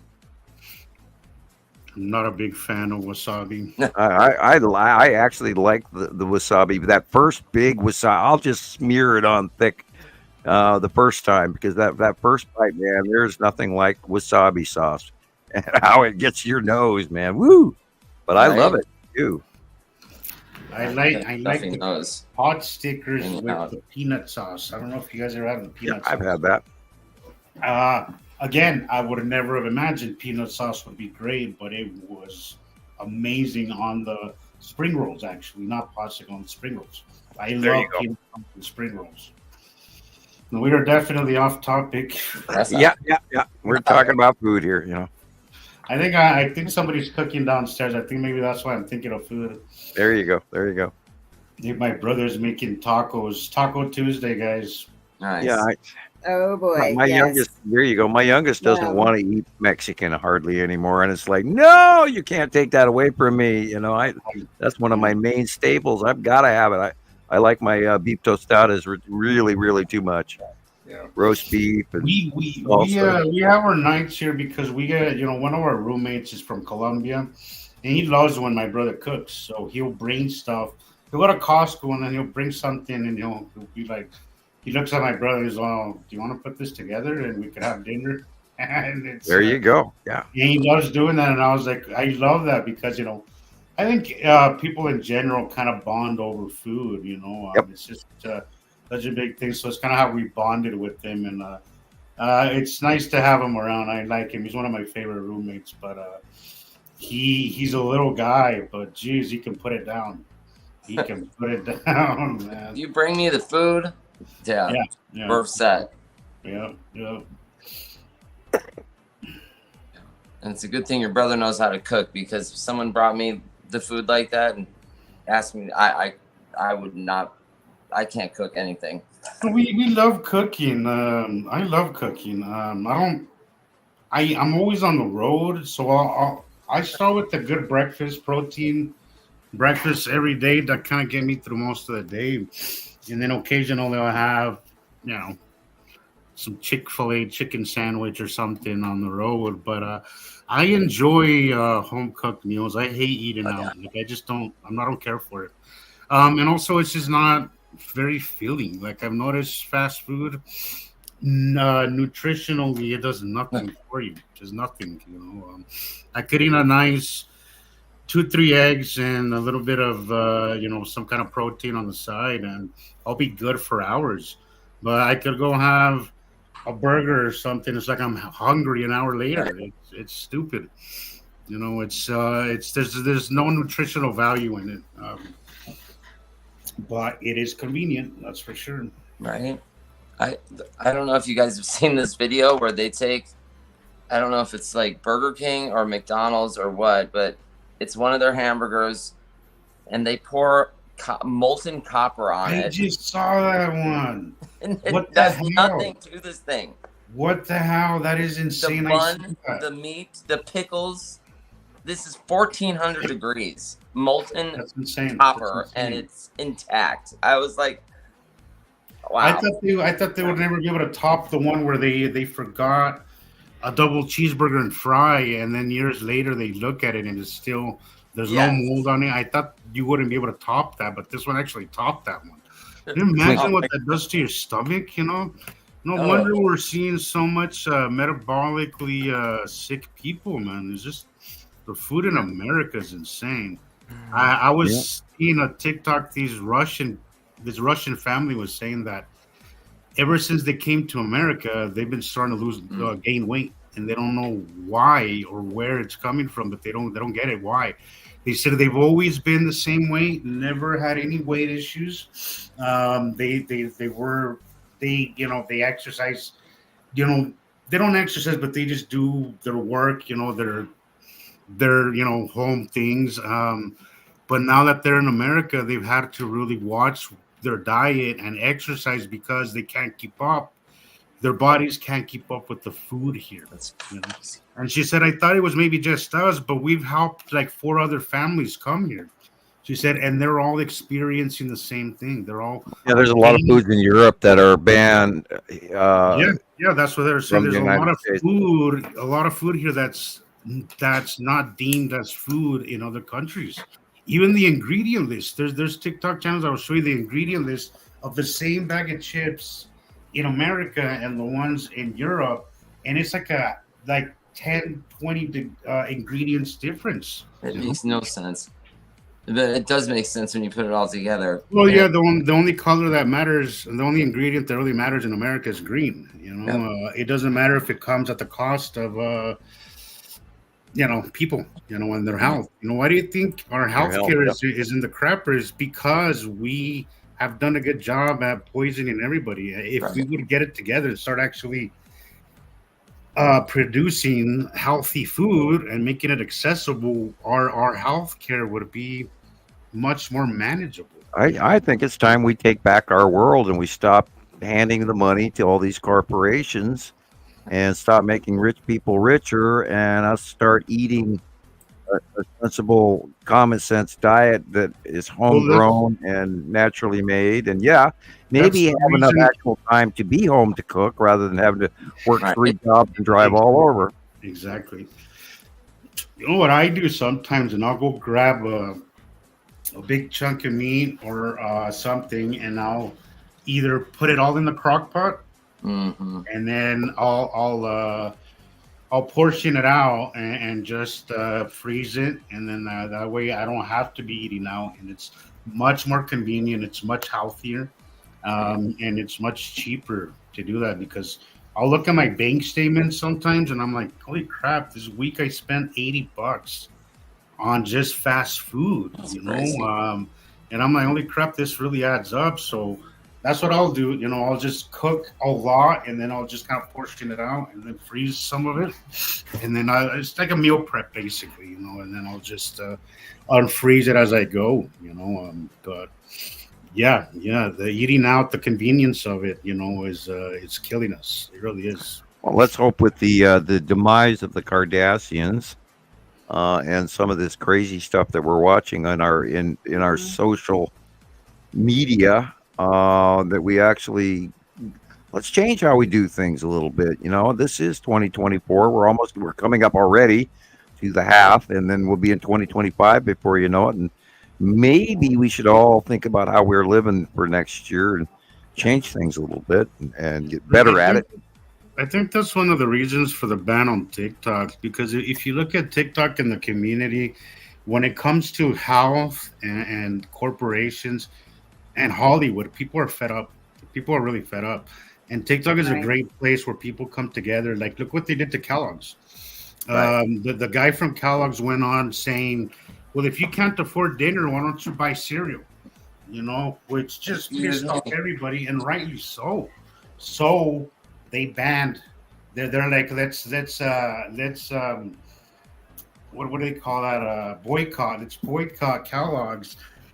I swear to you, within the first week, Kellogg's stocks were plummeted. I stopped eating a lot of cereals. I used to live on cereal.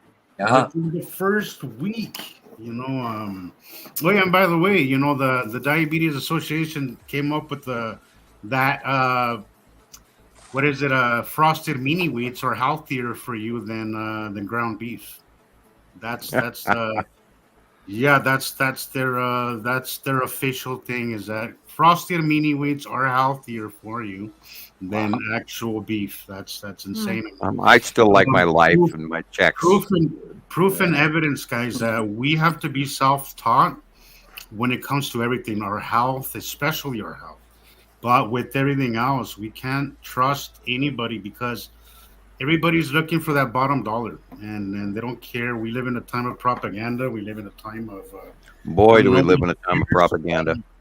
Nobody cares about the message that they're putting out. Yeah, well, it boils right back to our message. Here we are trying to, share this information that we've spent well over a decade correlating as a mass group from around the world, and yet we get 500 little views when this is literally one of the most important topics to come before us in society, in our environment, in our economics, and our social everything, and yet we're the crazy ones. We're the lunatics.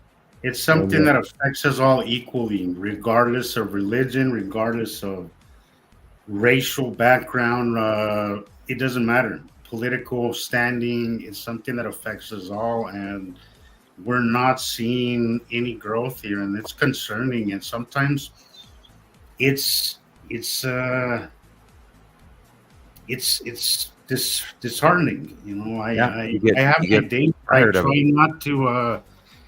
try not to go negative. I really try to, but sometimes I can't help but feel like, are they going to win? Are people really not going to see this? Like, what's going on? Like, I'm glad that you have that positive attitude, Sam. And I know after talking to your visitor, I would imagine it makes things a little bit more. Well, we are going to get through this. I mean, there is no other choice. And when people realize, I think when we get the common denominator of the climate change realization and the planetary recognition that these planets are going by and away from us, and I think eventually when they become more visible, once they get smaller again, and maybe with the outbringing of the finally admitting that there is a second star and all of that, maybe after this summer, when people realize how freaking hot and how many forest fires and floods and earthquakes and hurricanes and tsunamis and you name it, that people will finally start looking around and go, wait a minute, we can't live this lifestyle of keeping up with the Joneses or trying to buy that Mercedes or the Toyota Land Cruiser or the vacation in Belize or whatever, because those are not the important things right now. They're not. I think this new generation, though, dude, is seeing that, though. I really do. I do see that materialism is something that people are realizing is a lie. It's just a big lie. it's going to keep you in that rat race forever, and you're not really going to enjoy none of it, So I think people now realize that. I think this younger generation is realizing that there's more important things out there than name shoes and brand cars and all that. I think what I think the biggest currency right now is free time. That's the biggest currency that people really want. And food, of course. The basic needs. The basic needs, of course. But I think anybody who values real things, I think time really is what we need most. I hope we're on the verge of actually appreciating our fellow man rather than being prejudiced because their skin color is different. I think we hopefully embrace our diversity because this kindness and the liberalism and the inclusion that we do have going is very important, and it's way past time. It's way past time. And we have to grow with this. We can't argue with it. Let's bury the. I hate to say it that way, but we got to finally walk away from the good old boy. We just have to. We can't be doing the things the way you did them since the 40s or the 30s or the 20s or any of that. We have to actually. God, let's just get the hell out of the last century and grow up. I mean, Christ, it's 2024 already, and if we can't by the quarter century later get away from the 1900s into the 2000s and finally start living that era that I expected that we would be living if people had known that the binary solar system was on the way in the 80s, which I at the time believed, should be told. If we actually grab onto that and finally grow, oh my God, we have to realize this is happening. It's real. And our future's right now in front of our faces. And it may not be a good one unless we all group together and make it that way. This isn't going to be free. We have to earn this. We have to earn this. Tara, I absolutely agree with you. We are definitely more than we think we are. And the divide is absolutely being created by the people that run the world, or the ones that think they run the world, because I think when people try to divide us, I think the factions above us have reminded them that they ain't running shit. Well, whenever you hear somebody pointing fingers, it's their fault. It's their fault. It's their fault. Don't listen to them, because that's just negative, and that's not going to get us anywhere. We have to start working on what we all agree on, what unites us, rather than what divides us, and it's really important. Go ahead. I just want to say, I noticed with all the various conspiracies out there that they all got the finger pointing to the government. All of them, in some form or fashion. Yeah, and that is a conspiracy there. I mean, it's like they are trying to manipulate people into believing all these lies to turn people against them. It's geoengineering. Either they want it to, result into something much bigger, like a civil war situation, or I don't know what, but they'll gladly take the credit for this and that, so you won't know what it really is. Like the right. Well, we can't let the powers that be divide people. No matter what, divide and conquer. Yeah, when you see somebody pointing a finger, don't listen to them. Don't believe them. If they're running you by fear, don't listen. Don't believe them. If something scares you, learn about it. Don't buy into whatever they're handing you. Go in there and learn for yourself the truth. That's what's important. Don't buy into the negative. And again, I agree with you, Tara. I think we're not as divided as they tell us we are. Right. I see it every day. We are not alone. We're not. We are not alone. As divided as they want us to think that we are. We're doubling, Christoper. Yeah, Chris. I don't like that. I don't like hearing myself, Chris. Hey, we're in the shower. We can echo. Everybody starts singing. Oh. Oh, it went away. Darn. Yeah. Okay, I think That's he's saying right. this. Yeah. Doubling. We have to change everything that we are doing. Yeah, I think we're going to be forced to. I really, you know, I We hate have to say to it. change our ways. We have to live more modestly, guys. We have to live within our means. We have to just value simple things because simple life is the best. You know, I'm a very simple guy. You know, with simple taste, and I love that about myself. I think it's a quality that we've forgotten. I think media has done a good job at keeping us buying shit we don't need. You know, just to put up with the facade that's not real.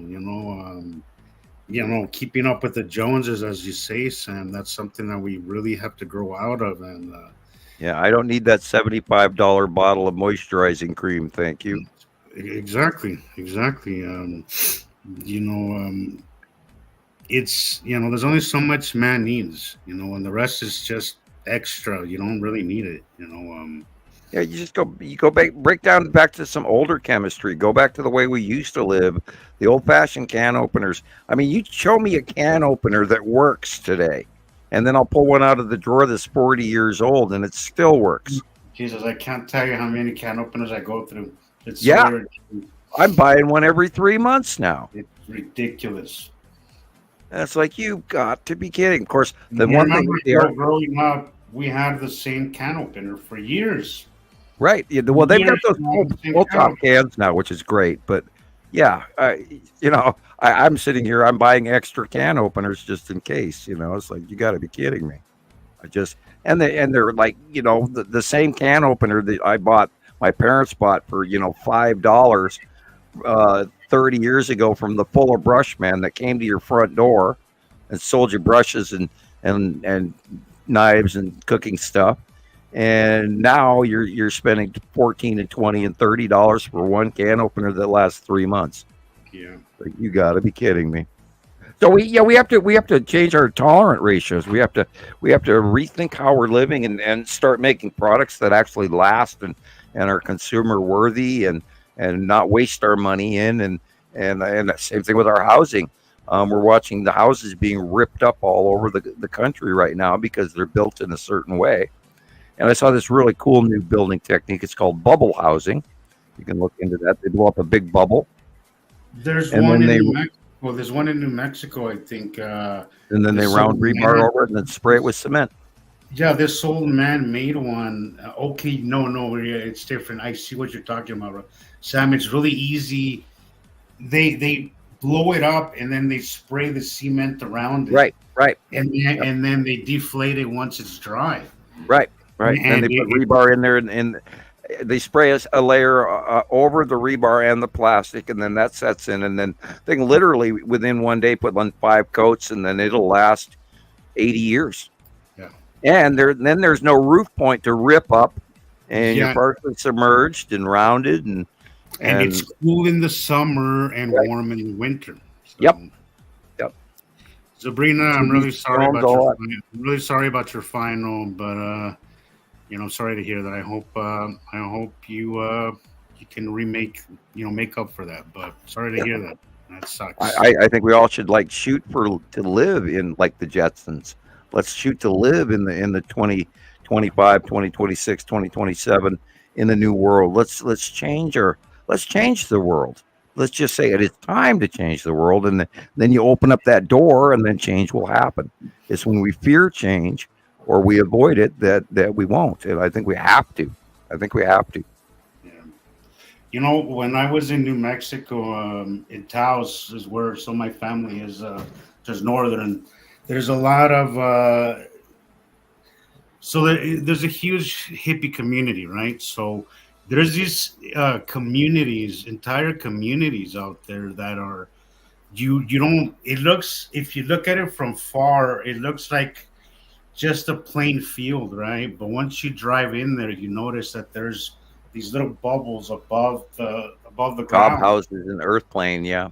Yeah, and everything is built underground. Everything is built underground. Those people were laughed at for the longest time, in time, which probably not too long from now. Hopefully, and I don't wish any disaster on anybody, but in the future, one day the day's going to come where people are going to look at him like, you guys were right. You guys were right. This is a better building. And they're growing their food in their lower living rooms, and exactly all that. They're growing their food. Waste sequestration and water recirculation and collection from yearly rainfall upon the roof where it goes into the house, and they collect all of that in the cistern, and everything's internal and reused rainwater. They collect rainwater. They compost. They grow their own food, and they reuse materials.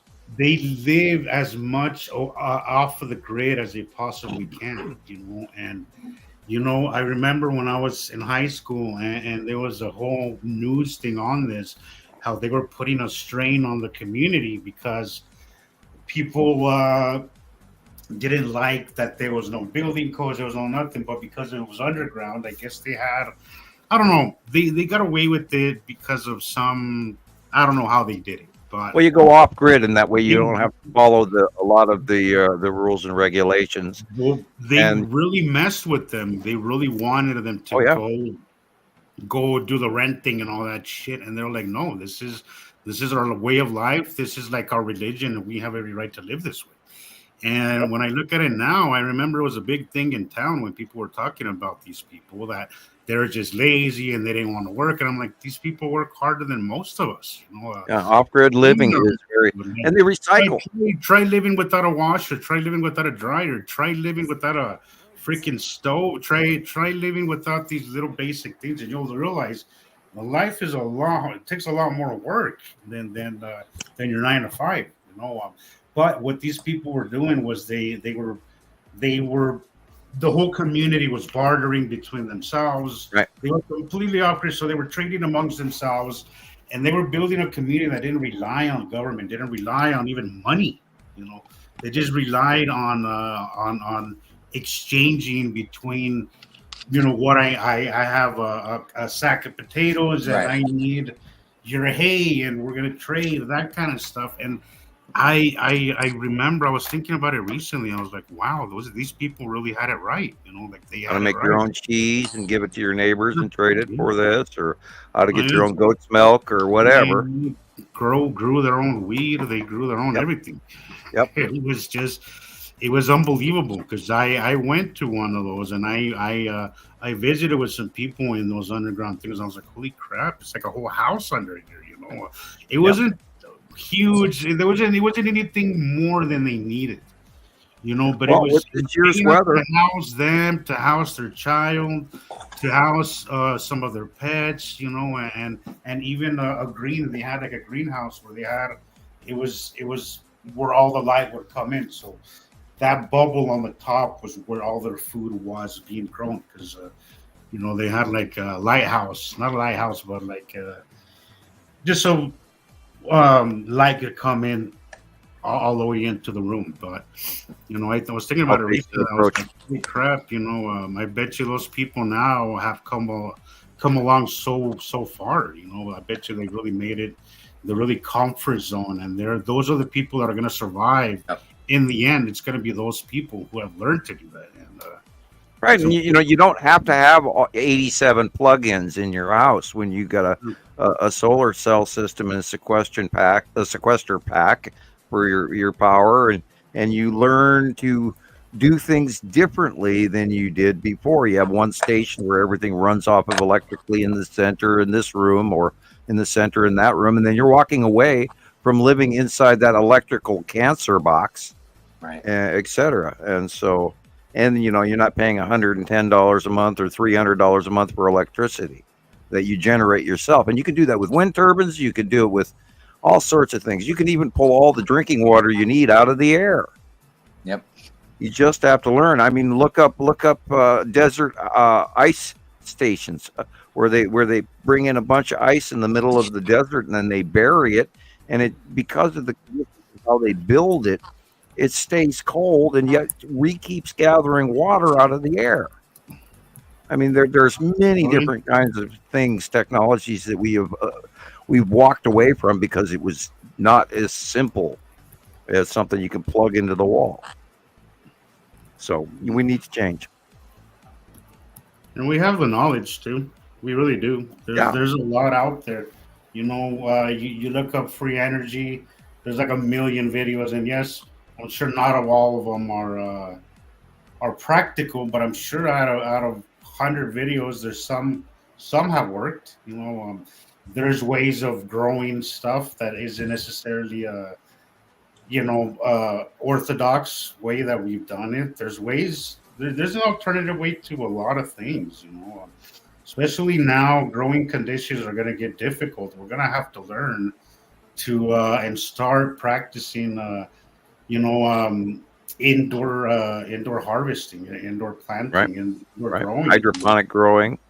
Yeah, growing up salad to live in your dining room. We're gonna have to start doing that probably sooner than you would think.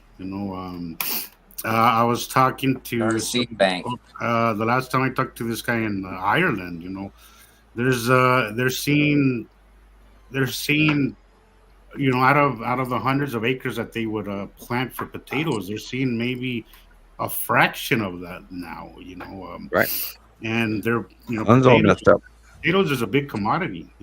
Big huge commodity. What's going to happen at the time when you go to the store and there's a fraction of what there was? It's going to drive the cost up first of all, and not everybody's going to be able to afford that. I think we're going to see examples of that this year. Yeah, we definitely are. We absolutely are. Time to rethink normal. Mm-hmm. Subsistence living is inevitable, on some level. Subsistence living is inevitable on some level. I went and looked up the old-fashioned ice houses, how to build an ice house. And back in prior to 1890 and 1880 and 1887, prior to electricity becoming majorly popular, they would go out to the lakes and they would chop out these gigantic chunks of ice and put it on a sleigh and load after load after load, bring them into these buildings, and they would put it on straw and put the ice in the center, half buried down in a pit, and then they would keep throwing snow and ice in that pit, and literally the building, if it's properly developed and built right, will last year round, where you will have ice all the way until it snows again inside that ice house, and you can keep, and that's where they kept their food. And even for an example, with the Romans, when they were building, or even medieval structures, or even roundhouses, they would usually have a cooking house separate away from the living quarters, which is also far healthier. And then if you had a fire, you didn't burn your whole house down, because that one tiny building where everybody mainly cooked would burn down, and then you got the whole village. And you can cook for a whole village. It's easier to cook for many people than it is to cook for one. Oh yeah. And we have to rethink how we're doing things. And this 9 to 5, killing ourselves, working 3 jobs just to send the kids to college that they don't learn anything. And then most of what they do learn was taught in 1880 and is incorrect. We have to rethink what we value as intellectual, or what we value as popular, or who we're handing all the money to, for, pardon the expression, football stars, baseball stars, Hollywood stars, politicians, on and on and on and on. And, guys who make these big CEO checks when they're not really doing anything. Right. And, we could drop the sports salaries down a little bit, I think, in reality. I think we've lost our minds. Yeah. I really do. Yeah. What is important? Certainly not $72 million for a guy that can hit a baseball. Right. What would that? That's kind of on the low end these days. Well, yeah, okay, but what could that same $72 million do for Oakland, or Portland, or Cleveland, or Detroit, or Cincinnati, or Chicago, or any of these? I mean, that same amount of money that owners are paying out for these couple $100 million to $1 billion football stadium, all to have this big cool game and everything. But couldn't we actually fund our people to have nicer parks and better living facilities and food for the homeless and places to live and good hospitals and good schools? And we have horrible schools. What the hell have they done to our schools? They're all rotten, and our kids are freezing their asses off, and they're back talking their adults. And on top of that, Sam, you know that these enormous football and baseball and whatnot fields that people are making are being funded by taxpayer money, which is insane to me. You know, and alumni. There was a few stories I heard about how people, I think was it Baltimore, where they were fed up and the people got together and they just shut it down. They're like, if you want your stadium, go and pay for it yourself. You're a freaking billionaire. Why do we have to? We're not gonna get free seats. We're not gonna make money off of that stadium. Anybody who has hundreds of millions of dollars got there somehow the wrong way. Right. That's wrong. Me. I mean, how much money do you need? And if you're a corporation, where's that money going? And what does it mean later? Is this to make that corporation so much more wealthy and then be run by the next group? I mean, we're creating monsters here. We are creating our own monster, and we have to start relooking at what's important. We have to, we have to fund the poor. We have to fund the middle class. We have to fund our schools. We have to fund our roads and our buildings that are crumbling. When you walk across the street and shit falls down and almost kills you, or does kill people. I mean, buildings that are sagging and streets and bridges that are falling, and I'm sorry, children that are going without educations or health care or teeth or parents. If we didn't stop having to work our asses off, maybe we'd stop fighting with each other. Yeah. Mm-hmm. And you said kids missing teeth. I think that's a disaster too. I don't understand how dental is not covered under major medical insurance. Look how we treat the elderly. That is essential. Dental care is only for cosmetic. That's ridiculous. I think that's stupid. We're taking our old people who have worked a lifetime and paid into Social Security, and then we're slamming them in homes by the dozens where there's one person to wait on 80 people. Yeah. And we're treating them poorly, and they're feeding them crap food, and they're living in conditions that are abhorrent that we wouldn't even do. Hell, dogs in kennels get better treatment. Prisoners in prisons get more money spent on them than the average senior citizen that worked their life and paid taxes, and then they don't even have enough to live. Once they're past 65, they're put on the shelf. And then they watch their life flush away because they don't even get enough to live off of. That's how we're treating these people that built our country. That's the reward for their hard work. This is what we're doing to them. This is how we say thank you. I don't think so. We have to rethink things. This is not what we want to do in 2030. We don't want to live like this in 2030. We have to change now. Like, what happens when their retirement goes away? I mean, they're saying they're all going to die. 2035. Be out of money.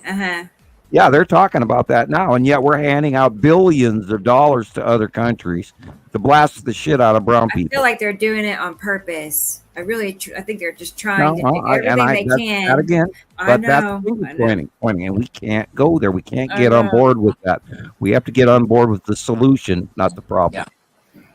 Okay, so we have to make what's the best way? Like just being vocal and doing what we're doing right now. We have to go vote. We have to go vote. We have to be intelligent enough and research who we're voting into office and what we're voting into office. We also have to be community proactive. We also have to when you see a guy walking down the street and he's carrying his sleeping bag and everything he owns over his shoulder, and his shoes are rotting off his feet, and he's stumbling around, and he doesn't look like he's safe.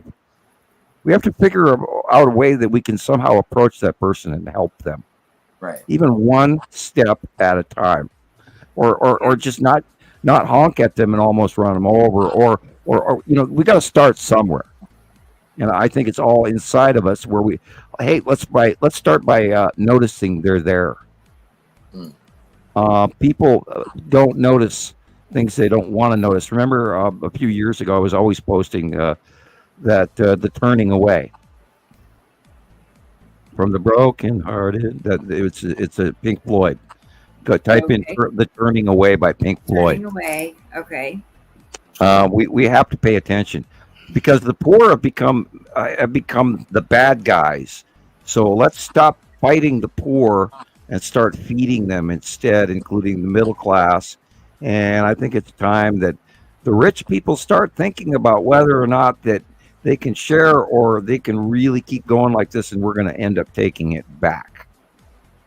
Because that's what happens. When the rich get too rich, the poor get pissed off. And that's kind of what's going on in our country right now with the theft problem and shoplifting and our laws. We're seeing a breakdown in our society because the people that do try, they get tired of trying when other people don't have to try. We all have to try. Yeah, this shopping is terrible. It's every time I'm at the store, this guy literally walks out with a shopping cart full of merchandise right out of the front of the grocery store, and the manager and the security guard, they just did nothing.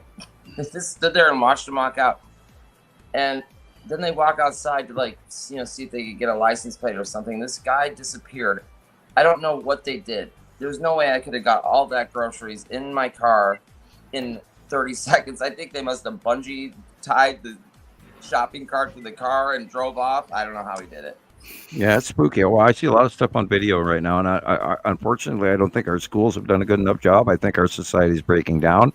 I think we're all getting too calloused, or too afraid, too many finger pointing, too much distraction, too much crazy. We've got to come back down and start taking care of each other, our children, our young adults, are mentally unfit, and our elderly. We've got to start taking care of people in our environment and our other countries, other neighbors. We can't blame the Chinese. We can't blame the Russians. They're all uncomfortable. And unfortunately, they're misled, or the South Koreans, or any of the what's going on in the South American countries is completely being ignored right now. And this is why there's that huge immigrant issue, because those people are leaving their country because they have no place to live anymore that's safe, and they're leaving. And you can't blame them. You can't call it an immigration crisis. Right. It's a worldwide climatary migration and political migration, and they're one and the same in a lot of ways. And we have to stop voting in populist candidates who aren't qualified, who are going to become dictators. We can't do that because they feed themselves. They don't save the people. They don't help you. They lie. And now all of a sudden, lying is okay. Oh yeah. Publicly and on television and on the internet and everything, it's okay. No, it's not. We have to find who we used to be and who we want to be. Importanto. I know. I was thinking about what Tara put about voting. Like, what if you don't trust the whole voting system? Vote anyway. If you don't feel like it. Yeah. Vote anyway. Yeah. The only way to get a good, we have to fill the coffers. Even we have to fill that barrel, even if there is a bad apple, because if you have an empty barrel, you got nothing. Right. We have to fill that barrel with our vote, our opinion, our acts of goodness and kindness, and we cannot be beaten down by the system that's, well, I don't trust it anymore, so why bother? Well, you can't do that. You have to bother. It is incumbent. It is our duty. Yep. To change our environment, to be part of it. If a good man sits by and watches a bad thing happen, is he a good man? No. A good man will go in there and fix it and make it right, no matter what the consequences. That's what a hero is. That's right. I absolutely agree with that. And I could have taken the easy route and never said a word one to anyone. Because no one ever you say. Yep. And I've been doing it for 14 years. I don't care if they believe it or not. This is the truth. I believe it. I know it. They don't come in and they don't slap you with a 30-year non-disclosure agreement if you're wrong. It would have never bothered with me. I would never have been approached by the aliens from the future for being wrong. We wouldn't be doing what we're doing today if we were wrong. So we're doing what we're doing. I've heard of like a 30-year non-disclosure, or I've heard of non-disclosure agreements, but when do you ever hear about anybody getting hit with a disclaimer, like a disclosure agreement like this? This is, dude. When I worked for the Kentucky Fried Chicken in Missoula, and I made the 11 herbs and spices for the entire state of Montana, I had to sign a 30-year non-disclosure agreement. I am not kidding you. It's over now too. I was actually under a non-disclosure agreement not to release the secret 11 herbs and spices for 30 years. I am not kidding you. So to me, the spice recipe for KFC, and you're disclosing. Yeah, I can make it 50 pounds at a time. Those measurements I know. A pinch in the bowl, and a half pound of spice might be a different little. Might be a little different, but. Yeah, the trick to most of what Kentucky Fried Chicken is white pepper and monosodium glutamate and poultry seasoning. Those are the three major. And then there's some oregano and this and that and the other thing. But generically, the main one is white pepper, poultry seasoning, and et cetera, et cetera. Yeah, write that down. Write that down. White pepper. And I'll tell you, when you're mixing white pepper 50 pounds at a time. Woo! Talk about you don't want to breathe that stuff. You taste it and you and it's nasty. It's nasty. Yeah, I used to make So yeah, it's pretty. If you work for a corporation and you've got intellectual property, they'll sign you up and force you to not say anything. For corporations and that sort of thing. I can see that. I'm surprised. I'm surprised they on their secret. Spices and herbs, whatever. I'm surprised they didn't package that off-site and just send it to the stores. They allowed, They're actually now making a Kentucky Fried Chicken cologne. Oh. Yeah. I am not. You can take the cologne and smell like fried chicken, and everybody will love you. They are actually selling a Kentucky Fried Chicken cologne. I am not kidding you. Boy, that's great. I know what I want for Christmas. Right? Well said. Well said. Yeah. It must be. I never thought about the smell of chicken being a cologne, but I know, right? It's I can't even eat chicken I anymore. Can't go there. I don't know what it is. It's just like the texture of chicken for me. It doesn't. I can't eat. I don't know. I'm having a problem with all sorts of foods. Now your body's telling you not to eat it because there's stuff in it you don't want. Yeah. I was telling Taylor that the other day. It's like I'm turned off, on certain things. Like tuna fish. I don't know. I haven't had tuna in years.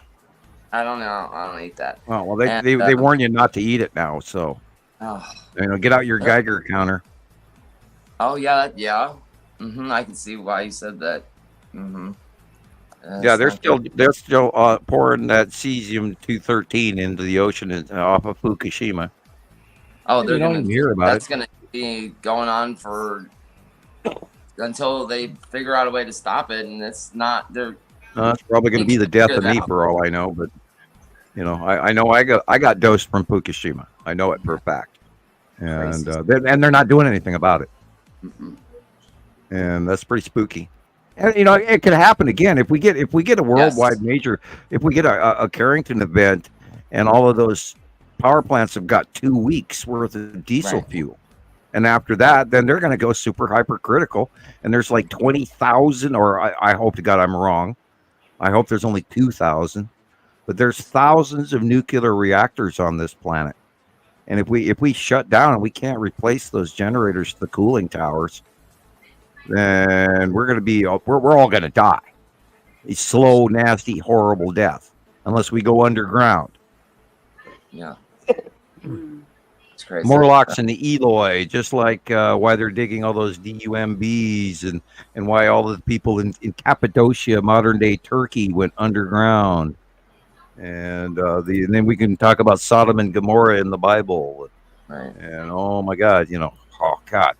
And it's just that, like, that whole thing could have been prevented. It was recommended they build, a bigger seawall, and then, that place was built in like the late 60s or early 70s, and that's when it was designed, and the whole thing had not been updated with the recommendations, like with more modern, like literally down to the nuts and bolts. Nothing had been updated in that place. Well, they're learning about Chernobyl that their expectations of radioactivity in a whole region is a little bit skewed from the reality. I mean, there's animals that are the wolves in Chernobyl area alone are giant now, and the animals have changed in certain ways, and even that dome that they built, that they put over the top of Chernobyl, is already in decay.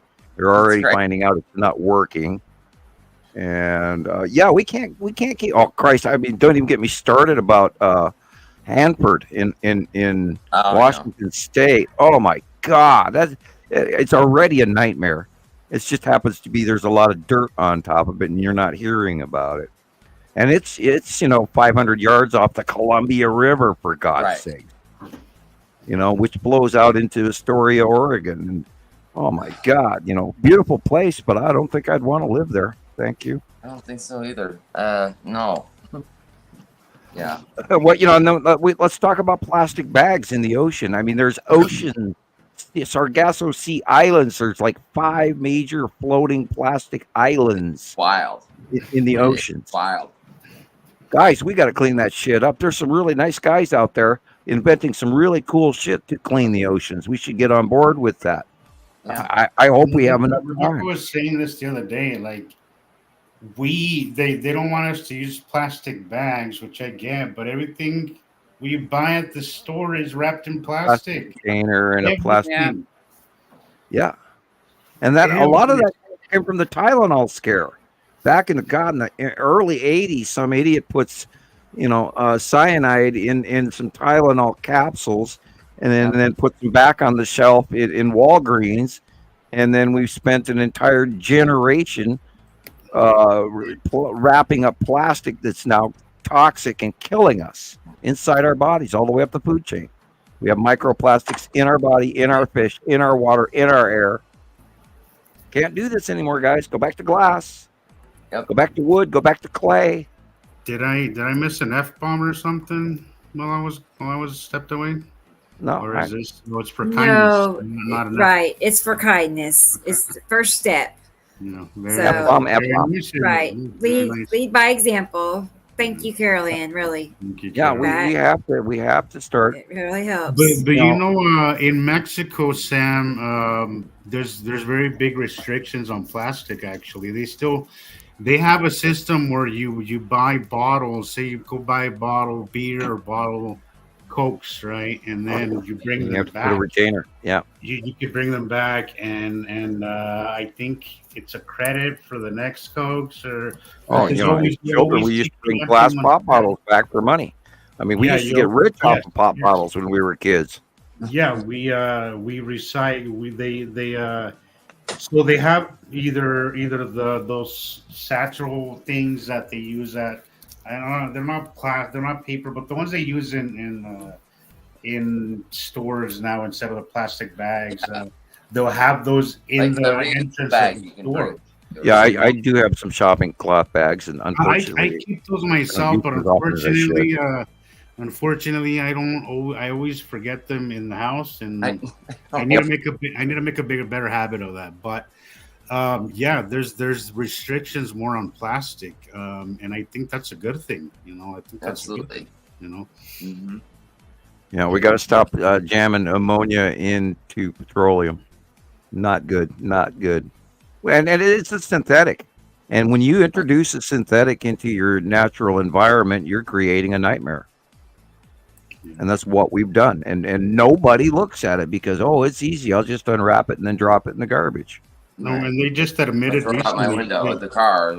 They just admitted recently there was a really short, like 1 minute segment of it on the news, how plastic bottles are now they're saying, I think the FDA is now saying that there is a certain level of microplastics in plastic bottles now. Right. And if you recall, in one of the last shows, I was talking about how I had a couple of gentlemen that I gave a ride to that were they were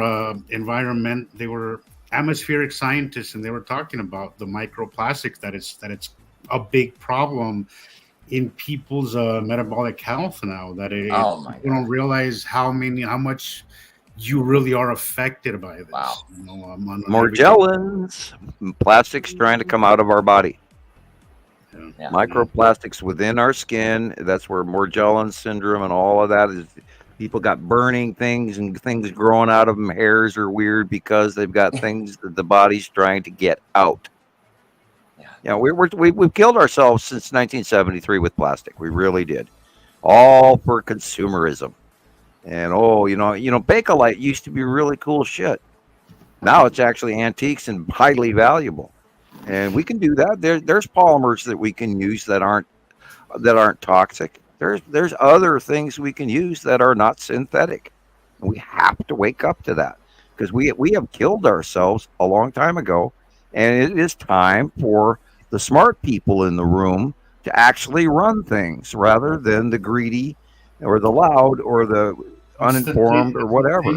Sam, is that smart, normal people aren't trying to run shit. You know, it's always the assholes. Pardon my very French. true. It's always the assholes who want to run things. The thing is that simple people really don't think of life that way. They just want to spend time with their family and do their hobbies and not live a normal life. Most people who seek power aren't good people. You know, so already right there from the get-go, you're screwed. You know, but yeah, it's well, that also boils down to being responsible, voting properly, having an intellectual point of view to realize the course and pathway of what we dare do and what we dare not do, and having common sense. There's got to be some of that. We got to meet in the middle, and it shouldn't be for the almighty green dollar. Right. And once we realize that, we should focus on what's important, not how much money we can make. I don't know who said this, if it was Terra or Experimental. I don't know. One of you guys said it, that what if you don't trust the system enough to vote anymore? And I think a lot of people, that's where they're at right now, including myself. Honestly, I don't think I'll be voting this election. I don't think I will. I don't like. I think we all need to. I agree. I agree. And probably the only reason I will, and probably the only reason I will is because I don't like our current options. You know, I just don't. But me, I will. I think. It's just like what's going on over our heads. But why there's a faction that is up there flying in the cube, and why all of those Star Destroyers are parked over our heads right now, is because the faction that is in charge up there is the lesser of two evils. It's not good. I don't agree with the system that we have, but we have the opportunity to grow out of it. But if we fight the system, we won't. Right. So therefore, we have to go to the lesser of two evils, and then we also have to involve and put our common sense into play as an emissary rather than someone who either allows it or ignores it. Mm-hmm. We have to get involved. Well, I agree because the next best thing for certain parties, the next best thing for votes for them is people not voting. So yeah, I do agree. The thing is that people are so distrustful now with the system that they're opting to not even get involved in some. Well, let's just hope we have an event where that people become involved because they see it's important. Let's have this is where we're talking about the eclipse. I was kind of hoping some proper event would bring the attention level to people to look up and see. And I was hoping we would see some sort of event while the sun was darkened, that we would actually see better illumination of the planets as well. So a mass amount of people would see that. I was hoping for that, and it didn't occur. Let's hope that maybe some part of the religious folks out there do take into account the opening of the sixth seal and this last eclipse and everything, and the signs in the sky and the scrolling in the sky of these planets, and the understanding that there are planets, and blending of that science and religion as a reality of truth, because that religion was created to people who couldn't understand at the time because of their education level. So they were handed a level of mythos so they could follow, believe, inspired to continue believing and doing the right thing. Because part of what religion is wanting to do the right thing and not be part of the problem. Well, and that's where I do see religion's value. I'm not really a religious person, but I do see living in a place like Salt Lake City, I think, gives you an insight of how important it is on some level, to keeping some traditions and some moral compass alive, Well, you can't walk down the street if everybody's throwing rocks at each other. The thing is that at the same time, Sam, like, even though there is some value there, it also has slowed us down. So I wonder if there's a how you said about communism and socialism, is there a comfortable middle ground? Well, conservatism, if you're overly conservative and you're not liberal enough to take care of the people of the system, right, then you're doomed to fail. You will be self-destructive. So the moral to the whole overall is the good have to benefit the people, which is partially communistic or socialistic.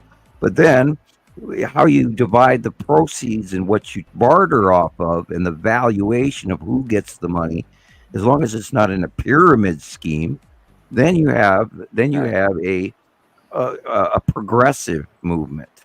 But if you're too progressive, and then you start to say, oh, we have to, which is part of what World War II was about. There was a prior thing called the progressive movement, where they went too far and they were too conservative, and they were checking into people's genetic heritage, and that's when they started sterilizing people with mental illnesses and deformities and other races. Well, I mean, we're kind of seeing a version of that happening right now, Sam. We are really seeing a version of that happen right now. Yeah, it's just a different way. Where liberalism is getting a little ridiculous, oh yeah, liberalism is going too far, and so is conservatism. It's gone way too far. And it's yes, exactly. And I hate that we do this as a society. We tend to do this. We either go too far one way or too far the other instead of. All right, let's make sure that the pendulum swing goes in the damn middle. It's time for the hippie movement again. Ashbury, 1969. But then there is a comfortable middle ground. There is a comfortable gray area, guys. Right, be a hippie, but take a shower. It don't have to be black or white. It could be gray, and that's fine. Well, I was raised European. I don't even see color. I really don't. I think life is about balance. It's that's what I think it is. It's time for the pendulum to swing in the middle. It's time for a middle change. Let's not go there. Let's not go there. Let's go in the middle. And we'll be liberal, but we'll be conservative, so that we have the opportunity to be liberal, so that we can be slightly conservative, so we can be liberal tomorrow. It's like planning and thinking ahead and going through the system and knowing that you have to feed people. And if you pump all these nasty chemicals in the ground, well, 6 years from now, the people who are drinking the water downstream are going to die. So you won't do that to make money just so your town can do fine, and they won't. We can't do that. We can't separate. We have to be part of each other. We have to be connected. It takes a village to live, to eat, to raise your children, to go to school, all of it. And we've forgotten that village. We live in a house on the hill by myself. No, we can't. We got to be the village.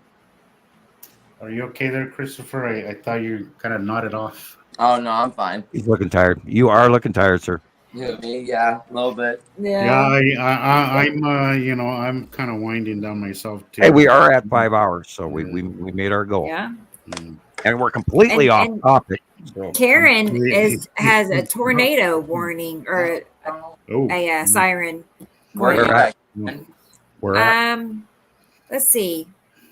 This is what I was reading. Tornado warning. Okay. Edification with fur babies. Yeah, with the babies. Okay. Bring padding. I don't know and where pillows. she is for sure. I don't know. Trying to remember. Does anybody else? Is Karen in Texas or Illinois or? Right. I cannot remember. No. Right. I can't either. But you puppy. I bet you there's that line of storms. Tiamat, Mal 2021. Tiamat is a hypothetical theory that at one point in time there was a much larger planet that Earth was part of, and they believe that somewhere it was a catastrophic event that broke that planet up, which is what accounts for the material floating in what they call the Kuiper belt between Jupiter and Mars. And it's a theory. I understand the concept, but I don't fully believe in Tiamat, because that would incorporate the possibility that part of our binary solar system has broken up at some stage, and that to me would call it paradoxal. And I don't believe we have a paradoxal binary solar system. I think we have a mostly stable binary solar system. So I'm not a firm believer in Tiamat, although I believe in the concept behind it, but not necessarily the actuality therein. And there's no way to ever prove it because it happened so long ago. It's not even within recorded human history. It's a theory. Right. That unfortunately has way too much merit. It's like everybody that believes in Einstein still to this day. I mean, Christ, we're talking turn of the century, 1900. That's 125 years ago. Wow. And everybody goes, well, Einstein said this, and oh my God, that red planet's going to crash into us and kill us. And we can't live in the 1900s anymore. We can't live off the Heisenberg uncertainty principle in advanced chemistry and astrophysics. And they wonder why their math is wrong? Holy shit. Come on, guys. Come on. It's 2024 this year. We got calculators. Come on. There's like 5, 6, 8, 10. There's no way there's you major scientists that have proven them wrong. We have not discovered new science since Einstein. There's tons of new science. It's just been suppressed. I'm a prime example. I come up with a theory. Age 17, they slap me down. They make it absolutely impossible for me to share this with anyone. They threaten me, and then if I would have come out, they would have gotten rid of me.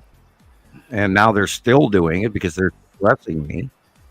So there's tons of science out there that we could do all kinds of stuff with, including literal perpetual motion machines and all, and solar and wind and all. Let's talk about hydrogen rather than these damn electric cars. Oh my God. Yeah. We step back to 1890 electric cars, and you wonder why lithium is the new gold. I mean, and yet these things are lighting on fire all over the planet, burning down houses and killing people. And the electric scooter in China, I mean, they're burning house after house after house down all over the country. And, and it's a horrible resource with all the throwaway crap that's going on with all of this disposable society and technology and more catastrophic waste and industrial waste to make all this crap. We need to go back to a little simpler world. You don't have to fly across the world in 8 hours. Let's get rid of some of the air traffic. Stop flying around the planet so much we might actually be able to breathe. Yeah, nobody really ever talks about that one. Everybody blames cars, which I'm not saying cars are not a bad thing, but I mean air travel is insane. I mean, if you just right now as we speak, there are 1 million people in the air flying. That's crazy, right? That's insane. And nobody seems to talk about that ever. We have climate discussions, all this, but never do they ever mention. Well, when 9/11 happened and they closed down air traffic for like 3 days, our environment actually rebounded by years in those 3 days, and then the 3 weeks after that, we got clear skies, and they actually saw a change in the ozone layer from it. Yeah. Which is it's just insane.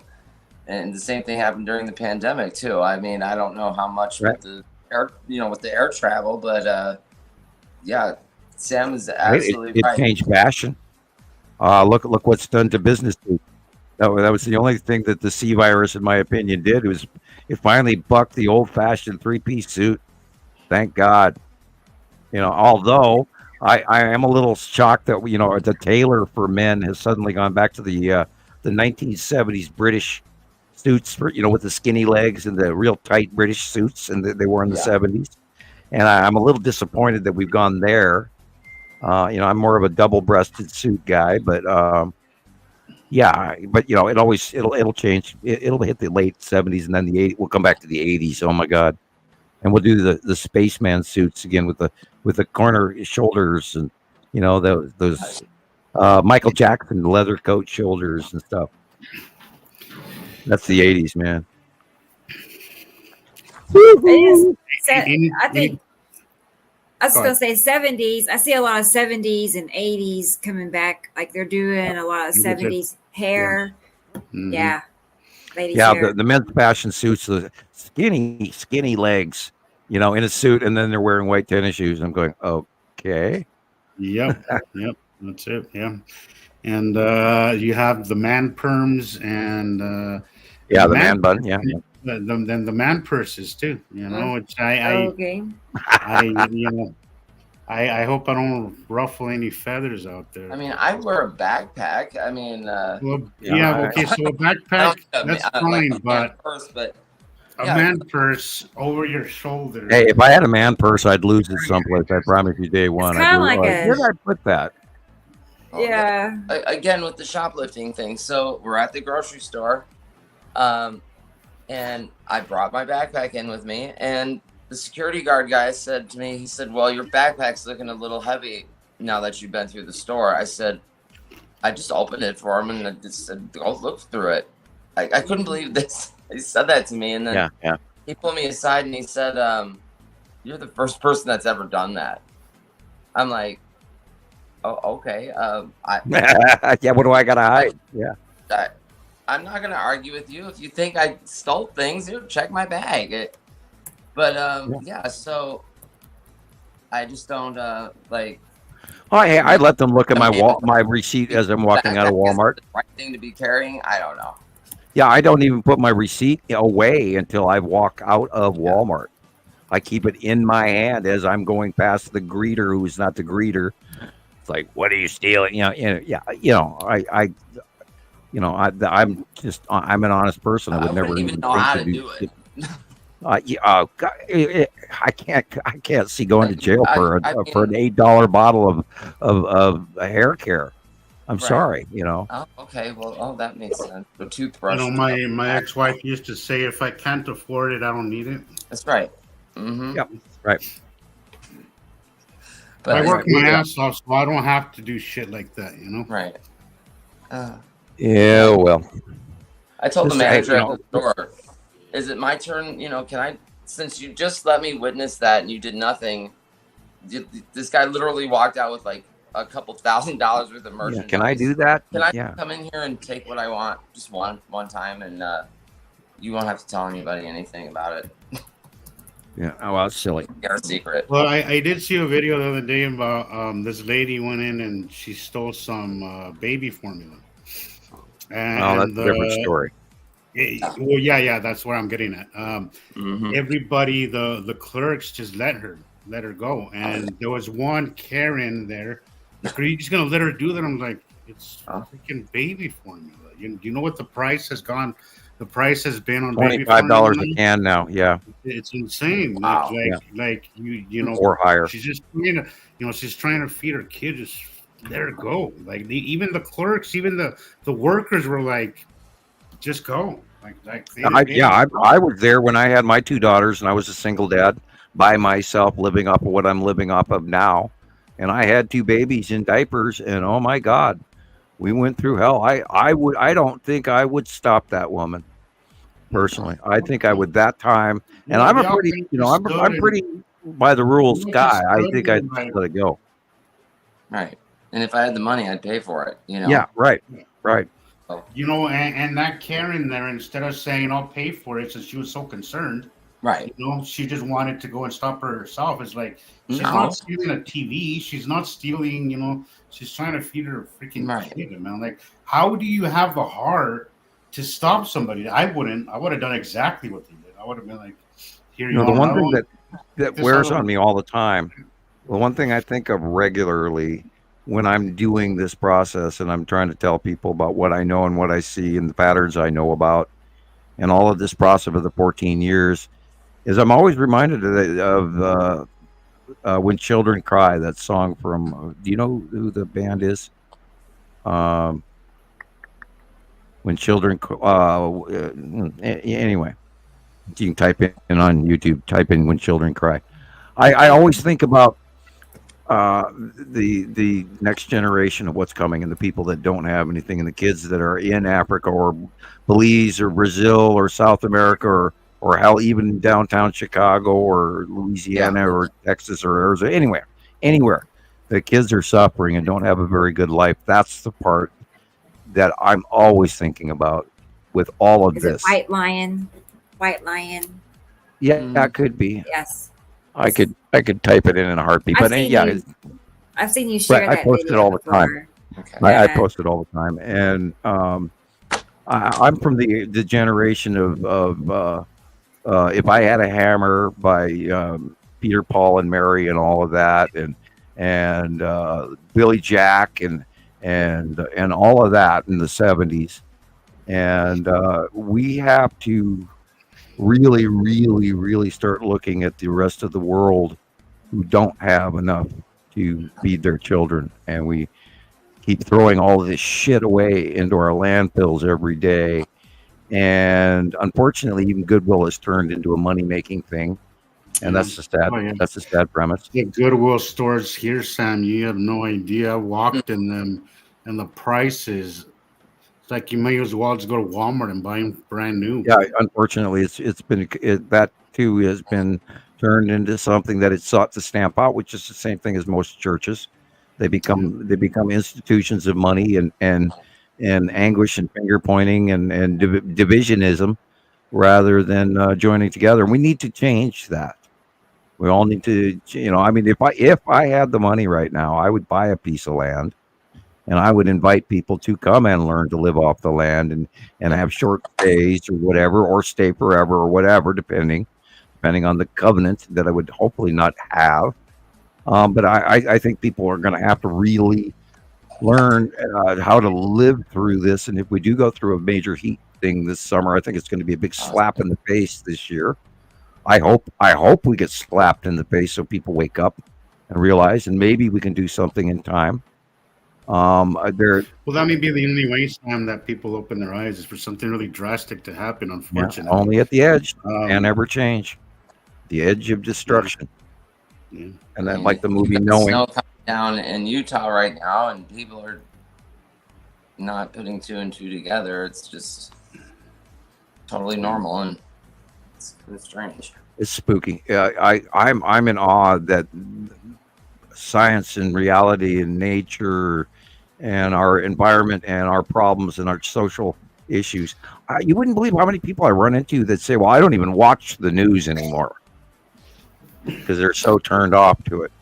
I've been meaning to talk about that, Christopher. I heard you talking about that the other day, and I'm like, that's funny because that's exactly what happens to all of us. Once we see the truth, you were talking about in the last show how you can't even watch TV anymore. And that's something that I think we all here have gone through. Yeah. We once you see the truth, once you see what the world really is like, and you see that they're lying to us, you just can't stomach TV anymore. You just can't. It becomes so like a kick in the gut, where you just can't watch it because you know they're blatantly lying to you. You know, and what's worse is that I've known about it for so long, and why did it take me so long to get to that point? Well, like Sam says, you know, and I love what Sam said. Your time is your time. Yeah. You know, your time is your time, and these kind of things you can't really force them. They just happen when they're supposed to happen. You know, I don't know how it started with me. It just started one day, and I kind of know, but I mean, it's like one day you're like, okay, none of this adds up, and then you just feel this desire, this drive to just question and research and see all that and start asking questions. And then once you get to a certain point, I was hearing you talking about it last show, and I was like, yep, he's one of us, because that's exactly the same thing that we went through, all of us. You know, you reach to this point where everything worldly becomes hard and uninteresting, and even it hurts to see it, because you're like, God, I was in deep slumber. I was so asleep. And now that I wake up, I realize that it's all, as they say, it's all a matrix, you know, not in the way that people talk about the matrix, but it is our own version of a matrix where everything is not what it seems. Everything has a system that was designed a certain way. And yeah, I have was a choice, you know. When I heard you talk like that, it just, you want to do this. That's right. Right. When I heard you talking about that, it just kind of hit a nerve. I was like, gosh, he's going through it just the way we went through it too, you know, because everybody here can tell you that same story. Everybody can tell you that same story. I haven't watched a golf game. I haven't watched a football game. I haven't watched. The last time I was watching NASCAR, I was watching the sky every time they went around the track rather than. I'd like to watch something. If I'm going to watch something that's not sky related, it has to be something happy, something that's not bullshit. I mean, even if it's bullshit, I mean, something that's comedy or some kind of animated something. Or something. I watch archaeology and all the learning natural, stuff. Some nature show. I love watching nature stuff, but I can't watch the TV. Like, I can't go and watch a movie at the theater. I just cannot do that. Hollywood has become like the worst for me. I cannot watch it. Last time I went with one of my friends to watch Cocaine Bear because she wanted to watch it. I'm like, oh God. Oh, it was brutal. It was so freaking brutal. I don't know how you. Kudos, man. How can we sit here and watch this? And the crowd was going nuts. I don't know. That's just. It shows you the level of conditioning that we've been cornered into, and when they talk about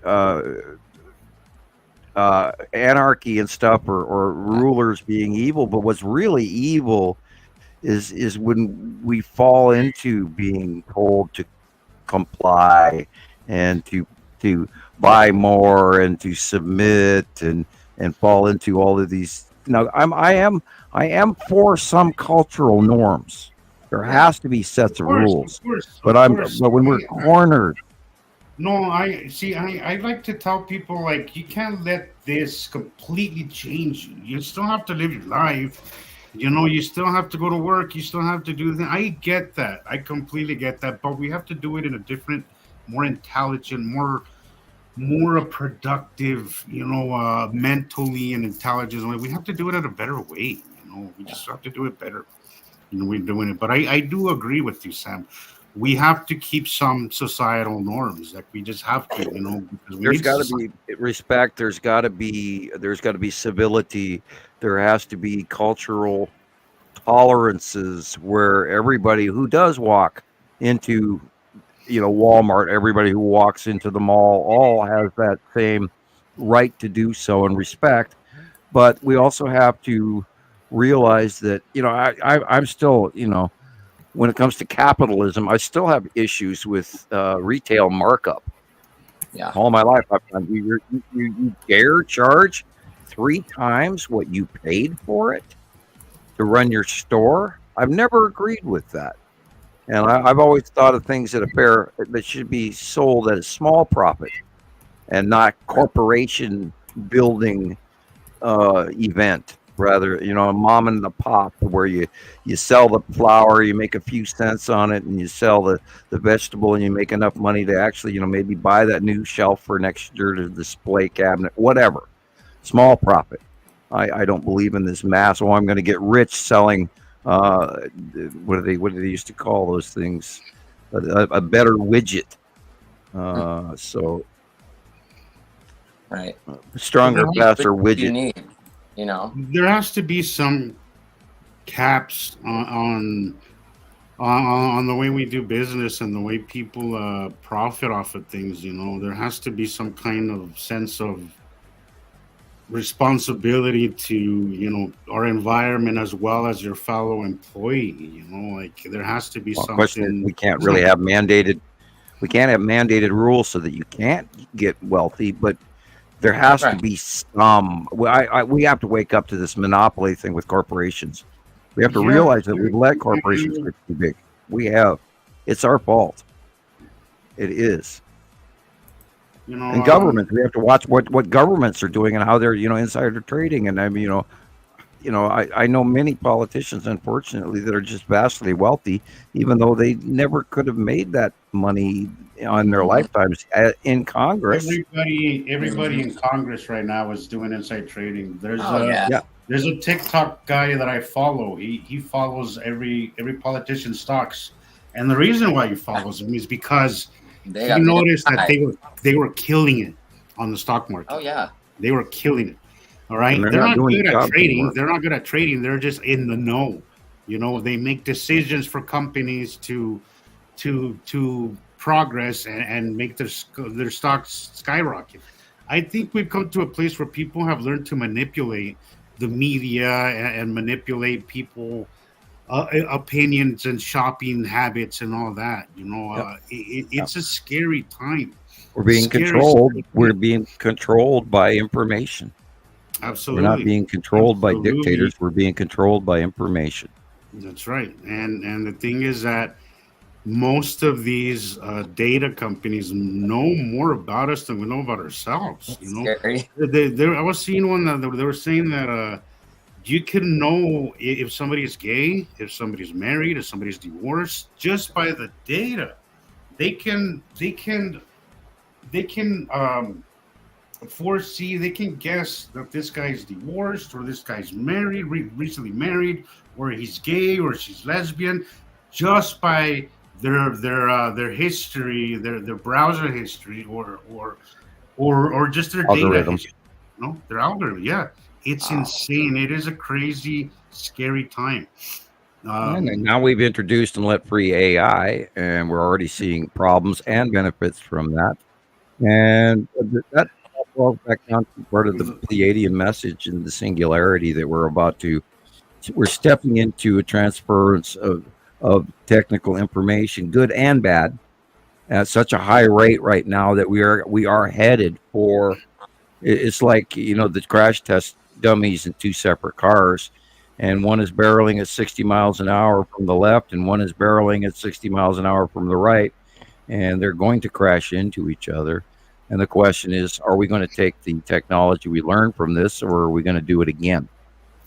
And is this going to be a strong enough pertinent test, or are we going to ignore the results of what we're already knowing? So we have to. The crash is coming.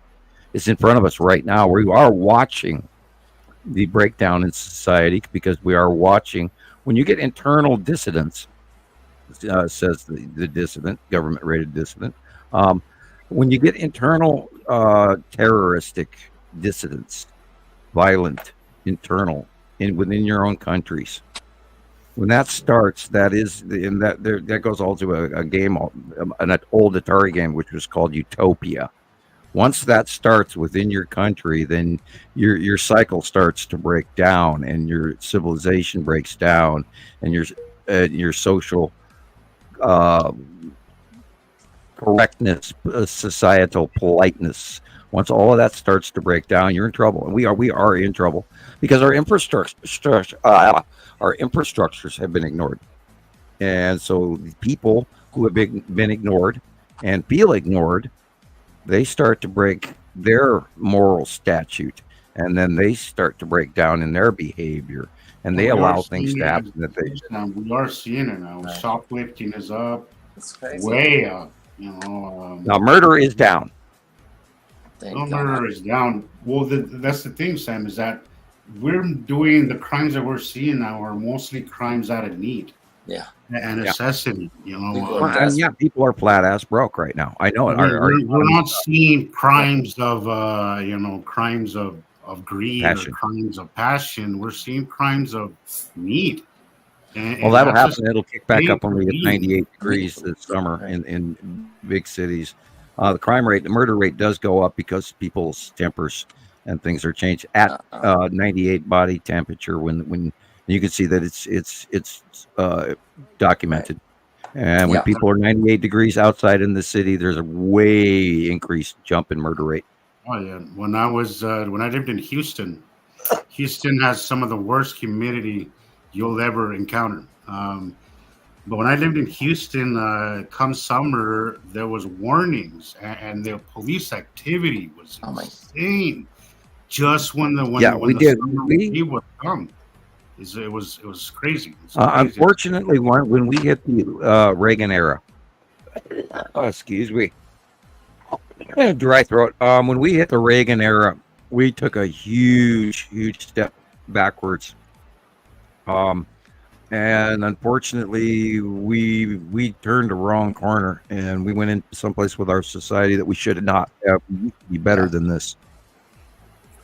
And somebody somewhere forgot the realities, the truths that we used to work for.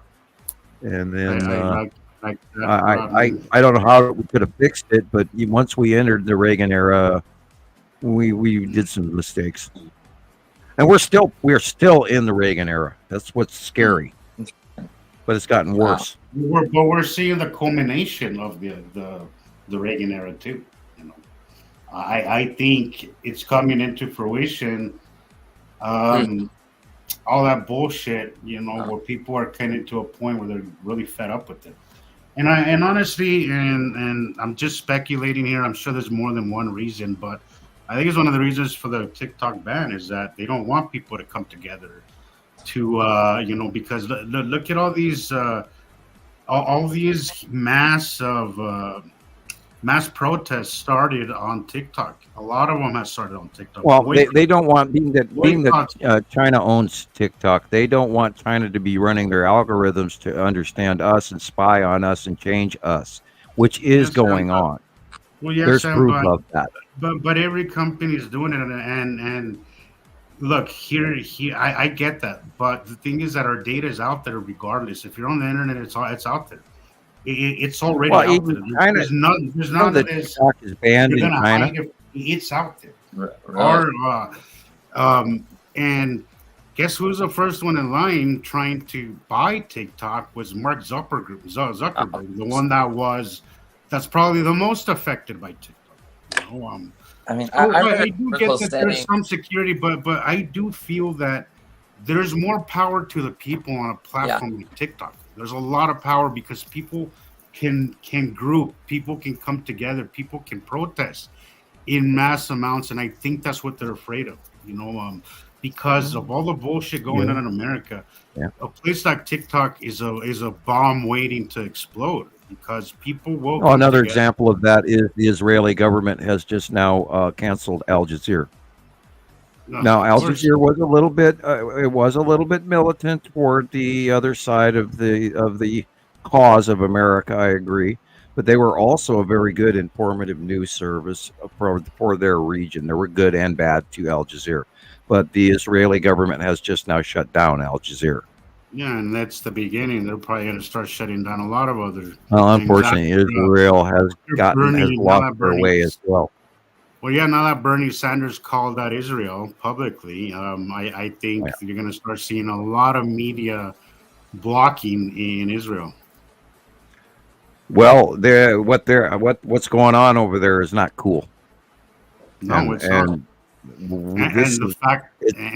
the fact that there was an aggression in the beginning, I don't think merits the response at all. Yeah, you're right. The ends do not justify the means. in this case, and I'm in awe that we handed them a whole bunch of money when we do that every year anyway. Yeah, but I wouldn't doubt if there's an ulterior motive that are sent too. Well, yeah, because we have to have a level of control. We have to, that way it's an ace in the hole, so we can threaten them to take it away from them if they don't listen to us. And it has curbed the tide a little bit. We do have a level of control by handing out money every year, and that's good, bad. And I was talking to somebody about that recently. The money that we send to other people isn't just humanitarian or because we like them. There's always some kind of return in some form or another, whether it's resources, whether it's control over their country. There's always some ulterior motive. Do not underestimate our government isn't just writing blank checks to people just because they're nice and good-hearted people. No, there's always an ulterior motive there. Always. I do see and I do sense that there is a really large population that are holding their breath right now. Everybody is stressed out. Everybody's edgy. You can feel it in the air. Same thing with these storms. The day that those on the 26th and 27th and 28th, well, you could feel that something was coming, and we knew. And I've been there ever since then. I don't think I've calmed down. I feel the storms. And this speaking of again that's supercell that is probably rotating back down south right now or into Montana right now. I don't know because our wind did change. I'll have to go into the radar when we're done here tonight. But there's a sense, there's a feeling, there's a palpable something going on. And boy, if something big doesn't happen, I'm going to be amazed. I just of course tomorrow is going to be tomorrow, but there's more coming. It's kind of spooky where we're at, and I hope everybody stays calm. Well, I think this 180-day cycle, Sam, is a turning point because nothing has compared previously to this cycle, and we're just getting started. Yeah, and then the hurricane season starts June 1st.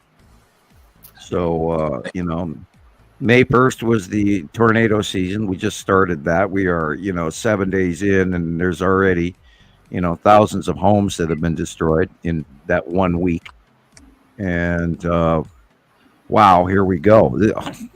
I mean, I don't even talk about China and Russia and the thousands of, Taiwan. Oh my God, Taiwan earthquakes again went off again last week. Oh, those poor folks. Wow. I can't even imagine living in Taiwan right now after months worth of major earthquakes, months, and aftershock after aftershock after aftershock, and buildings, tipping and falling all over the place, and all those poor people. I can't. Can you imagine how edgy? I mean, heck, Japan is literally the same way. They're having earthquakes, and China had a couple last week that were pretty big as well, and Italy, Naples, God. The one in Indonesia that just blew up and then went again, and now Kilauea is going to go again, and I can't I can't even imagine being trapped on an island and then not being able to afford to go anywhere and get out your boat. Speaking about getting out your boat, that's what Houston is doing right now, and everybody in that area of Texas, they're all canoeing, and not funny, but they who have had a drought for many, many years now. Right. I mean, I don't think a lot of people are even going to get that because a lot of people don't even know what's happening there. Yeah, southeast Texas is flooded like crazy. It will be flooding for long. You know what I'm saying? I mean, that was a different type of storm. That was a big deal, but this is just as big. These people's homes are flooded. What was the name of the town that we saw at the beginning of the show, Rebecca? Barnsdall. That was just. I mean, I've always told myself I would think it'd be really kind of neat to see a tornado, right? Not after seeing those people sound like that. That to me just kind of sounds stupid when I'm saying I would Right. think cool to You see. know, Chris. I've always wanted to honestly see a tornado.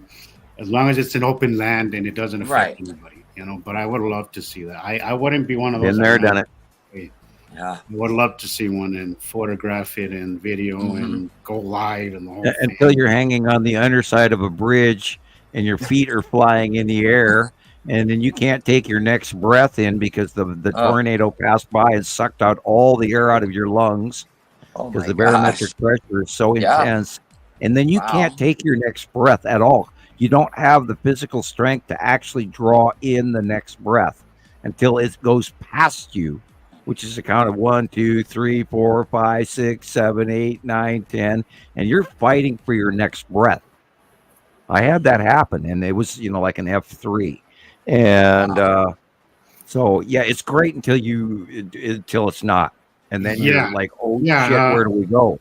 I remember when I was in, there was a few places, I think it's Texas or right around between Texas and Oklahoma, that area. There's places where you could actually go on these tours where they go. Oh yeah, I would love to do it. And they go storm chase, tornado hunting. And you go can be take storm tours chaser. And just, actually, let's read timber. Yeah, but definitely a risk. I would probably take. Yeah, I would probably take. Yeah, as long as you didn't. As long as it's not my car. No, as long as it's not destroying anybody. Like I wouldn't. I would. As long as it's just an open land.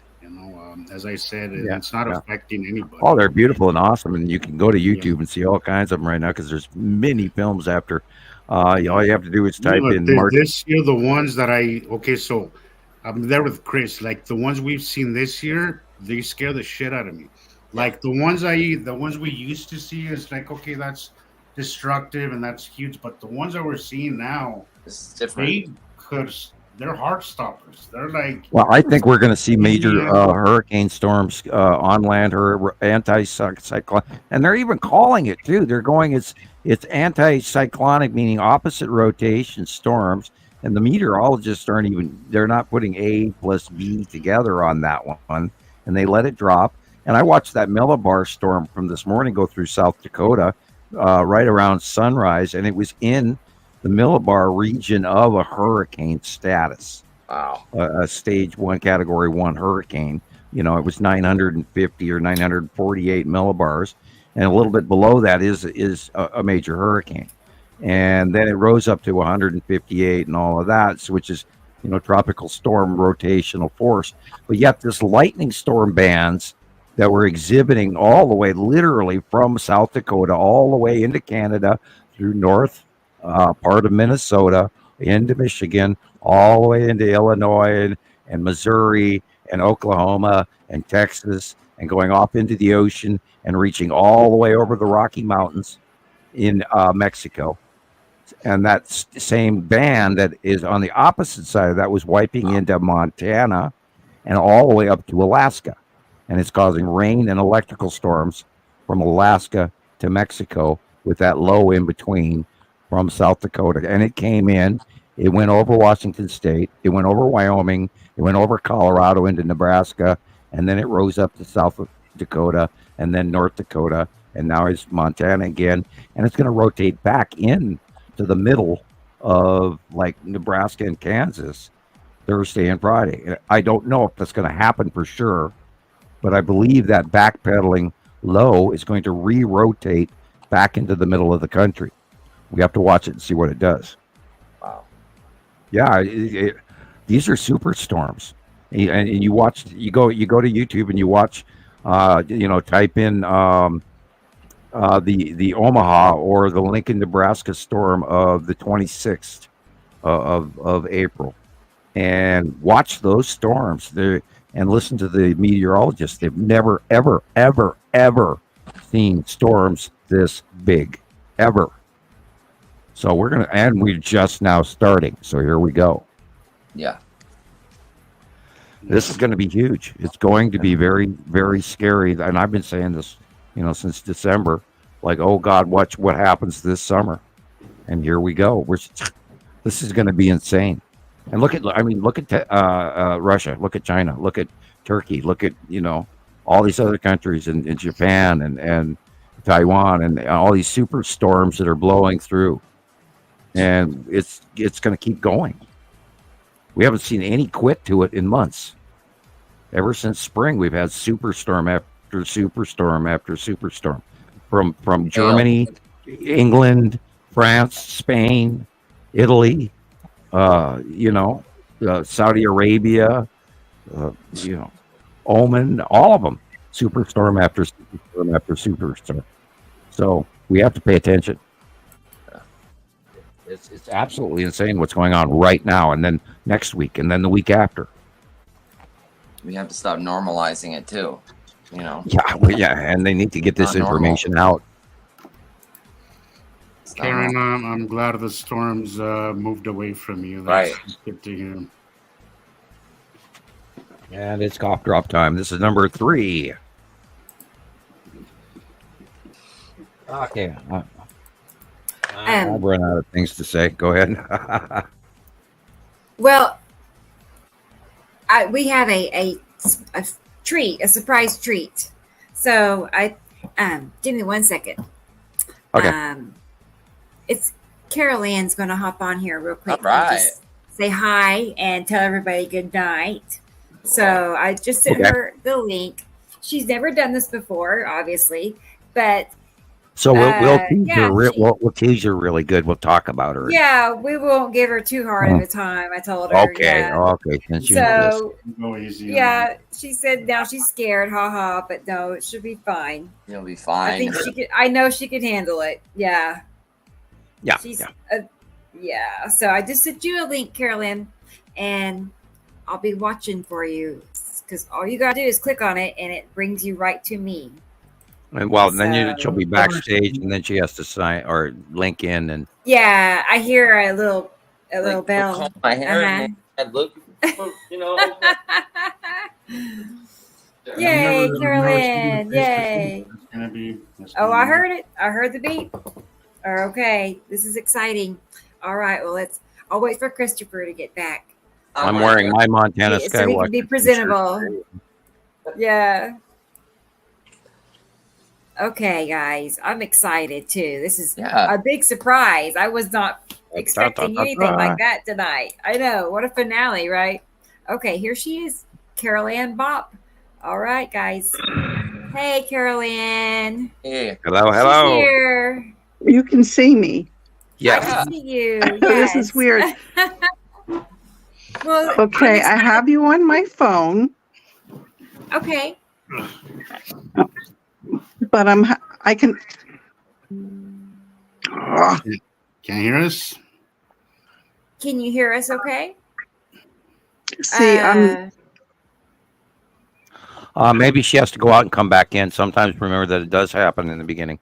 I want to come in on the computer, not on the phone. Oh, well then go ahead and let me try. Go ahead and exit and click on the link on the computer. Go to your messenger on the computer. Okay. I'll be back. I'll close you out. Okay. All right. She's going to get the hang of it. It just takes a minute. Yes. Right. A lot of times we have to go in, come in, and go out, come in, go out, till it squares away. Well, good. I can't wait to visit. Right. Probably signed in or linked in on her phone. Yeah. Me and my wife were talking about the first time I came on the show, and she said I must have said, I was like talking about my experience with what's happening, and she kept saying that I kept saying I was shocked. It was shocking. I must have said it like 20, 30 times in like 10 minutes. I was pretty nervous. What was it about? About being on? Yeah. Yeah, for sure. Oh boy. Yeah, Christopher. It's better now, but I have done hundreds of shows. Oh yeah. And every time that Rebecca and I do pre-show talk, every time still, I am nervous every show still. Wow. So, Yeah. And then I watch them back and I go, oh God, you idiot. Look what you just said, So I still do that, and so you never get used to it, and you're natural, and run with it. You're doing great. Right. Yeah.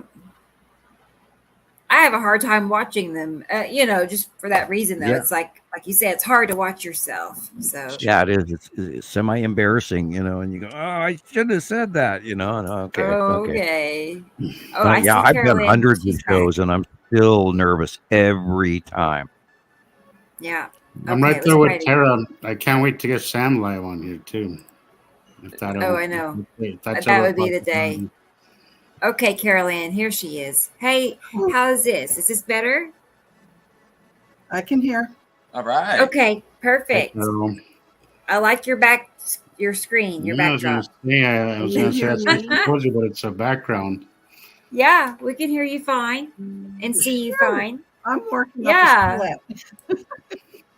Well, this is a big treat. I did not know we were going to do this tonight. I like surprises, though. Yeah, it's nice to So- it's nice to see you face to face, Carol, and kind of be able to say hi personally. Nice to finally do that and finally officially meet you. Totally not You my know? thing. Well, It it's is. really none of our things, but I mean, we have to get out of our comfort zone sometime, right? But Oh, yeah. mostly it's just like us visiting, like we're Yeah, having that's a what little it feels like call. to me. It feels like we're just having a little powwow together and just shooting this shit, as they say. Yeah. So how are things? How's the weather there? I knew you were getting some rain and Right now, we're okay. I'm worried about Karen because she is west I've from been me. watching. Uh-huh. So where is she again?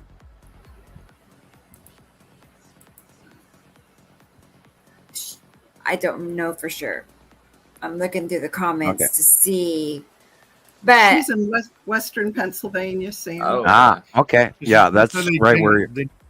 they did head away from her, is what she was saying. So that's good. When it was going through Wisconsin earlier this evening, that new startup was literally at the end of Wisconsin and Ohio when we were talking in the earlier part of the show. So yeah, they would be getting it right now in Western Pennsylvania. And it is it's like 1:00 in the morning, almost 2:00 in the morning there on the time zone. So yeah, they were concerned about what was going to happen on the second round of this storm tonight, and it broke apart on the armband spin over Michigan, because once it went over the Great Lakes, the bottom area of the electrical thread, the spinning octopus, so to speak, the arm went straight after the upper part went over the Great Lakes, and it changed direction.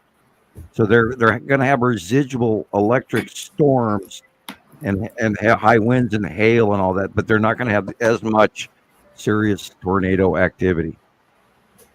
Yeah, that'll be like Thursday night and Friday. I don't know I have to go into the models and see that ahead of time. I haven't watched what's coming on Friday. The hail is what's scaring me really Yeah. bad. We've heard, like I said, we've heard of hail being large like that, but not ever. gargantuan. Well, yeah, this is major amounts of moisture too coming out of the Gulf of Mexico and going very high aloft, and then it's mixing in with the jet stream. And we've never seen the southerly deposit from the Gulf of Mexico going straight up to Canada before as much as we have in the last 2 weeks. I've never seen it do this. And here it is backpedaling into Montana where it came at us. The low came in from the Pacific, ran into that Gulf of Mexico stream, and then did a hook and a U-E to the left, and is now going to center back down again, centrifuge back into it. And if that low stays stable or weakens and then reforms, we don't know what's going to happen yet. But then I'm going to have to check the models again. Yeah, it could reform once it runs into the jet again, and then runs into that southerly push out of the Gulf of Mexico with all that moisture. Now that it's cold, that just went over Montana, which is why it's cold now. Let me check the temperature here, see how much it's dropped. It hasn't. It's 42. when that comes back around, it could reform and cause an even bigger, unbelievably even slower storm. We don't know what's going to happen, but I will check the model tomorrow for sure. Sorry, I got an itchy nose. Oh, can't talk and scratch the nose at the same time. Yeah, that's okay. Time to clip the mustache, I think. You got that one little hair that, when you talk, the one standing out touches the tip of your nose and goes, wiggy, wiggy, wiggy. Anyway. We lost her, did we? Oh, we sure did. Uh-oh. Said her internet went out. Oh, yeah. Here, she's back. Okay, she's back. Let's try it again. I'll shut up and we can let her talk. Did she It's good show practice up? for, to come back in and out like that. Right. That's just pretty cool. I mean, that she's, how you just, there's been other people that had a lot of apprehension, to be on here. And then when that moment hits and they're like, I'm ready now. I mean, it's happened with other people too. Like Nicolle, it probably took her a few weeks to, get ready to. Yeah. And now, she loves it. So I have the feeling Carol Ann will be the same way. Clearing her throat. I in the earlier part of the show, and I was wondering if she was sort of chiding us under her breath. Right. Following up with like those first days, knowing it's going to happen is when I was kind of nerve wracking. But after that, you get comfortable. Right. There she is. She's back. She's a natural. I can tell. No. Well, it's quite different on this side. Well, okay. Well, you have the floor. Go ahead. Say anything you'd like. I don't want to say anything. I just want to watch. Oh, you want to participate? Okay. Well, I'm glad you're here. Yay. I'm glad you're here. This is a big deal for me to do this. So right. I know it is. I'm glad you did it. It's you got out of your comfort zone and still came on. So you're gonna love it. Right. Yeah, maybe next time, Christopher. Maybe, not this time. I'm sweating way too much for me. It's like, yeah. It looks so different from this side. Well, just imagine there are thousands of people watching you right now. I'm only Samuel. Thank you so much for that. I'm very happy that you're here, and this way we get to find out who you are, your mannerisms and your smile, and then we get then you get a great screen capture of yourself for later, etc. All those good things. You. And I'm so happy to see Jesus. Yeah, it's really nice to see you, Carol. It's really nice to put a face. I mean, I've seen pictures of you because you post pictures of them, but it's not the same as it isn't. No, doing like a live face-to-face thing. What I love about it is, and it's one of the reasons why I was open to it, is because it gives you access to meet the people that you've known for so long. Thank you for all your work and the stuff you do too. You're quite welcome. Quite welcome. That comes from my heart, Sam. I just, in this too many years to see it not prosper. You know what I mean? It's got to get out there. Yeah, we have a lot of time. We have a lot of time invested in all going back many years now. Many. Yeah. We're really old, Sam, aren't we? Don't tell anybody. Shh. I don't want everybody to know that I just spent a decade and a half sitting in this chair. Well, I'm older than you are, so I'm still your senior. The old Southern thing to go, bless your little heart. Yeah. Well, I'm glad somebody's older than me for once. Yep. Proud of it, though. Yeah. Proud of it. No, you have been a very valued member for many years, and I really want to thank you. Thank you. I do appreciate that.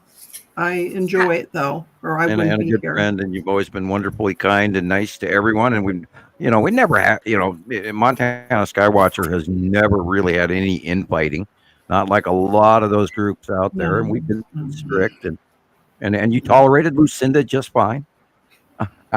She was fine. I had too many of these heart things, but I put hearts on myself. So. But other than that, she did have a tendency to put a lot of stickers in the middle of stuff, and she was working hard, so I let her.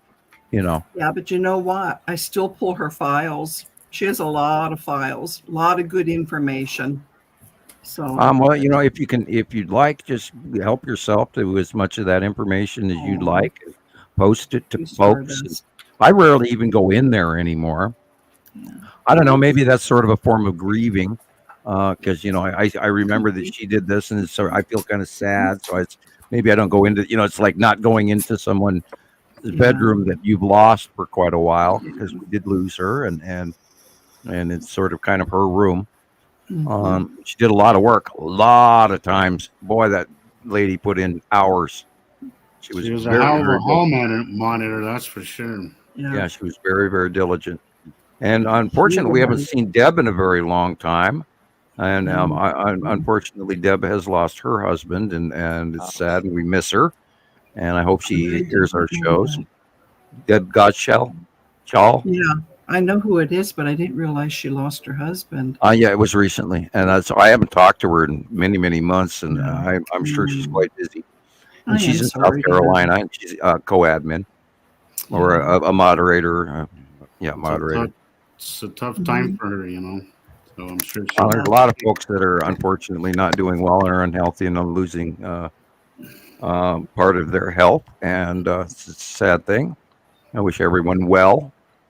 Yeah. And the stress we're all going through too, and the planetary passings of the bodies over us is really affecting all of us, including the birds. And I got a cat that's going ape every morning about 4:23 through whatever. She did it again last night. She woke me up 6 times last night. Oh, bad cat. Yeah. Only 6. Yeah, well, I mean, I was counting, so I mean, it was and she's a very fast cat. I tried to swat her on the butt on the 6th occasion, and I couldn't even catch her. So, oh boy, smart cat. She this time, yeah. I mean, I'm not an animal abuser, but when you get up for the time to let a cat in a room that the door is open. I have my own, so I know. She's yelling at a door she wants in, but the door is open. Yeah. Like, thankfully, my cats sleep at night. I mean, they're on schedule with me. Really, I have 5 cats. And they're all supposed to sleep. Okay. Yeah, they don't have. I don't have any trouble sleeping, or the cats bothering me at night. I don't know. I've been getting up about that time normally lately too. Is early 4. Yeah. My internal clock is weird lately. I used to always, like clockwork, always get up right around 5, and now I'm getting up way earlier. I barely sleep. I keep talking to all you guys on my pillow. Bed at 5, or we? I was gonna say I've been going to bed like about 4. Like I'm in bed by 3:30. I'm asleep by 4, and that's crazy. I've never been a late night person. But in the last couple of years, it's changed. So I think I think the moons are affecting our internal clock in many ways. The birds are chirping. Right at 3. That's why I'm up at 3 taking my videos of the birds chirping. I step out and I refill the cat dish outside for the stray cats, and I'll check the birds at that time. But yeah, I sleep from like 4, and I set my alarm for 9:30 because I don't want to sleep all day because I got stuff to do. So that's my schedule. That's why you're hard to get hold of in the mornings. Okay. Me? What? You're the one that's been feeding the stray cats, huh? I know. I have a bowl out front and back, and we must have had like 100 cats out here last year. It was bad. Oh really? Oh my gosh. I can't afford it. Goddess showed up, or she's been here for a while, but I didn't see her. But I just noticed Stardust Goddess is here. She's here. Yeah, it's Shelly. Our friend Shelly. Mm-hmm. That's our girl Shelly. Shelly from TikTok. Live and learn. But she's also on Facebook too. But that's the lady that helps moderate when I go live. Okay. And so does Carol Ann. We have a lot of fun when we do that. I know. Shelly, we need to do it again. We should. Just does her thing, and Shelly and I are having a blast. Yeah. We have to get Shelly on here sometime. Yeah, she always tags us on some pretty cool videos and stuff. Yeah, and I was just looking on TikTok, and she's real good to share my she'll videos. She'll repost. Yeah, we need to get lots of our older members on, just even if they can spend 5 minutes talking about their own, personal experience and what they may be able to share to new folks and how they can find the planets. And instead of, because Rebecca and I, we're, such old hats at this, we're talking about the current events, and we have a tendency to go way past the beginning story because, we know we barely even think of it anymore. So new folks will have a basis of understanding that they could share with other people. Not. Anyway. Well, it's true. Yeah. I just want to say, if I can do this, Shelley can do this. So. Right. Right. This okay. There's a dare for you, Shelley. Yeah. She says maybe on a Saturday. I know she watches her grandchildren, so I know she has her hands full. I would love anybody who wants to come. I'd love anybody who wants to come on. I would love that. It'd be great. Yeah, even if you have, want to make a quick 5-minute visit and ask one question, even or no questions, whatever. That's true. We'd love to have you on. She said she'd do it for me. Thank you, sweetheart. Yeah. The idea is that that we show everybody else out there that there's not just a handful of us here doing this, and they are not alone, and we're all here because there's lots of us. I mean, there are lots of us around the world. Every day we talk to people around the world.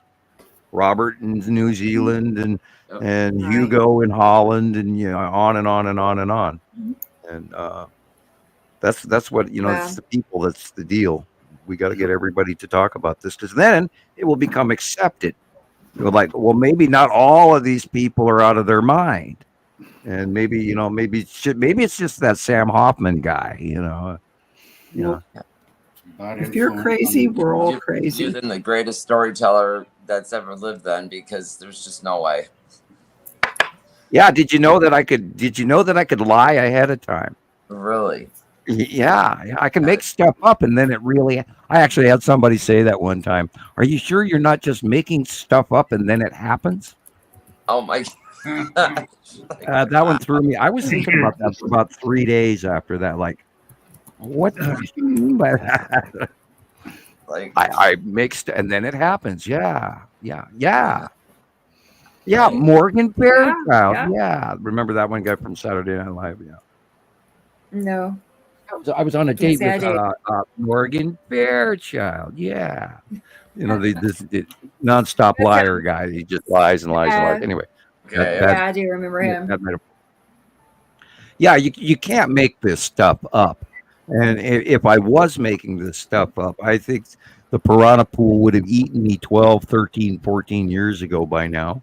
Well, I mean, how lucky could you get? You could maybe get lucky a couple of times, right? But to do it 14 years and it just keeps repeating itself. I mean, gosh, there's this. You have one point you gotta just say, well, yeah, coincidences kind of go out the window. At one point. Yeah, but Jesus, it's just like a big puzzle, but all these pieces are fitting together. That's right.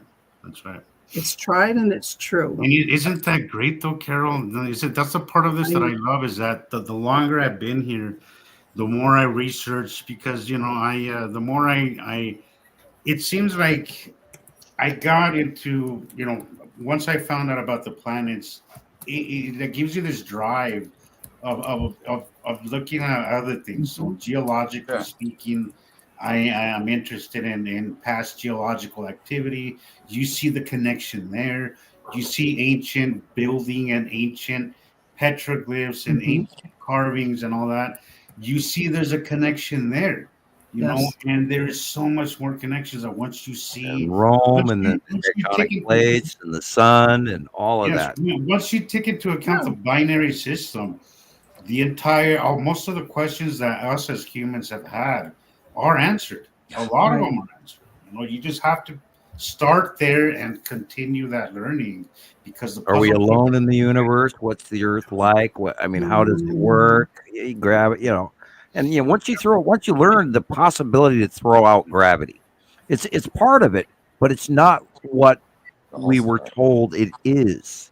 The randomness of these rocks floating around with no control.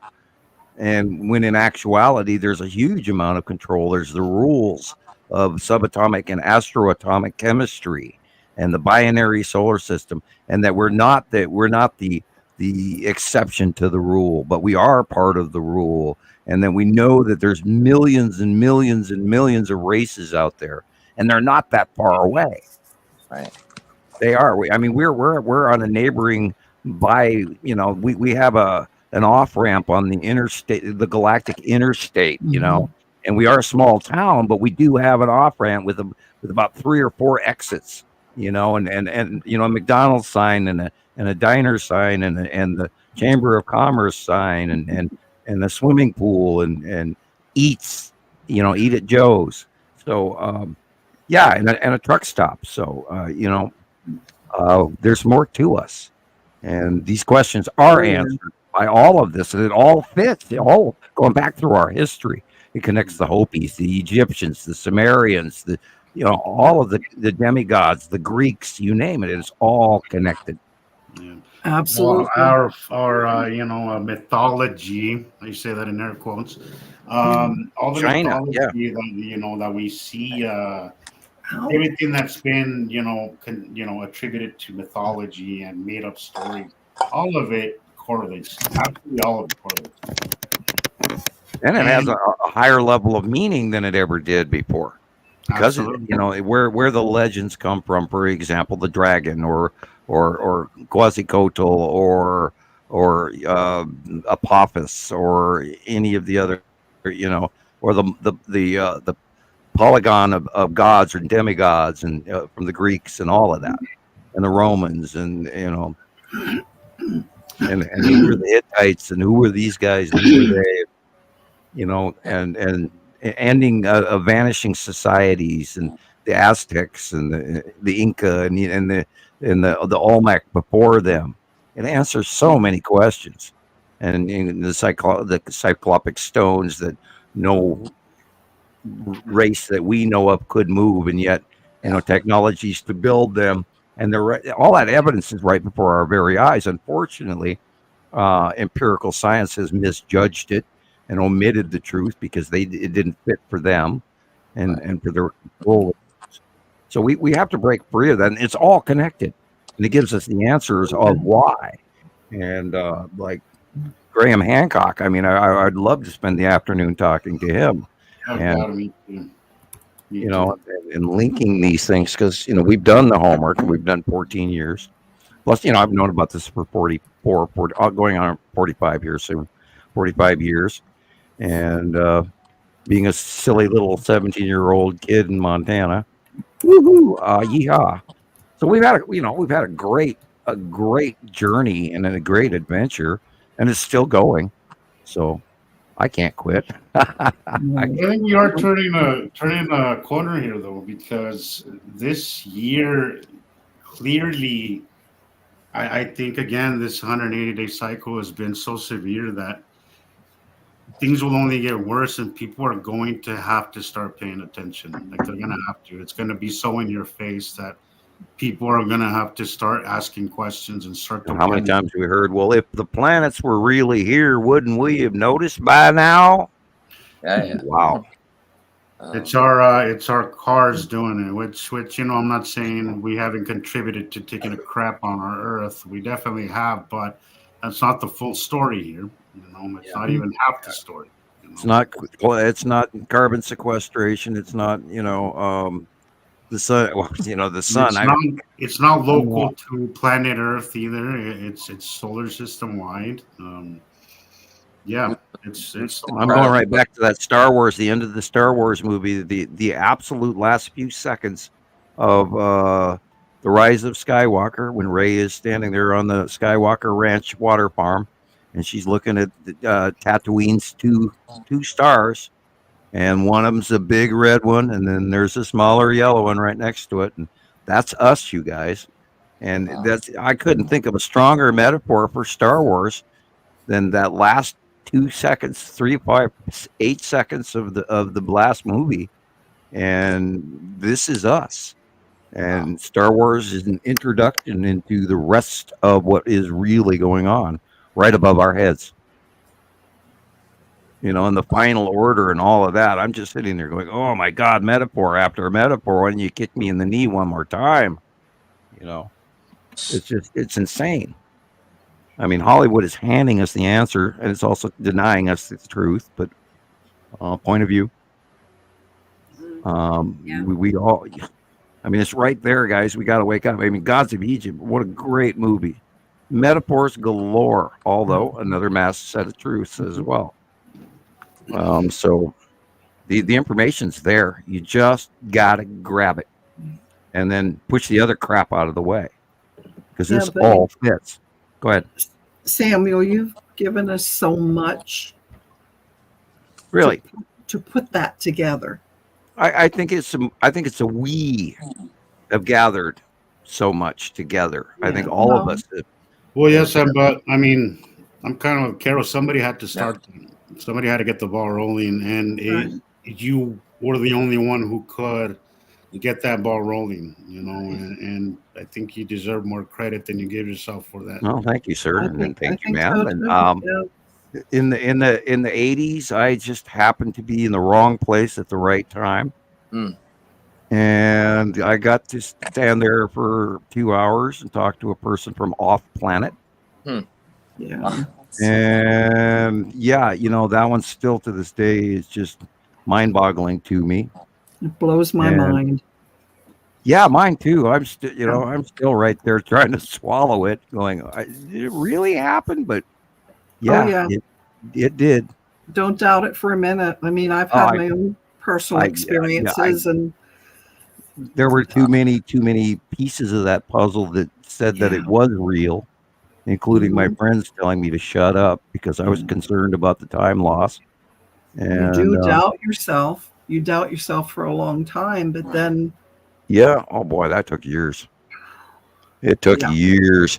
I don't know if you listened to that Pleiadian message that we posted recently. Yes, many times. And the part where it says one afternoon you're sitting there, and at one moment, all of a sudden you get downloaded these volumes of information that, like reading an entire legion of information within a few seconds. And that truly did happen to me. It really did. I'll never forget it. I was standing there washing dishes, and it happened in 2010, and the connection occurred, and it was just like, oh my God, I am right, and all of this shit, it did happen, and I remember this, and I remember that, and I remember this, and it was just sort of like, just laying the suit of Sunday clothes on the bed, going, okay, here it is. And I reached out into deep space in my mind, and I found even more information about my paper that I wrote when I was 17 years old. And I was just like, it connected, and I got the final answers, and it was like, wow. And the rest is history. And here we are today. I connected with something that was just so, it was basically obvious. And it's, one of those, hand on forehead duh moments, except there was soap, I had done with dishwashing soap on my hands, so I couldn't put my hand, hand joke, bad joke, but I'm doing the dishes, and it's just like, ta boom. And it just happened, and it just came, and it was just a wave, and been doing it ever since. And I know it talks to me. It speaks volumes. I see the planets in my head. I draw them for you guys. I don't copy any of this stuff. I just sit down and do it. You draw them and we photograph them. Samuel, I have a question. Okay.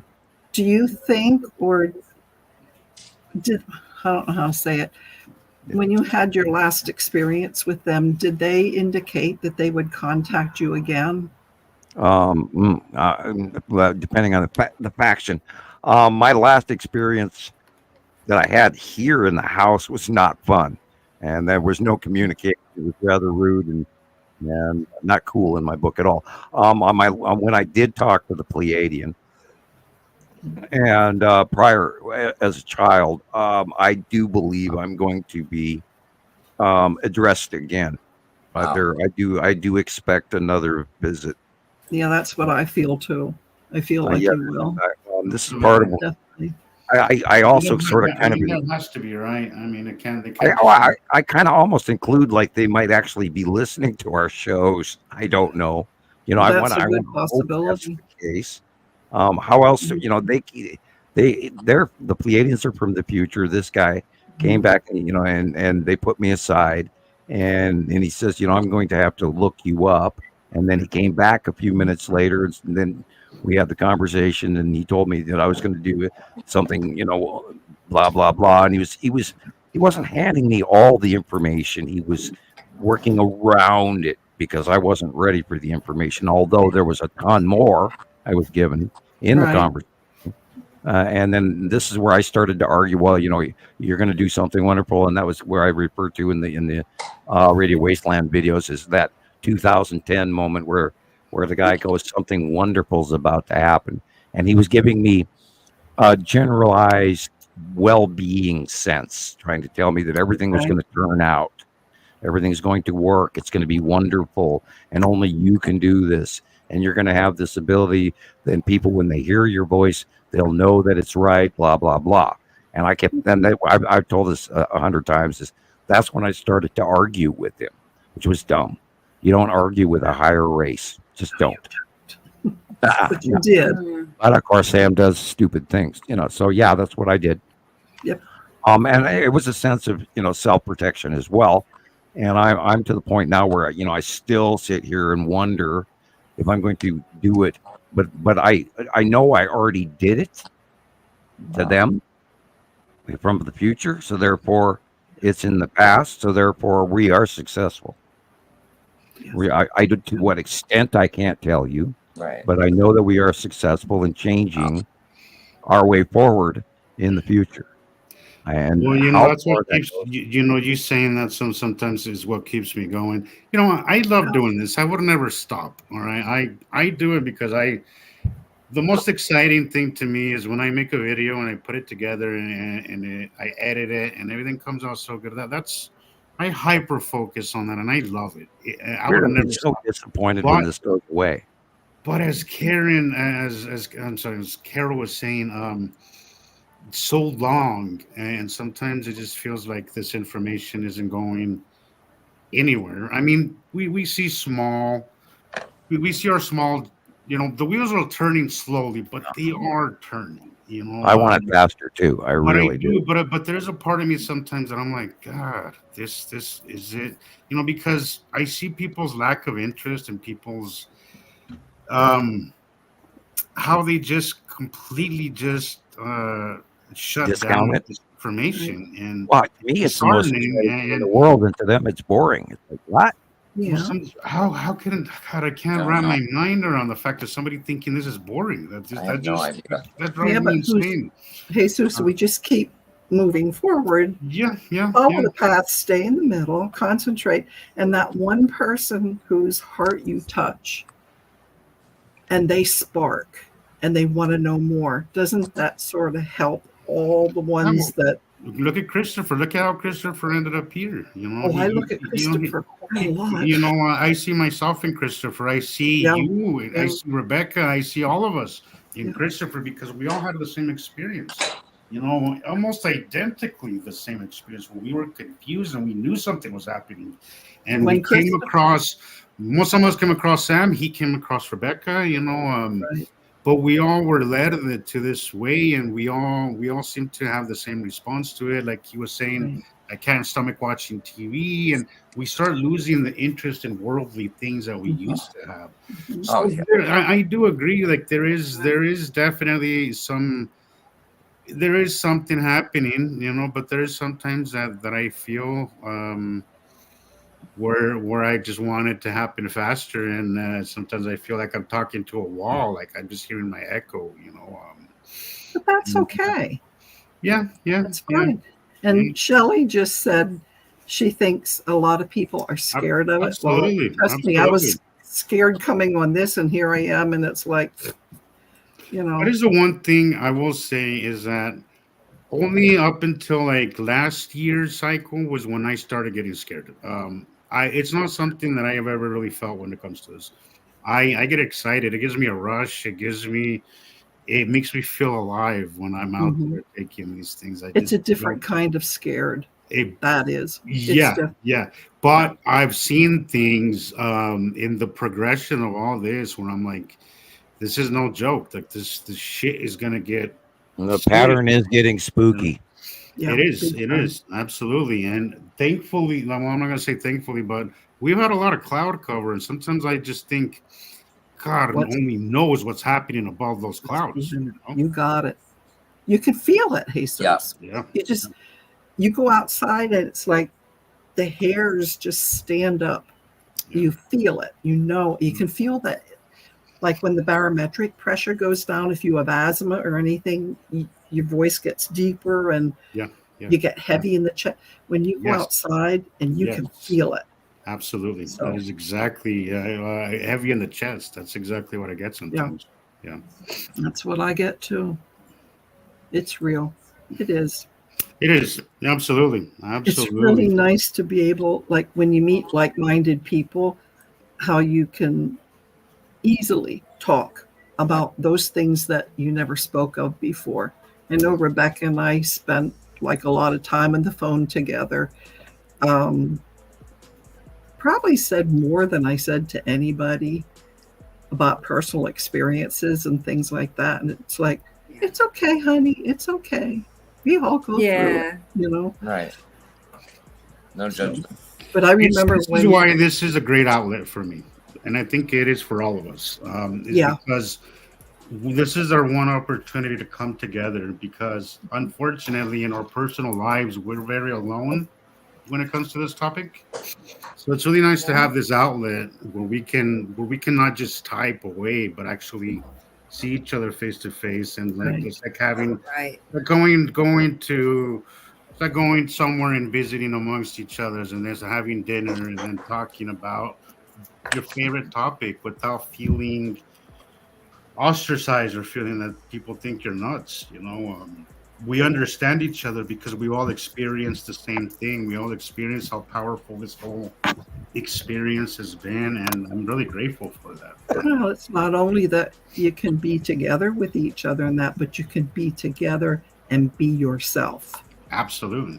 So this is the only time Bare bones. In my personal life where I feel that I'm 100% myself is on this show. You know, that's awesome.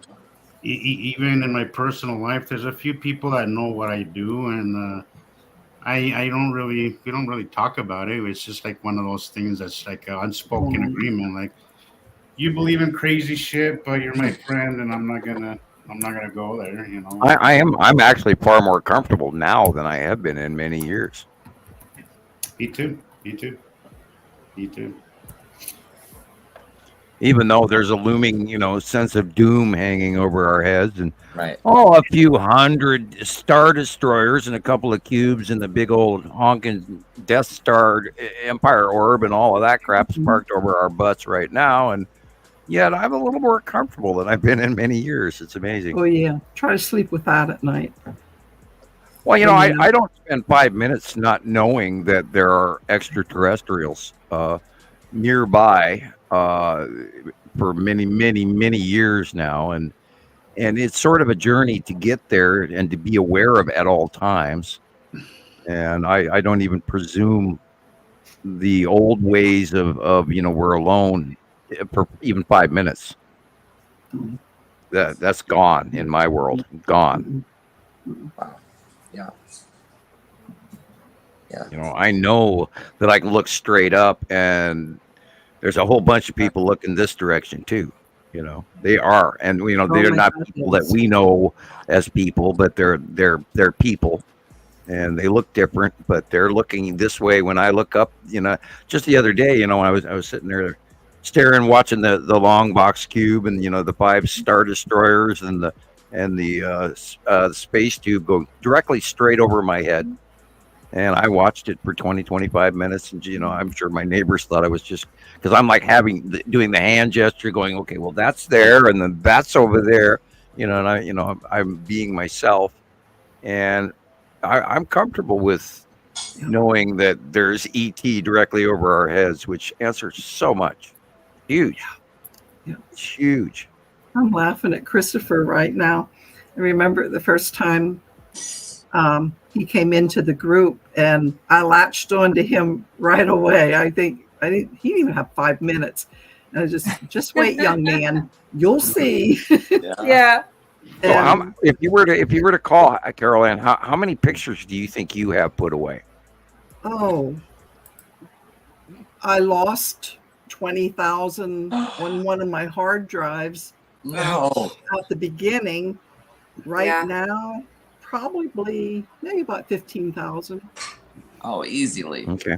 Yeah. Without a doubt.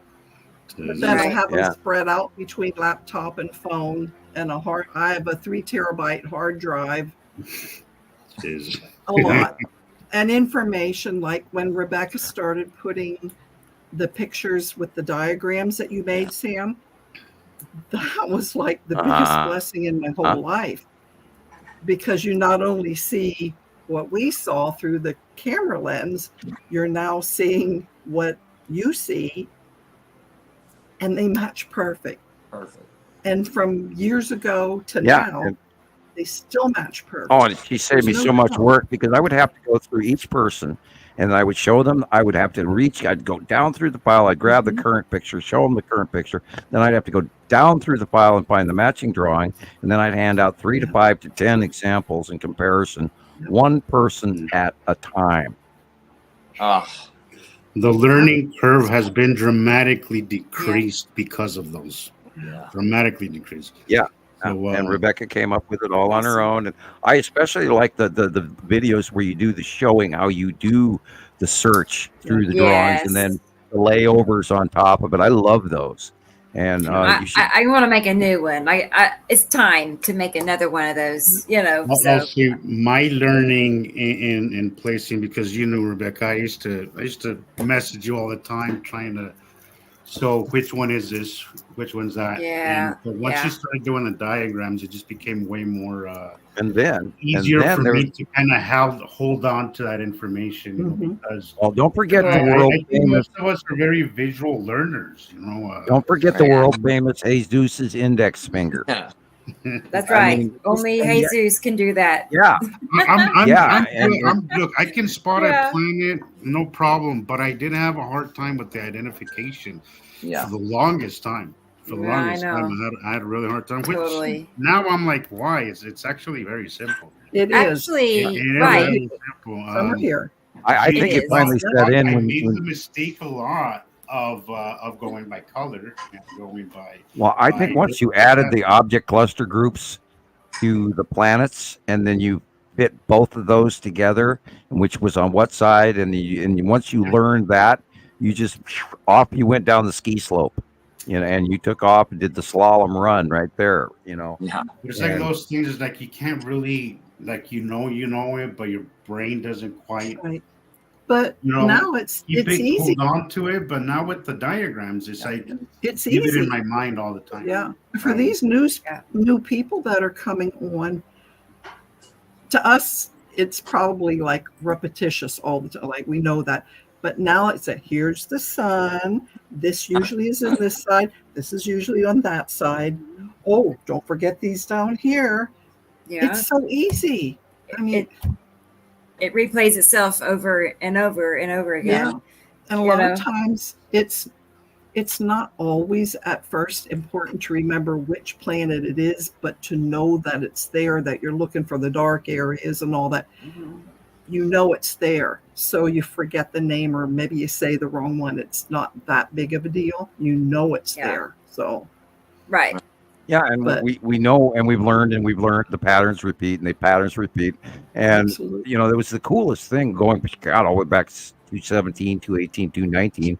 And we started seeing them happening again.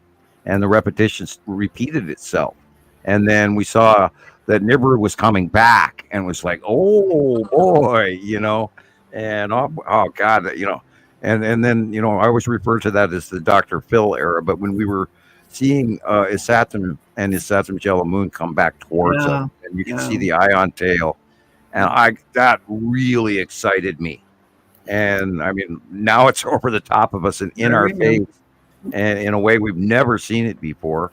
So it's dramatically exciting, and it's also dangerous and scary. And oh my God, what's going to happen this year? And wow. But the other nice thing, when people first learn about this, right away it's like, oh, they're going to crash in. It's like, no, they won't. Yeah. Because they're going by what we were taught in school, which was it's gravitational, everything's gonna. No, they still teach the old way in the schools. When I left,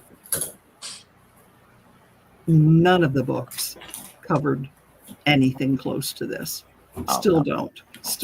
And it's and yet, for God, the electrical universe has been a topic for since the 90s. Yeah. And to me, it was an absolute had to be, because you can't separate one part of our world and our rules in subatomic chemistry and say that the rules exist here, but out there they don't. Which is the unification model that Einstein, for some reason, couldn't figure out, which still blows me away. Now, granted, I am many. But also, I think it's important to mention, Sam, that he said that he was not satisfied with his theory of relativity results. He was still working on it when he died. He was still working on it. But he had a notepad. Also take into account is that he became a rock star when he put that theory out. When we put those equations out, he became a rock star at a time where he was broker than hell. He was just broke. Yeah, and then he became an icon for the government. It's like it was an opportunity that why would he deny it? So he was still working on it. And I think it is important to say that he himself said that he was searching for the unification model. And the unification model is easy. You just don't call it gravity. You call it astrochemistry. It's atomic structure. It's electrical. It's the same gases that make up the tabletop, and compounds and molecules and everything exist out there for the same rules that in our tabletop. And they didn't get that. And I think it took them years to even perceive. And I think they still separate it to this day. I don't think people link everything as linked. The planets out there are connected to us in here, and I don't think people see that. I think it's really disappointing to think that they haven't put it together, because no kidding. I was observing on a shoestring funds, or budget. How do you say a shoestring budget? There you go. If we're using $20, $40, $50 cameras, sometimes even cheaper, and we've learned a great deal off of it. These people have much better technology. Wouldn't you think they would be a little bit ahead of the curve? A little more. It's man's stubbornness to kind of, especially when it comes to science. Science has been so stubborn. One of the areas in humanity where we are really, really lacking is science, because we're so stubborn and we want to add to what was learned yesterday, and sometimes it doesn't work that. Sometimes how do we tell scared people that the aliens have been here since 2009? Drastically here. Not they were here before. They've never really left. Their small factions always, but since 2009, there's been majority factional occupancy of our above Earth. From the Federation has been here since 2009. Not to mention the visiting planets where people or the demigods live on these visiting planets. But there's more than one faction here. How do they tell people? Because there's going to be a large percentage of the people who are so fearful that it's going to be destructive to them to find that out. It'll scare the crap out of them, their pants off them, whatever you want to call it. Or, turn your teeth snow white overnight, as they say in Monty Python. For those of you who know Monty Python. But anyway, it turned his teeth snow white overnight, because they didn't back then. Anyway, bad joke. How do you, I'm sure that's a huge part of the problem and the issue that we are facing, is there's going to be a voluminous amount of people that fear the knowledge of ET being here. about par for the course, though. And I go across that street all too easy by mentioning it and going, yeah, the long box cube or the Texas cube or the Empire orb, and me with my personally having met three off-world races. To me, it's old hat, second nature, and I can't even imagine people who are not in the know thinking about this or pondering the possibility therein. Amongst, as well as with the fear porn that does exist and the gossip and the hype and the unknowing. I don't know how we step across that subject with any level of ease or comfort. One of the things you have to remember is you saw them, so did I. Yeah. We're still here. Yeah, true. We're not bad people. We're normal. Yeah, I didn't go running, screaming mad, and jump off the nearest bridge. So let's hope that people have to actually just accept the fact that there are many other races, and they're here. They are here. This time, there's other people to talk to. When we were young, Sam, there was no one to talk to. Oh no, they'd lock you away. Exactly. Wow. So we held this in for a long time, but now we're comfortable, and we made it through. So will others. And that's why, as of the eclipse and the sixth seal thing, I asked Rebecca to put up to post publicly where we would comment more regularly about the Pleiadian message, and it is the closest version to the truth that I've come across that someone else created, other than me telling it. It's got a little bit of factional. A little. It's prejudice. Not too bad. It is not too bad. Of a human aspect to it, but and it's not the only version of the truth, but it is a suggested truth. It's close. Yeah, it's close. I think close enough. I think close enough. Yeah. Well, it's important. It's a very important message. Yeah. All the classes and that I took in my trainings, very close. But at that time, we didn't talk about planets. Well, yeah, coming to understand that the fact that part of our area of the system has been taken over by a war 300,000 years ago, and the transition and the changing of man to what we are, we're this version of us. It's important now that become known, and so we can work, and we have a goal to achieve a step away from the control level. And I'm not saying by violence, because only through diplomacy and intellect and compassion are we going to ever advance forward. I agree. We have to do things out of love, not out of fear or out of exactly out of hate. It has to be out of love.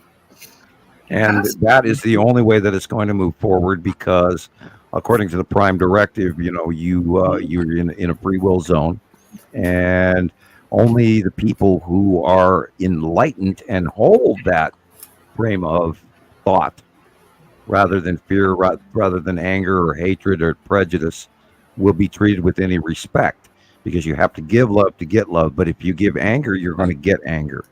You get what you give. And the only way we're going to do this is to earn our place in the future. And that's where we are. We are, and as of the 6th, the time has changed. I moved my message forward. Prior to that, I wasn't talking a lot about this.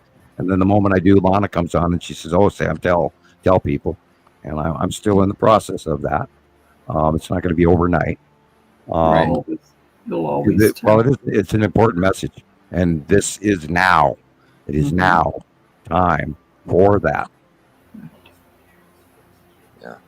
I waited years to actually just come out and say that, but it is, as of the eclipse, it is now time to bring that message forward, because it is the truth, or a version of the truth. But I think any time earlier than this wouldn't have been a good time, though, Sam. I think we're at the right time. And you said it about what Nostradamus said, is that in 2024 humans will start So I think that again, there's another piece of the puzzle right there, is that I think now is the best time to have started this podcast. And seemingly some of our peanut gallery went away. Yeah. I know that you kind of struggle with that. Did he lock up on us there? No way, I'm good with that. Yeah. You locked up. Say that again. I know that you're a little you have fun with this, so I know that you're kind of struggling with them being away there. You think so, Jesus? You think I do kind of miss them. I do. Yeah. I personally, they can stay away. I'm fine. I don't like arguing. I don't. I'm at a time in my life where I'm like, you could either be happy or you can be right. Well, it's not an argument for me anymore because I've got. It's not, but there's sometimes some people give off this energy where that it doesn't matter what you say. Oh yeah, That's where I stop. Yeah, I don't even bother with that energy level anymore. Which is part of the part of the fun for me. I'm on the ropes. I'm fine with talking to somebody that doesn't quite agree, but at least has a decency to talk to me with respect and like a normal human being. There you go. But if you come at me just making fun or having the laughing emojis or that kind of stuff, I'm not gonna go there. I'm just not. I don't. In the beginning, I argued a lot with people. I felt in the beginning I came into this very overzealous, and when I found this out, I was like, if I see it, everybody's gonna see this. That's right. And I learned quickly that it's not that simple.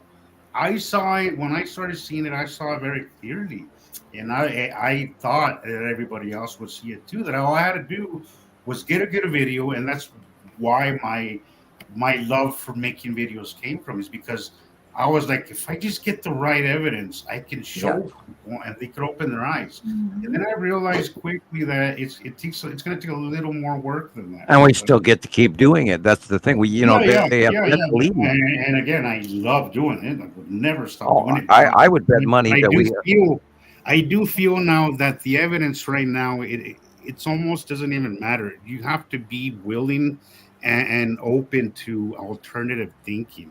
And if you're one of those types that takes his information from the news and lives their life by what the TV tells them and can't make that jump, from thinking for yourself and just, going with what society. Well, I think our best science is yet to come. I just don't think that you're ready for it. I don't think it makes you a better person. I don't think you're dumb for it or anything. I just think that you're just not ready for it, and that's fine. That's fine too, One person at a time. Person at a time. Yeah. Yeah, our best captures are yet to come when they're going away and they're illuminated and we get to see them and like the first 2013, 2012, 2014, 2015 it's going to be a beautiful, really cool show. And when they go get smaller and smaller and we see their colors and the asteroids, and hopefully that's going to be bittersweet though. It's going to be great views, great captures, but also you're going to know that they're kind of going away, and the further they get, eventually we're gonna go back to our boring skies. But we'll be at Comic-Con and we'll be showing everybody our computer pictures for the next decade. Yeah. And we're gonna be like, you missed the greatest show on earth, but I recorded it, so you can still. Right. We'll go down in posterity, Jesus. Sam's melted cell phones and electronics in a special museum box. Yeah. Yeah. Now that's funny, Christoper. Exciting.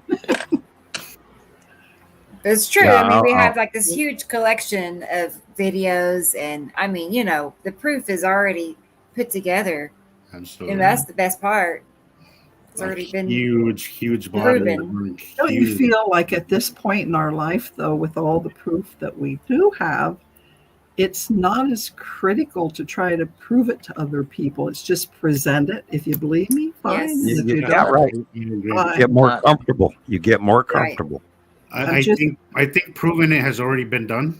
It has. I think it has already been done. I'm thinking like at my age, just finding the people who are willing to open their eyes and open their minds to this information. I think that's where those are the ones we want. Sabrina is right. She says, enjoy it while it lasts. Take more pictures and videos and write about it more and more as we can. And that's a contribution that you'll never be sorry to do. That's never. Right.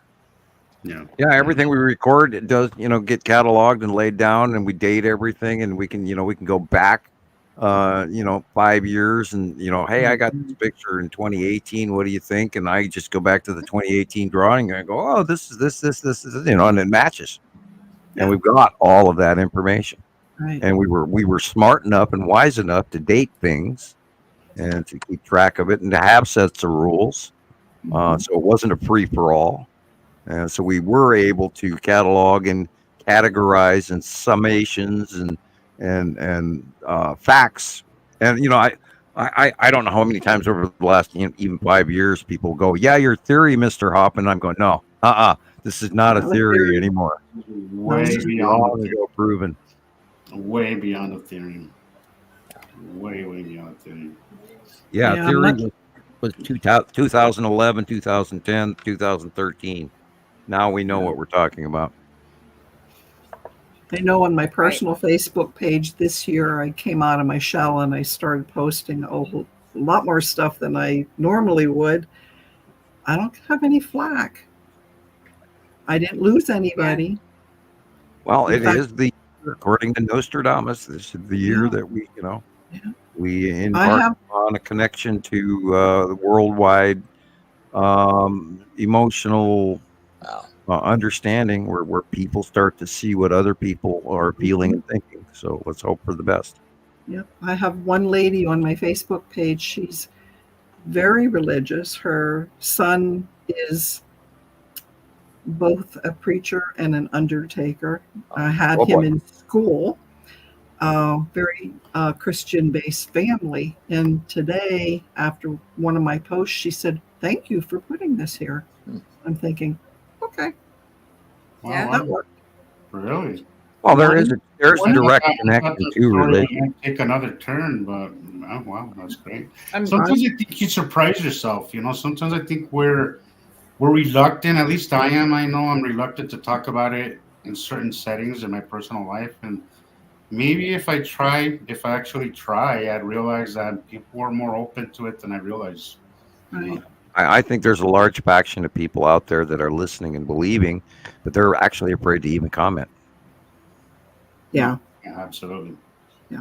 I have a few that message me personally, but they will not message publicly. They just message me personally, and I talk to them. I do see that. They will not publicly. They might see a like or two. But as far as commenting or anything, nothing. I get nothing. One step Okay, at a time. I'm empty. I'm going to be right back. I'm going to go get another pop. I'll be right back. Sam. Okay. All right. I'm not sweating anymore. You're doing great, Carolyn. You would never know you were nervous for a moment. I'm not quite sure where to look. I don't know if I'm supposed to look down here or if I'm supposed to look at the hole, or I just look at Christoper and Jesus up there in the corner. That's what I do. I look at you guys down there, but I know the camera is up here. Yeah, it's up I'm here. like you. I'm looking at you guys. And then I figured, okay, I often see Jillian with the phone, so I put the phone here. It's like, okay, now I can see the messages. I'm good. That's a good plan. Yes. Thank you for doing this for me, Rebecca. This was a big step. I'm really glad that you wanted to come on here, Carol, because I wasn't sure if that's something that you were open to. So it's nice to we've been wanting to meet each other for a long time. I know we have. As close as we can do that. That's not personal, but we're looking forward to that. This isn't bad, though. Happen, but it's not bad. For now, this is what we have, and this is a great outlet. This is great. I feel more connected to you now, just because we've had that personal face-to-face. And just remember, Jesus, years ago when Nancy was moving out of Alaska, meek person here called you on the phone and said, I think you need to talk to us. Remember that? We had you on. It was Nancy Greenler and me. There was somebody else. I forget who it was, but we got. Who was the third one? You're right. There was somebody else. I don't remember who it was though. Well, Jillian was talking to you guys at the same time. You know what? It probably was.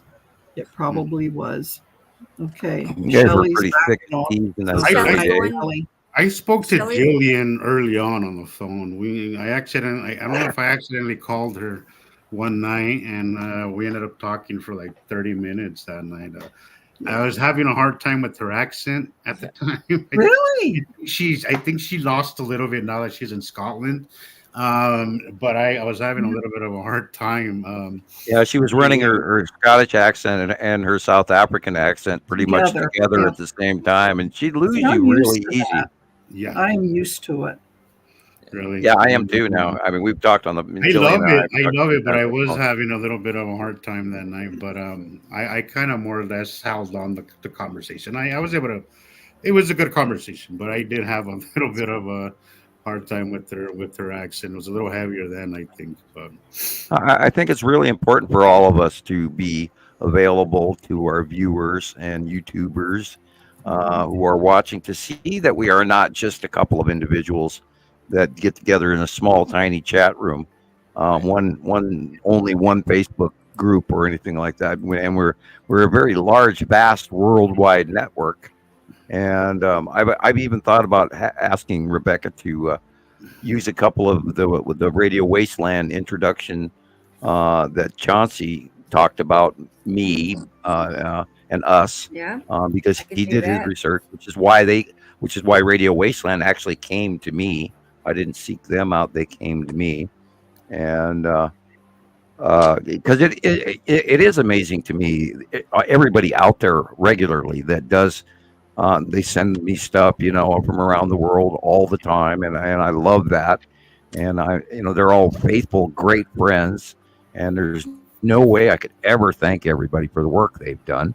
And it is such a huge group effort, and we do need to show that to new folks out there that we're not just 5 crackpots sitting in one room talking about the Pocky One Chip Challenge. So we're a worldwide network, and we've all done the work, and we all see the planets, and we're not crazy. We really aren't. And I might be, but no, that's other things. I'm crazy about Star Wars. I don't know why I'm going there, but I played Star Wars today anyway.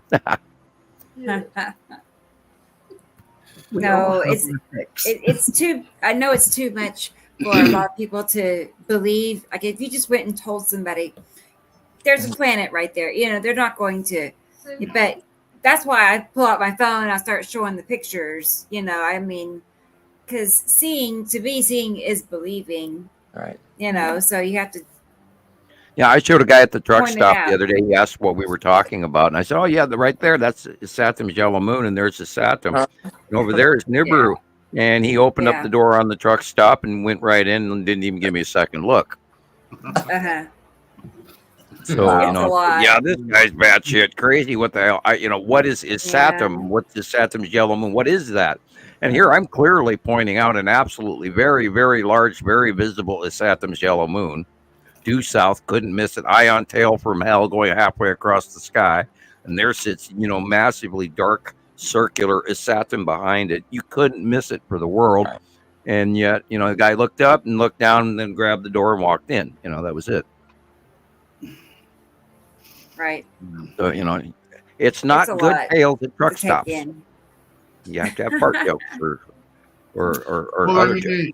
What is and I don't like quoting this movie because I find it a little exaggerated, but the first Men in Black, Tommy Lee Jones, when he's talking to Will Smith, what does he tell him when he's telling him the truth? He's all, humans don't know and they don't want to know. They think they got a good beat on things, and unfortunately for the masses, that's kind of true. They don't want to know that they don't know. A lot of people don't want to know. A lot of people are fine with the world the way they think it is, and they're fine with that, and some people will, as they say on the Matrix, some people will even fight to protect,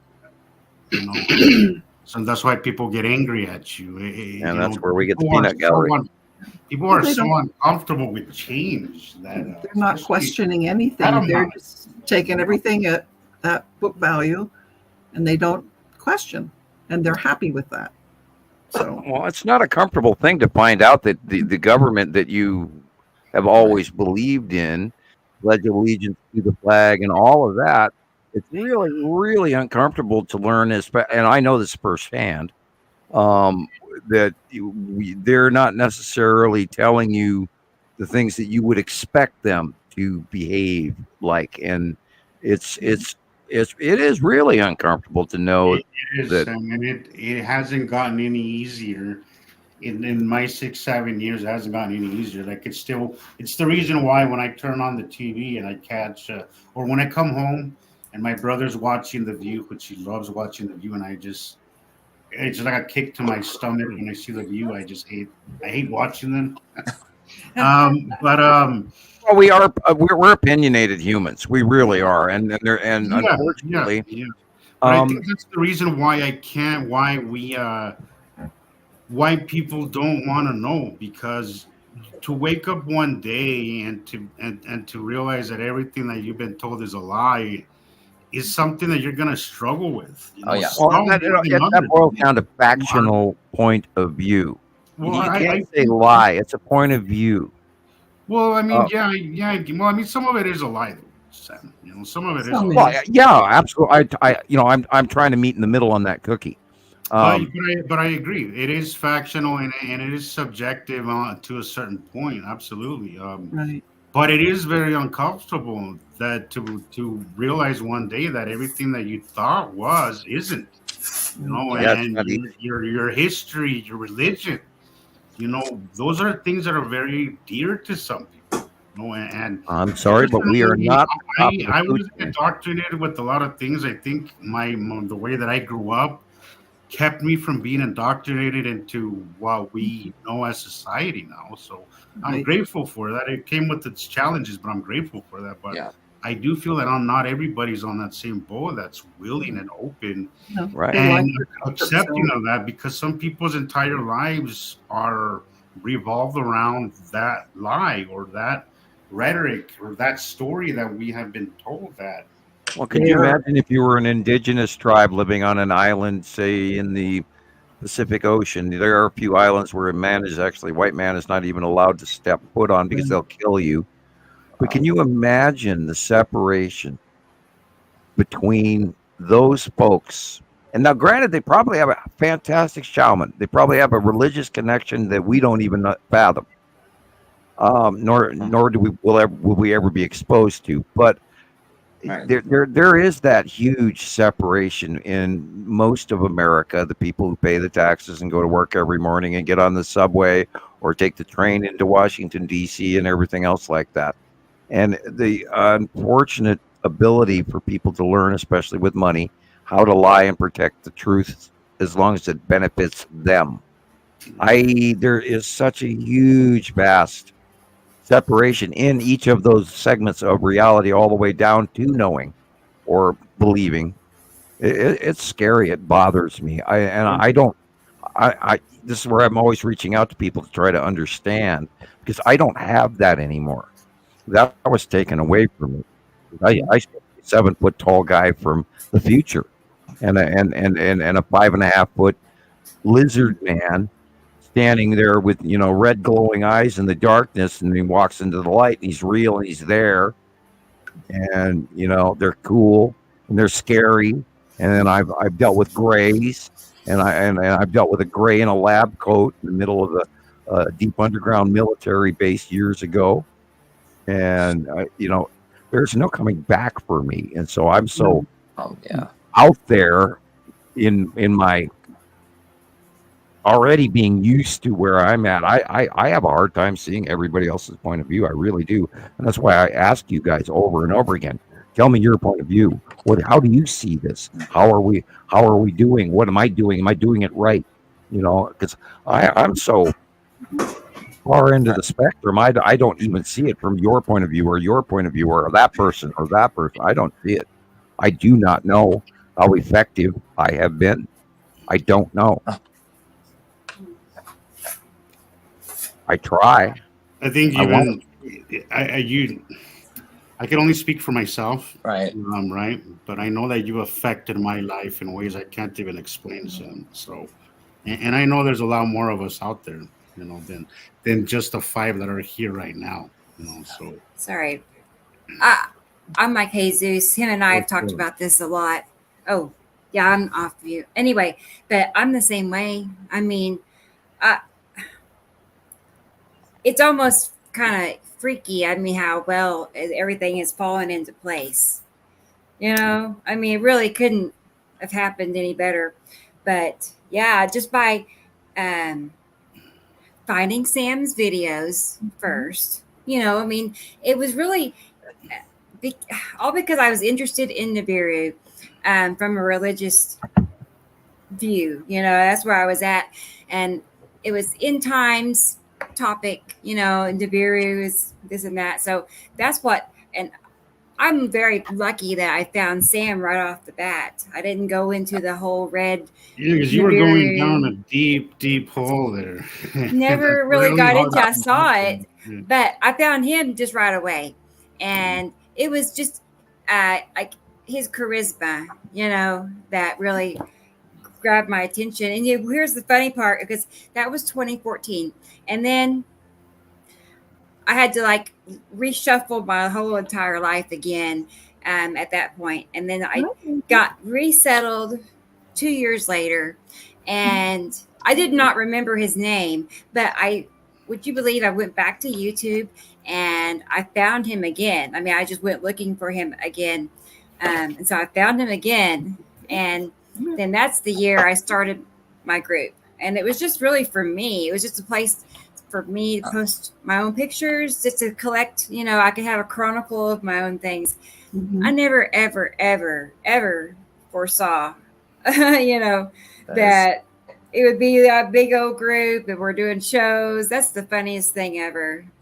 Yeah, I would have never thought we'd be doing this. I never. No, it really is. I really started out thinking any of this was gonna be a thing. No.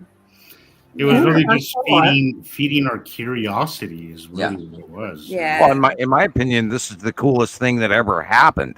Absolutely. I'm just in awe that I get to see this. Without a doubt, I can't tell you how often I'm thanking you and thinking I just look up at the sky and I just feel so grateful that I'm able to understand enough to have the presence of mind to understand what it is I'm seeing, because God, would I be upset if it came and went and I would have been oblivious to it. I don't think I would have gotten over that. I would have. And how exclusive we are. We know stuff other people don't know, and it's a cool group. But hopefully. Well, and example is that you said, well, I found Sam's videos or I came across your information. So obviously the job is getting done. That is what is important, is we are here to, as a group, we team up to share and disseminate the truth and the fact and the new information about what most everyone already has inside them. And that's why they're looking in the first place. They know something's wrong. So they start looking. And because it's inside you, and then you find the right place, because that is your path in your time when you're ready for it. And only when you're ready for it does it occur. And this is the moving forward of the information towards our future, which has all been laid out for thousands of years as a plan. There is a plan, believe it or not. And it's happening. It is happening. And that's all I know. I mean, I don't see how well it's happening. I know it's happening. Whoever thought that you'd be talking to people all over the world on a daily basis? Yeah. I was thinking about that today. I mean, how we went from just having Sam's interviews maybe twice a year or so on Radio Wasteland. I mean, it was not too often, 3 times a year. It wasn't that often, That was about every 3 months. We would. It was about 3 4 months, times a year. Okay, sorry. But to me, it seemed like forever, I guess. But still, it wasn't enough. It was forever. I had my moments where I was literally fiending for one of I was so excited. Interview. Yeah. And now we get to do it personally. And I remember we never got part 2 yet either. Yeah, I remember. No, it's really upsetting. That's really upsetting. Hey, upsetting. Chauncey, we're still waiting for part 2. That's funny. You know what I remember about the Radio Wasteland when Sam started doing them? We would all sit in our little tiny group that we had at the time with Sam, and we'd all say, whose name is he going to say tonight? And if our names were mentioned, we'd be going, woohoo! Right? Yeah. That was the great part. Yep. Yeah. All of our wonderful members that, we all worked for this. You had the whole list. You would say Andy Poole from England and Matthew Weave from Malaysia. Yes. Well, I was trying to include everybody, and because it is a we, I don't say me, I. It is a we. We gathered this information. We compared the notes. We shared pictures. We talked about it, and we found all of this information, and we got to watch the planets come in when they were much, much smaller, and we got to figure it out together as a group. Well, not always. And you grilled us pretty hard. I don't know. Yeah. I'm kind of tough. I push and I pull. I remember when the black spot on the sun, and I would send you those pictures in the group, and everybody going, "What's that?" And Jalene'd say, "What?" What's that black spot? Black spot, Sam. Tell us what. No, you have to tell me what it is. And you made us work for 2 weeks. And then finally I said, Sam, it's a ship. It has to be, because it comes and it goes. It has to be a ship. Bingo. But you wouldn't tell us what it was. And you just did say it. You went bingo, because that's what all I would type back. I would type back bingo. Bingo, always. And I still say that. So I learned early in the first few years that if I just told everybody the answers, they didn't retain it. It didn't stick with them, and they bypass over it real quick. And so if it's information that you yourself learn, you remember it. Oh, yeah. And I learned that early. And so that's why I spent a lot of time dropping metaphors and handing out music with, the answer inside the lyrics.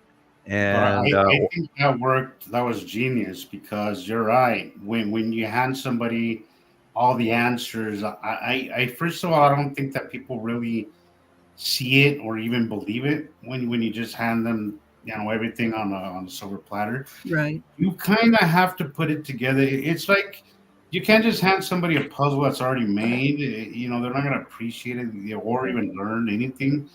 You kind of have to help them put it together, Absolutely. I agree. I see a lot of people who want that instant gratification, and I think that's a big problem with learning. The number of times people yelled at me over that.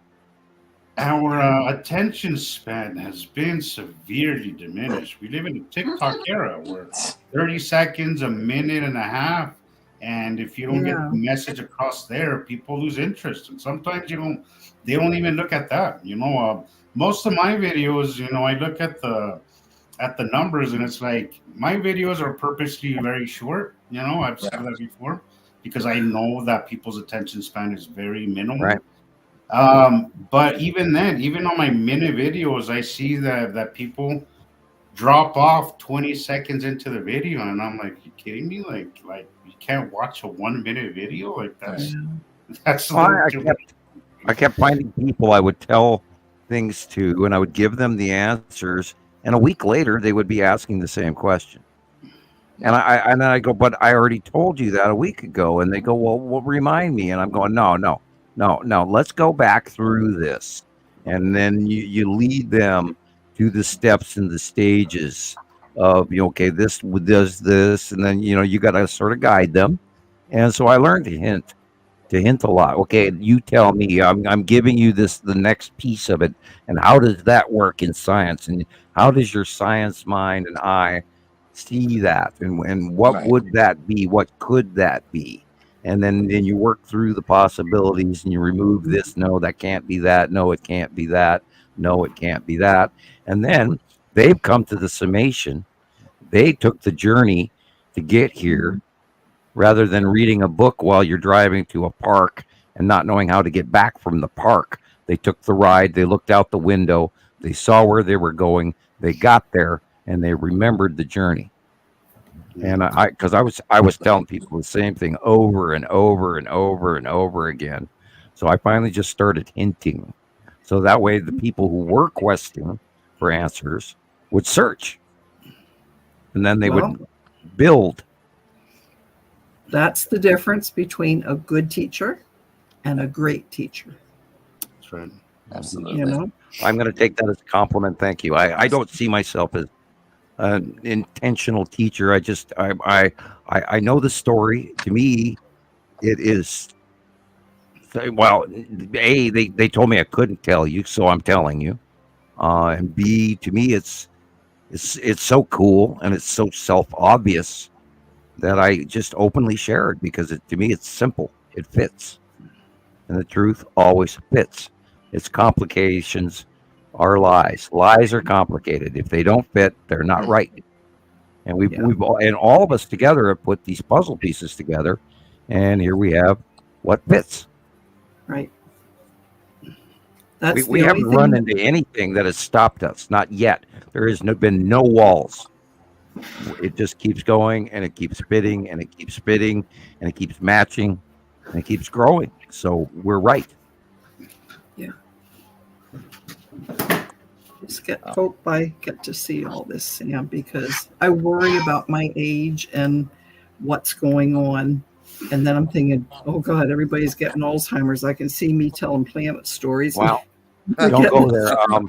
It's when you deal with the positive, and you are assured. Yeah, don't go into the fear department, because then you're wasting your time, and you're burning out. It's a human thing. I worry about it too. I mean, don't dwell on them, but you gotta think of them. I'm no spring chicken anymore either, and I'm running. I got the thyroid issue and all of that crap going on, and I'm not pleased with it, but I was told I get through it. Where that goes, how far that ends, I don't know.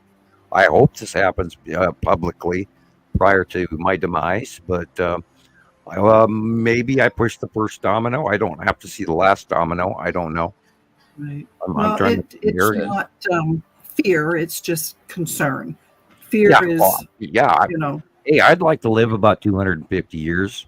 Oh, that'd be and cool. be healthy, and not if I wasn't, but if I was old and wrinkly and couldn't move, no, thank you. But I'd like to self-heal and live 250 years. Thank you. You do the best we can. So, I plan to get through it one way or another. And I don't plan to quit until, they tell me I can't anymore. That's it. We keep going. You know what, guys? It's 3:30 here, so my I think I'm going to cut out. I think we're all going to call it a night, too. Yeah. That might be a good thing. Thank you so much for letting me. My butt is starting to feel it. I need to go walk around. Yeah. Hey, we had a good second half of the show. Was really good. Yeah. I was kind of in and out of it, and then you came on, Carol, and you kind of got me back. Yeah, you got new energy. It did. That shook things up. Yeah, we were all quiet tonight. Had nothing to say. We were all tired. And then you came on. We all perked up. Kind of a day. Yeah, just that kind of a day. It's a heavy day. I'm grateful to all of you. Thank you. Your cameo was awesome. It was wonderful meeting you. Thank you so much. Now, when I tease you, at least I won't scare you, right? Oh, no. I won't scare you, Christopher. No. Okay. Good night, everybody. Okay. All right. Good night. Thank you, guys. Hope to see you again soon. Perfect. Okay. Well, we'll be back Saturday, y'all. Saturday, 2:00 Central. Y'all know. Okay. Thank you. Bye. Bye, Sam. Good night, Rebecca. How do I get out of here? Bye, Chris. Later, I'll close Sam. it out, Carolyn. Okay, Bye. thank Bye, you. Sam. Bye, everybody. Bye bye. Take care. Bye, Sam. All right. All right. All right. Guys. Okay. Bye bye. Come on. Bye. All right. I'm going to leave too. I'll talk to Yeah, me everybody very too. soon. I'll talk to you Good night. later. Okay, bye, Awesome. Sam. Good night. Bye. Good show.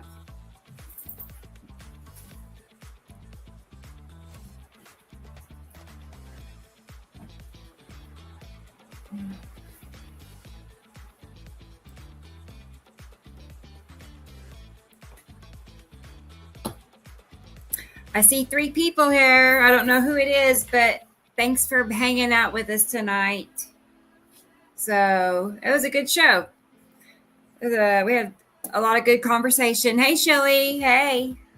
Yeah, it was fun. So we have to, we'll figure it out. I'll message you on Messenger and we'll figure out like this Saturday. Is that what you're thinking? This Saturday? So just let me know. We'll start there. I have another guy named Russell. He's been in our groups for a long time. And anyway, I've also invited him. I think he might come on early on Saturday. So you might he'll do the first half and you could do the second or something. I don't care. So we'll figure it out. But anyway, yeah, we went, 7 hours and 24 minutes. It's not our longest show. Our longest was a little over 10 hours. It's not like we, have to force ourselves. Obviously, you can see, we can't stop talking about it. We just sit here till we fall asleep to talk about these clouds, and because nobody else is going to listen to us, nobody else is going to accept it hardly, let alone, want to look at the same pictures over and over again. So we can't get enough. We're obsessed. So anyway, we're just waiting, for like the right viral video or situation, that blows the cover on this, because it's already, the work is already done. It's all right there, I know you all know. So anyway, I'm just rambling now. It's like I said, it's like 2:30 in the morning. Poor Shelly, I know it's 3:30 for her, 3:40. So we got to get some sleep, so anyway, I'm going to go ahead and close this out. But I just wanted to say hi. And I'll do a live for you guys soon. I've been waiting for the sky to cooperate, because I would love to, do an outside live, because those are my favorite. But I have to wait for the right situation, because it has to be perfect. So. But anyway, until then, we can do lives here on the computer. I have gobs of pictures, and we can answer questions and make all this make sense. So we'll do that sometime too. So, but it's been wonderful, guys. 7 hours, 26 minutes. We're going to go ahead and wind it up here. So I'll talk to you all soon. So y'all take care. Bye, Shelly. Bye-bye.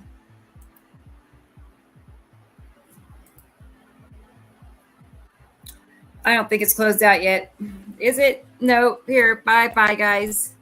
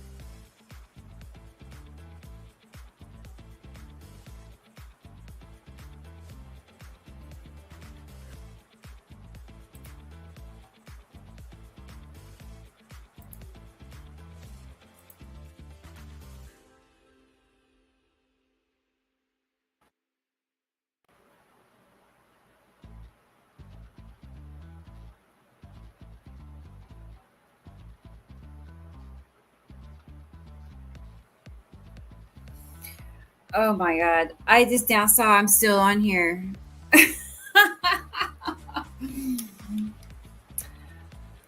That's okay. Well, okay, guys.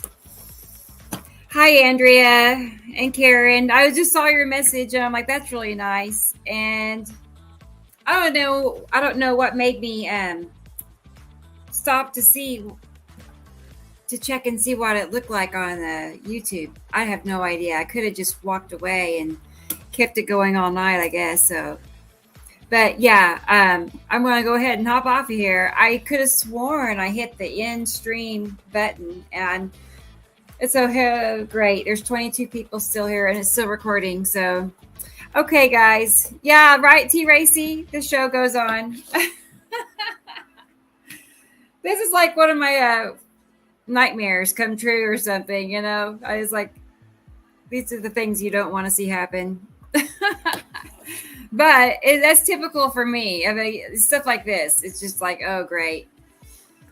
I just, you know, it builds character, I guess, after decades of it. So anyway, but yeah, thank you all. This has been a great show. Like I said, Carol Ann, she came on at the tail end and did a 180 really, because I don't know, I think we were all just feeling kind of maybe tired. That's the best way I can explain it. It's just we're tired. But so anyway, I was very surprised when she messaged me asking to, as I was a few days ago, she asked me to be on to help me with the group as far as member requests and just overlooking things, which is great, because man, she's got so much experience and she's perfect for it. So I'm happy she's there with me now. I mean, helping me with the group now. So it's even better. But yeah, I can't wait to have Carol Ann back on again. So we'll just make that a regular thing, hopefully. So, and I have a guy named Russell Neal. He's in California and he's been in Sam's group for years. And him and I, I've known him for a long time, it feels like. But long story short, I think he's going to join us Saturday. And I forgot how many, he was telling me about his collection of pictures and videos, and it's way up there, many, 20, tens of thousands. I don't know. I'll have to look and see, but I'm excited to see what he has in store for us, because anyway, so that'll be an exciting thing. And I think Shelly is going to hop on too. I don't know. Saturday is going to be fun. So, but anyway, yeah, okay. Well, I'm going to go ahead and close it out now, guys. So like I thought I did earlier, but this time I really am. So, okay, y'all take care and we'll see you again Saturday. Okay, bye-bye.